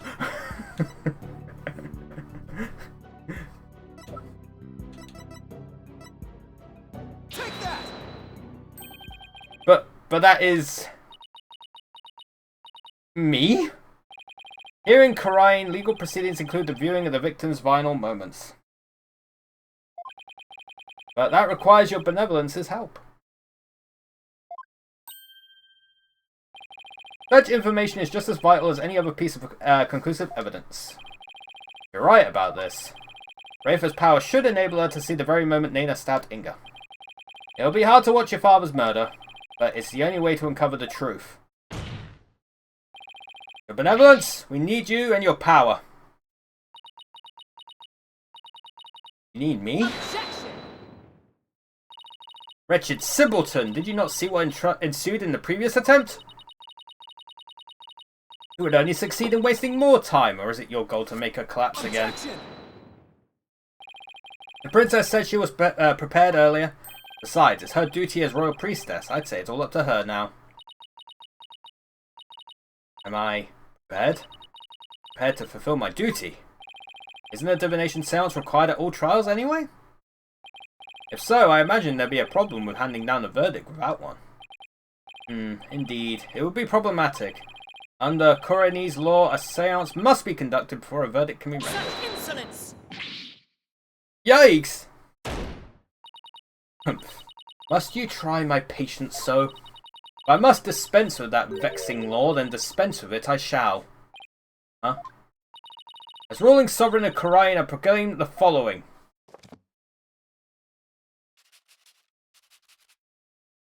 Just changing the law on the spot. Henceforth, the divination seance shall be optional.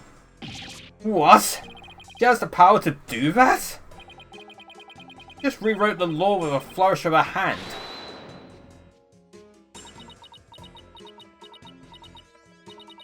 Mother, I do not wish for the trial to end like this. It is as the defense said. I must not neglect my duty simply because I am afraid. I shall go through with it this time. I shall conduct the seance once more. Insolence! Rafer, do not be fooled by his loyalty guile. You are not prepared to witness your father's death.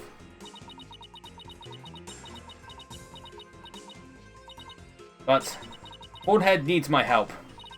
Rafer, did you not tell me earlier? Did you not tell me you were prepared? But despite your grandiose posturing, you collapsed in the most piteous fashion. Even worse, you have erred in your insights of late. Ed.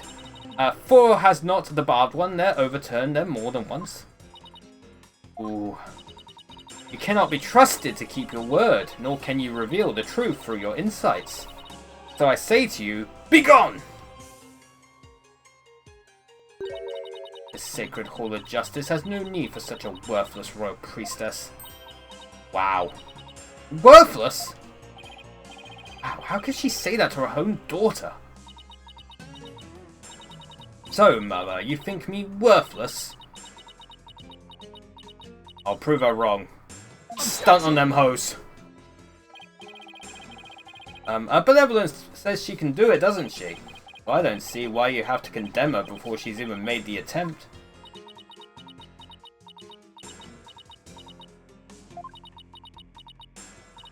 Very well, Horn Devil. If you really are so bent on having a seance, I shall give my consent. Really? However, should Rafer fail once more, you two and the accused shall all be executed on the spot. Come again? Hehehe. This has proven to be far more entertaining than I anticipated. Well, lawyer, what say you? Will you wager your life and call on Rafer to perform a divination seance? Of course. I don't think you're worthless, your benevolence. Far from it, in fact. If you say you can do it, and I believe in you. Hornhead, I do not understand. If I fail, you will be put to death. I know you collapsed during your previous attempt.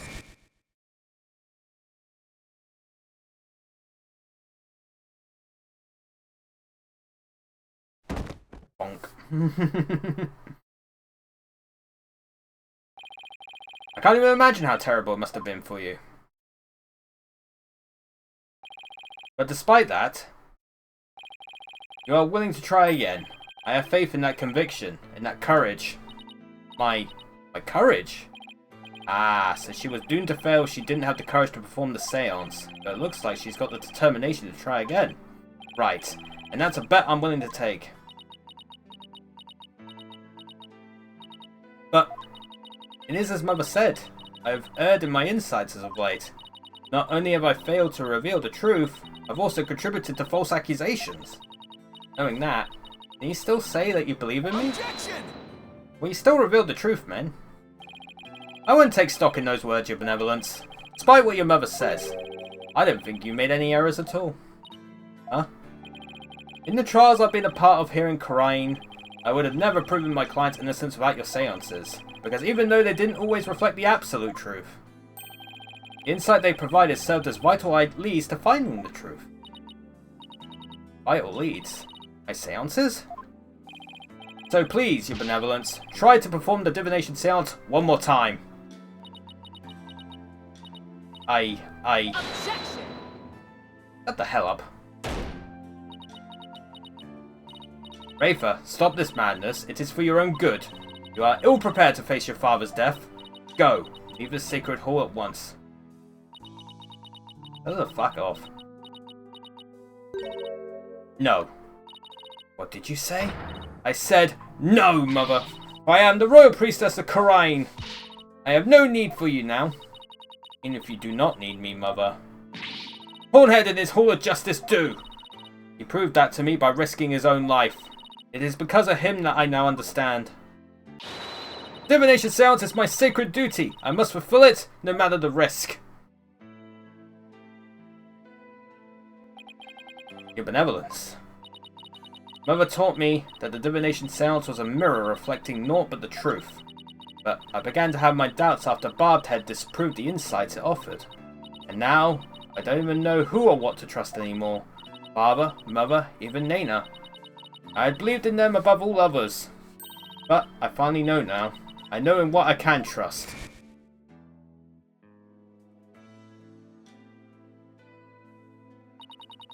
The royal priestess must debate each seance with the presiding lawyer and prosecutor.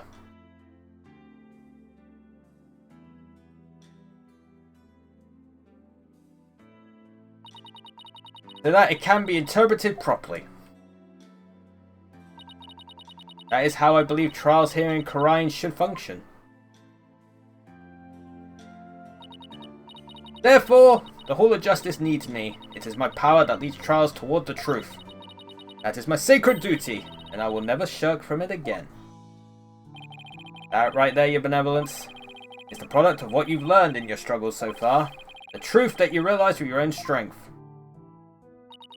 As my sacred duty, I must ensure that it is fulfilled. I must have the courage and resolve to see it through. Your Eminence, the Royal Priestess says she will conduct the divination seance. I see no grounds for you to forbid it. Unless, of course, you are worried that it might reveal something you find inconvenient.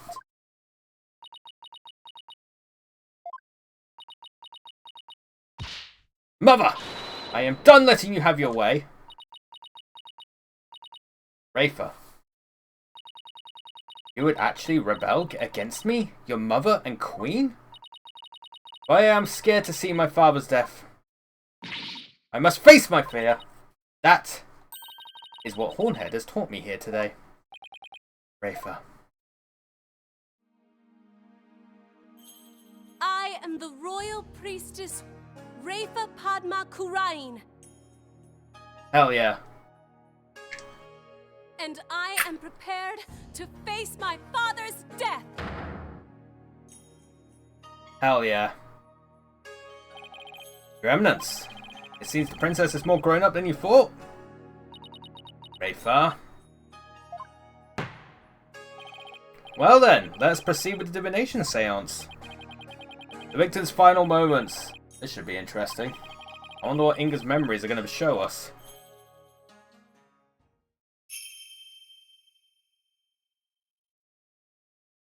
O Holy Mother, we hold this divination seance in your name. Let the I want eyes Wraith of the seance everyone back in here be AA7 clear, upgrade to make the and our victim's hearing ears audible. be That'd be unstopped. cool. O dance of devotion, guide the victim's soul to me, so that we may receive their final memories in the pool of souls. Time to dance again.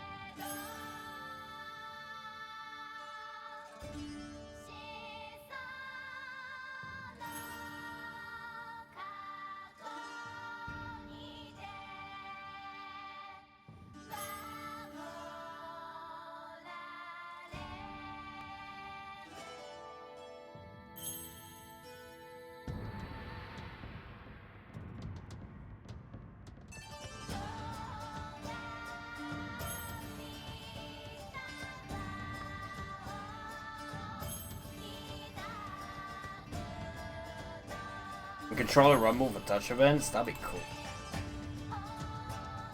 Yay.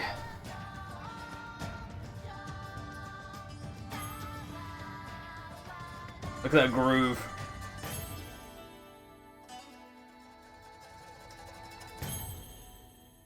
Oh yeah, it did happen that time.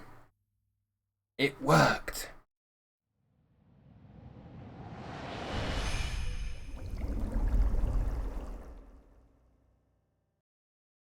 Let's see it.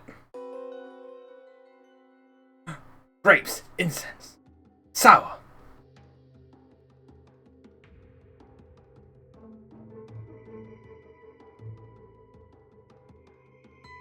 Footsteps.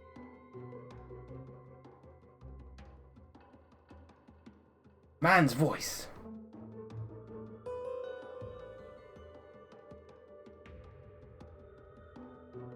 Pain. Footsteps.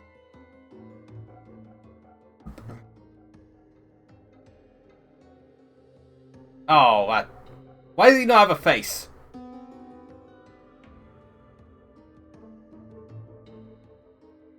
Explosion! Laughter. Why does he not have a face?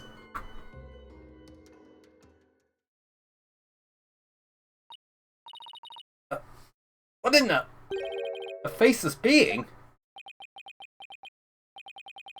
the heck? His face is just like... the picture of the founder!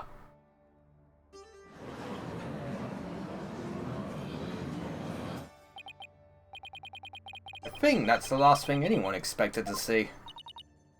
Oh, Father, what was it? What was it that you saw? Are we to understand that this was the last thing the victim saw? Yes, there can be no mistake. That was what my father himself witnessed. Very strange. You don't suppose the Holy Mother possessed the accused and slew Minister Inga for planning a coup? Divine wrath of the Holy Mother? Oh, Holy Mother, we are ever grateful for your blessings.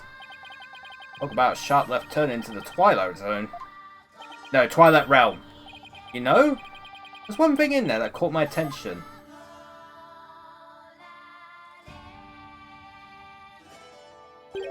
That laugh, who does it belong to and why are they laughing? Who knows? Well, I suppose it could be Dirk after he slew my husband. Uh-huh. But that figure didn't even have a mouth. Ho ho ho, I think we're done here, lawyer. How so? You claim that Minister Inga was stabbed in his private quarters. and, feeling no pain, went to the tomb where he eventually fell dead.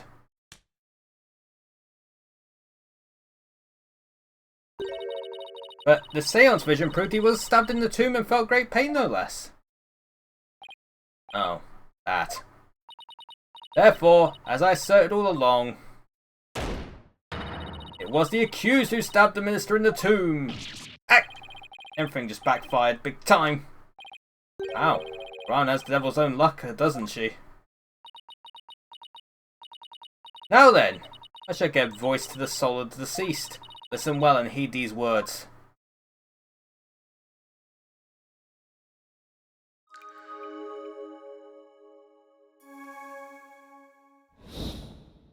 Raver's insight. Around 3 PM, my father was waiting in the tomb to make the hostage exchange. He was drinking grape juice while gazing upon the picture of the Holy Mother. He had been waiting vigilantly when suddenly he heard Dirk's voice. Next moment, he was stabbed in the back and collapsed. My father tried to shoot his attacker, but he missed. The attacker let out a laugh. I had a little giggle. So what now, Mr. Wright? It's up to us to knock holes in Rafer's interpretations of Inga's memories. In other words, we need to prove that her understanding of them could be mistaken. Okay, I'll give it a try. I think I know one thing I want to do.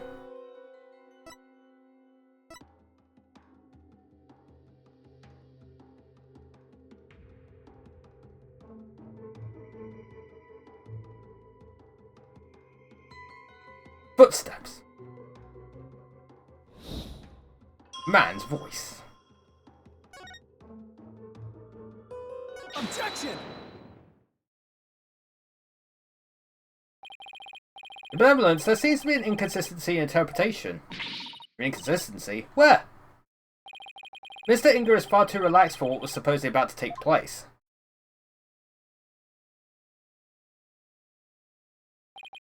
When he heard the voice you claim is Dirk's, he didn't seem the least bit alarmed. He just kept looking at the picture of the founder.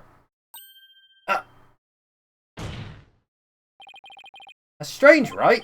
He was waiting for Dirk to arrive at the founder's orb. But when he heard that voice, he didn't even turn to look. Don't you think he would have been worried about being attacked from behind? Then whose voice was it?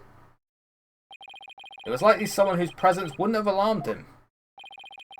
Someone like a friend. Objection! But there was no third party at the scene of the crime. Therefore, the voice can only have belonged to Dirk. The voice of a third party who wasn't there in the tomb. Wait a minute. Apollo, don't we have something that could reveal the owner of the mystery voice? You know, I think we do. Something that Inga had while he was waiting for Dirk. With it, we just might be able to figure out whose voice it was. I believe we can identify the male voice Minister Inga heard with this. Take that! That's my father's. I know this must be hard for you, but could you please look at this photo? There's something here that can point us towards the identity of the voice. It's on the phone. Real source of the man's voice. Take that! A cell phone? Right, I believe that the voice the minister heard was of a call on his cell phone. I see. Well, that certainly makes sense. What is your eminence's view on the matter? I can see the possibility. And it seems I must refine my vision.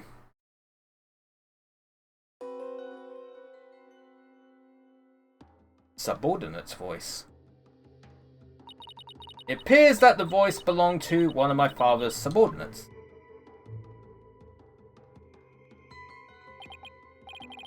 Why do you suppose he was talking to one of them then? My father had members of the secret police positioned throughout the palace. They were supposed to contact him as soon as they saw Dirk and the rest of you. Okay, now we're getting somewhere. Your benevolence, I believe you have an insight to revise? I know, barbed head. Don't presume to tell me how to do my duty. Around 3 PM. Waiting with Julian. Father then took a call from a subordinate at the palace. But the voice was coming from the phone. That's good to know. But there might have been some other sounds coming from the phone. Sounds that could be clues. Let's take another look at Rafer's insights and really focus on the various sensations. Okay, I think I'm getting the hang of this now. Yeah, I think it'll probably go back to where it was, right?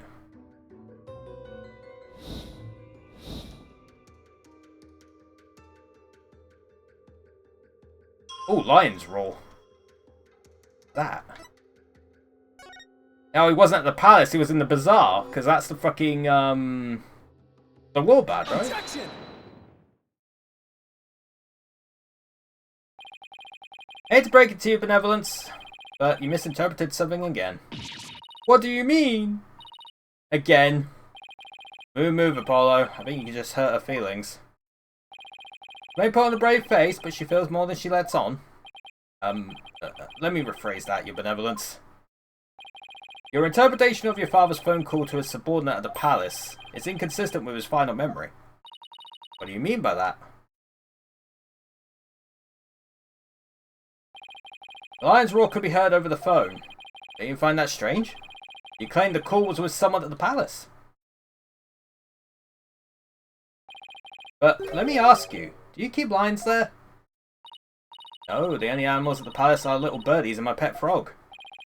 Wait, that giant one in front of the minister's house is her pet? Besides, there aren't any lions in Kharain. We don't even have any zoos. Rather sad state of affairs, I'm afraid.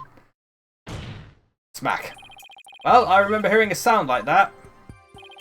The lion's roar coming from the phone is actually from something hanging out in the jungle! The mighty jungle! The lion sleeps tonight. Isn't that the cry of the warbad over in the bazaar? Ah! Your Benevolence, do you think you can clarify the voice for me? Very well. I will now attempt to further refine my vision. Warbad's cry. Sure is. What's this?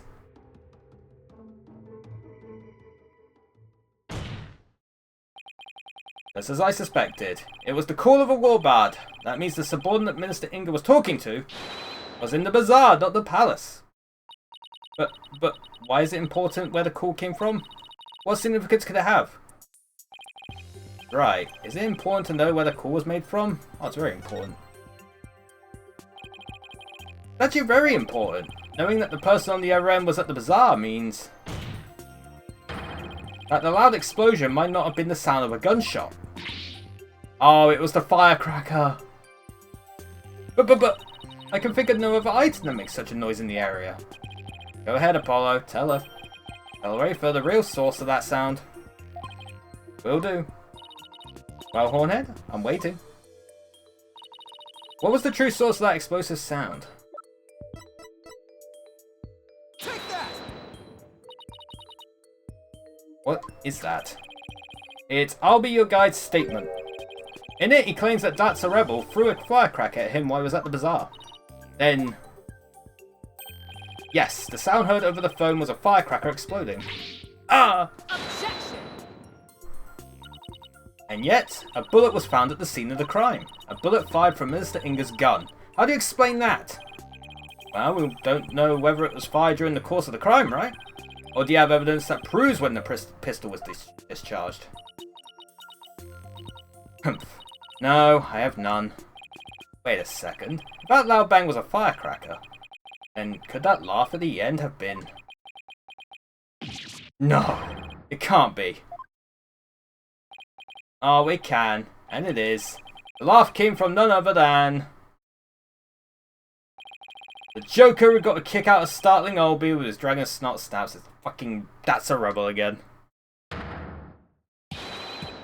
That happy-go-lucky, that's a rebel. What? Someone should really put a leash on that guy.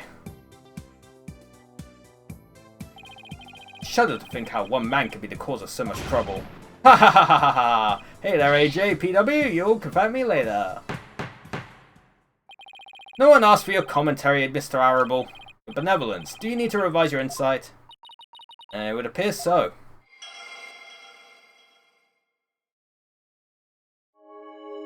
Well, my father took a call from a subordinate at the bazaar. True source of that loud bang was the firecracker Dats threw. That final laugh belonged to no one other than Dats himself. Well, this changes everything. Let's go over the details of Rafer's insight again. Okay! I think I've got this down now. Time to find another inconsistency. Waiting in the tomb to make the hostage exchange.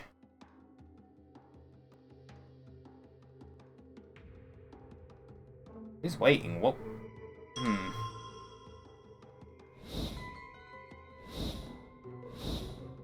Oh yeah, what was that explosion?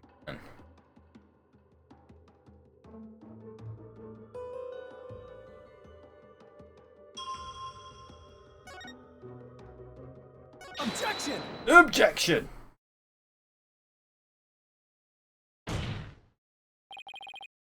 Your benevolence, there's a glaring problem with this insight. There is. Stated that the murder happened around 3 PM, which is right around the time my client arrived on the scene. Yeah, that explosion happened way earlier, right? However, now that we know that the source of the loud bang is, your insight conflicts with a certain piece of evidence. Yeah, it was 2:15, wasn't it? I suppose I'll have to ask the obvious here.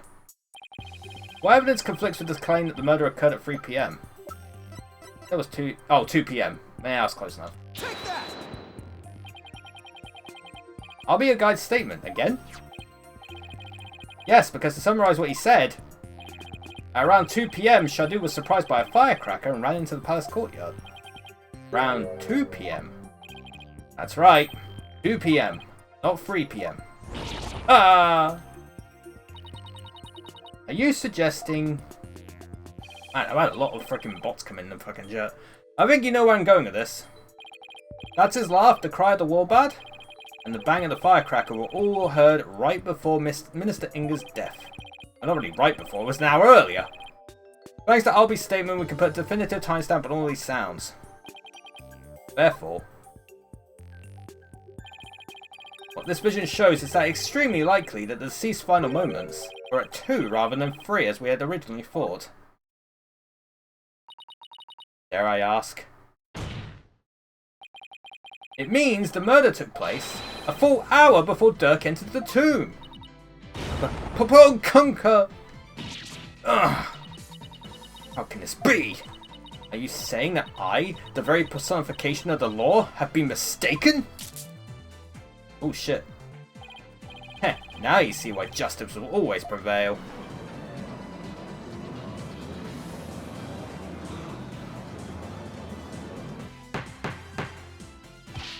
Peace! Peace, I say! Now then, defense. I must remind you that the figure of the accused was clearly shown in the vision. How do you explain that? I wouldn't say it was clearly shown. After all, the figure didn't actually have a face. You are absolutely right. Without a face, we can't be certain of who it was. Furthermore, need I remind you that if the vision is from 2 PM, Dirk was still with me and Mr. Wright, which means this faceless figure couldn't possibly be him. So then, what are we to make of this 1 hour difference? Wait, 2 o'clock? That's when... my mother was performing the rite of channeling. The palace guards had all been reassigned to guard the channeling chamber for the rite. Don't tell me. The royal residence. It would have been virtually unguarded!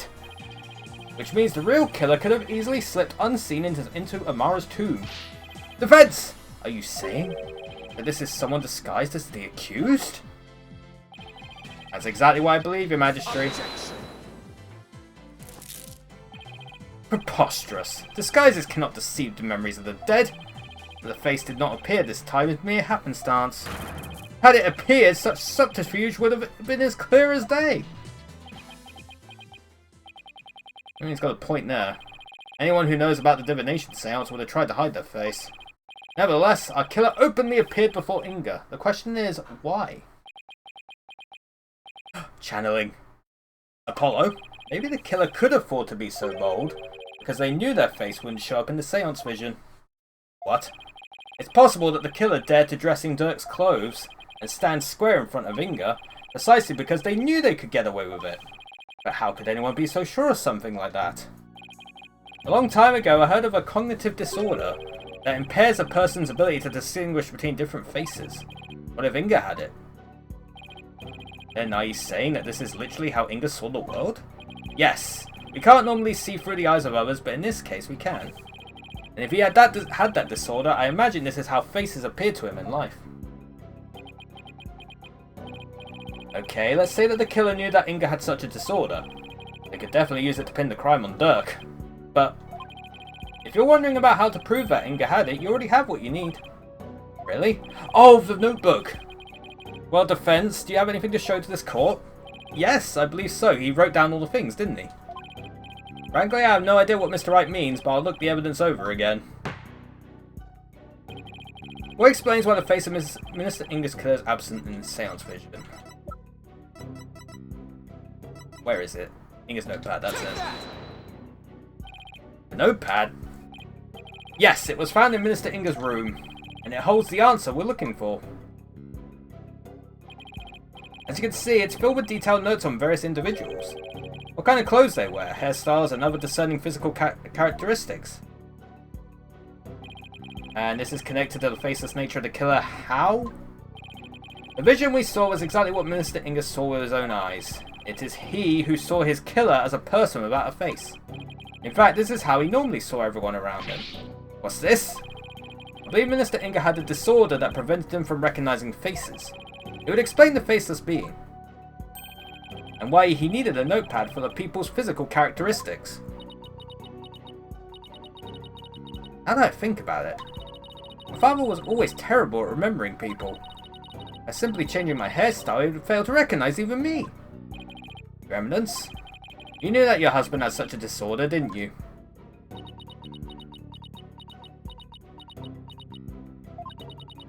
You never wished for it to become public knowledge, but I suppose there is no use in keeping quiet about it now. It is as you say.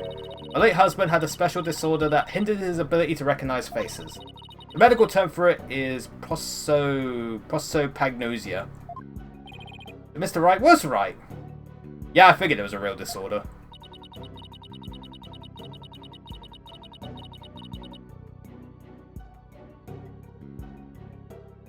Oh, yeah!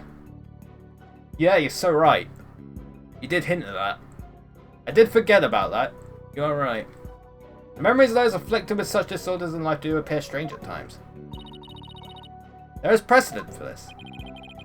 The killer likely knew about the disorder and used it to their advantage. Right, so there's someone who is both knowledgeable about the divination seance and aware of Inga's affliction. Your Eminence, who knew about your husband's condition? A small number of servants who tended to his needs. And me.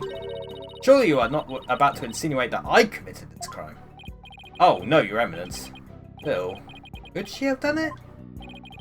Your Aunt has an alibi, remember? Oh, right. Oh, come in. I gotta go, chat. I'm gonna go for a little bit. I'll be back. I'm sorry. I'm sorry, but I'll be back and we'll see how far we go in this. More reading! I'm gonna do more reading tomorrow and Saturday as well. That's great.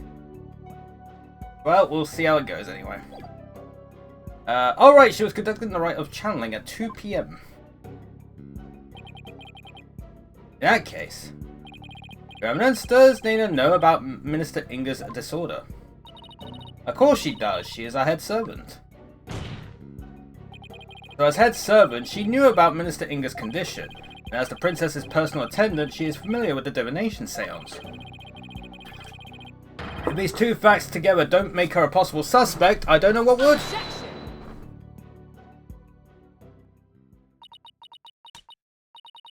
You witless lawyer, how quick you are to forget the facts. Facts like... when Inga was last seen alive. You claim he was slain at 2, yet that is impossible. For Ray first saw him at 2:30. Well, we did completely forget about that. No, there must be some mistake. Hehehe. So you see, the murder could only have happened at 3 PM. The hour Dirk entered the tomb. There is no other answer to this puzzle. Why don't we ever get to make up answers like Garan makes up laws? This is back to square one. Where do we go wrong? I don't think we're the problem. We just seem to be short one piece of the puzzle. Our deductions so far explain everything to a T.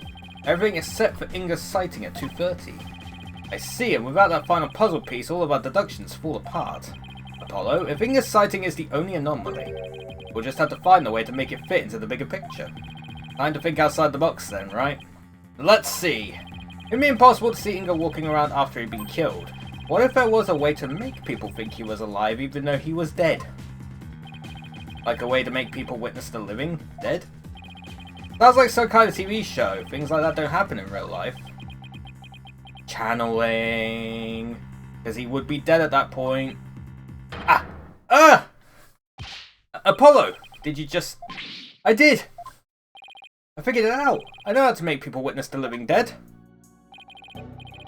Your Majesty, our deductions weren't wrong after all. Despite Minister Inga being murdered at 2 PM, he was seen heading into the tomb at 2:30, and I'll tell you how. I certainly hope you will. Because I have no idea what you're talking about. The Minister Inga, her benevolence saw was, in fact, someone channeling him. It was the deceased being channeled. It's the only way a man who was already dead could have been seen by her benevolence. It channeled, you say? That's right, and there are only 2 people capable of spirit channeling here in Karain. Her Eminence Queen Garan and Maya Fey. It's possible that one of them was channeling the Minister. It would seem that you are ever bent on making me party to this crime. The nails grew back very quickly. Well, I guess I should put them back on, they're fake nails. Prosecutor, what was I doing at 2:30 PM, the time which my husband was seen? Eminence. I believe you had completed the channeling rite and were having tea with the king of the neighbouring realm. There would have been many attendants there too. Ayuta has to keep up with her schedule too. What doesn't she make him do? And that leaves only Maya. Yeah, it does. Maybe someone was forcing her to use her power towards nefarious ends. The real killer could have been threatening her. That cannot be! Then Inga's scream. That was probably for when he woke up from being called back to this world. After all, that's when the flow of time would have picked it back up for him after he died. So Minister Inga probably leapt to his feet thinking he just had a nightmare, then realising it was almost time for the hostage exchange. He raced off to Amara's tomb, not even realising he was already dead. But then, a benevolence really did see a dead man running. Ah!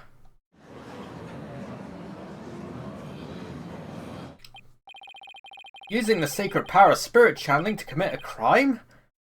How can this be? Wow. Hate to break it to you, Judge. Believe it or not, may have happened before. The feds calls Miss Maya Fey to the stand. Isn't she still unconscious? Well, Your Eminence, will you allow a new witness? It matters not. Either way, this lawyer shall soon know the truth. He will know just how much of an imbecile he is in the face of my infallible arguments. Insult me all you want, witch, but you'll be eating those words when I expose the truth. Very well, let us adjourn until the next witness is ready. Smack. Save point. Save point! Hey! Chat, we're 9 hours in. Jesus Christ. Holy shit. Divination seance, we just had one of those. I guess maybe, I don't know. But anyway, chat, I think we'll wrap it up there for today. And we'll carry on with this tomorrow. 9 hours in, and we're not done. We've still got quite a bit left to go. Holy crap. That's fucking crazy. But, yeah, chat, we'll continue this tomorrow. Maybe we'll finish it tomorrow, depending on how long this case truly is. I've heard that some people say it's 12 hours, some people say it's more than that. We'll find out for ourselves. If it is 12 hours, we probably might get it done tomorrow. If it's not 12 hours and it's more than that, then we won't get it done tomorrow, probably, but we'll find out. But anyhow, we're calling up Miss Maya back to the stand once again. Her delightful return to this frickin' franchise, and she gets accused of murder almost immediately, and then gets kidnapped again, and now she's being called to the stand. We're basically going through, like, the frickin' greatest hits collection of Maya Fey in this fucking game, aren't we? But yeah, we'll carry on this tomorrow, chat, and yeah, everything should be good. Alrighty, who can we go pester today? Who's live right now? Not many people, I'll tell you that much. Is there anyone in this server that's on? No, I'm the only one online. Let's go find someone completely new then.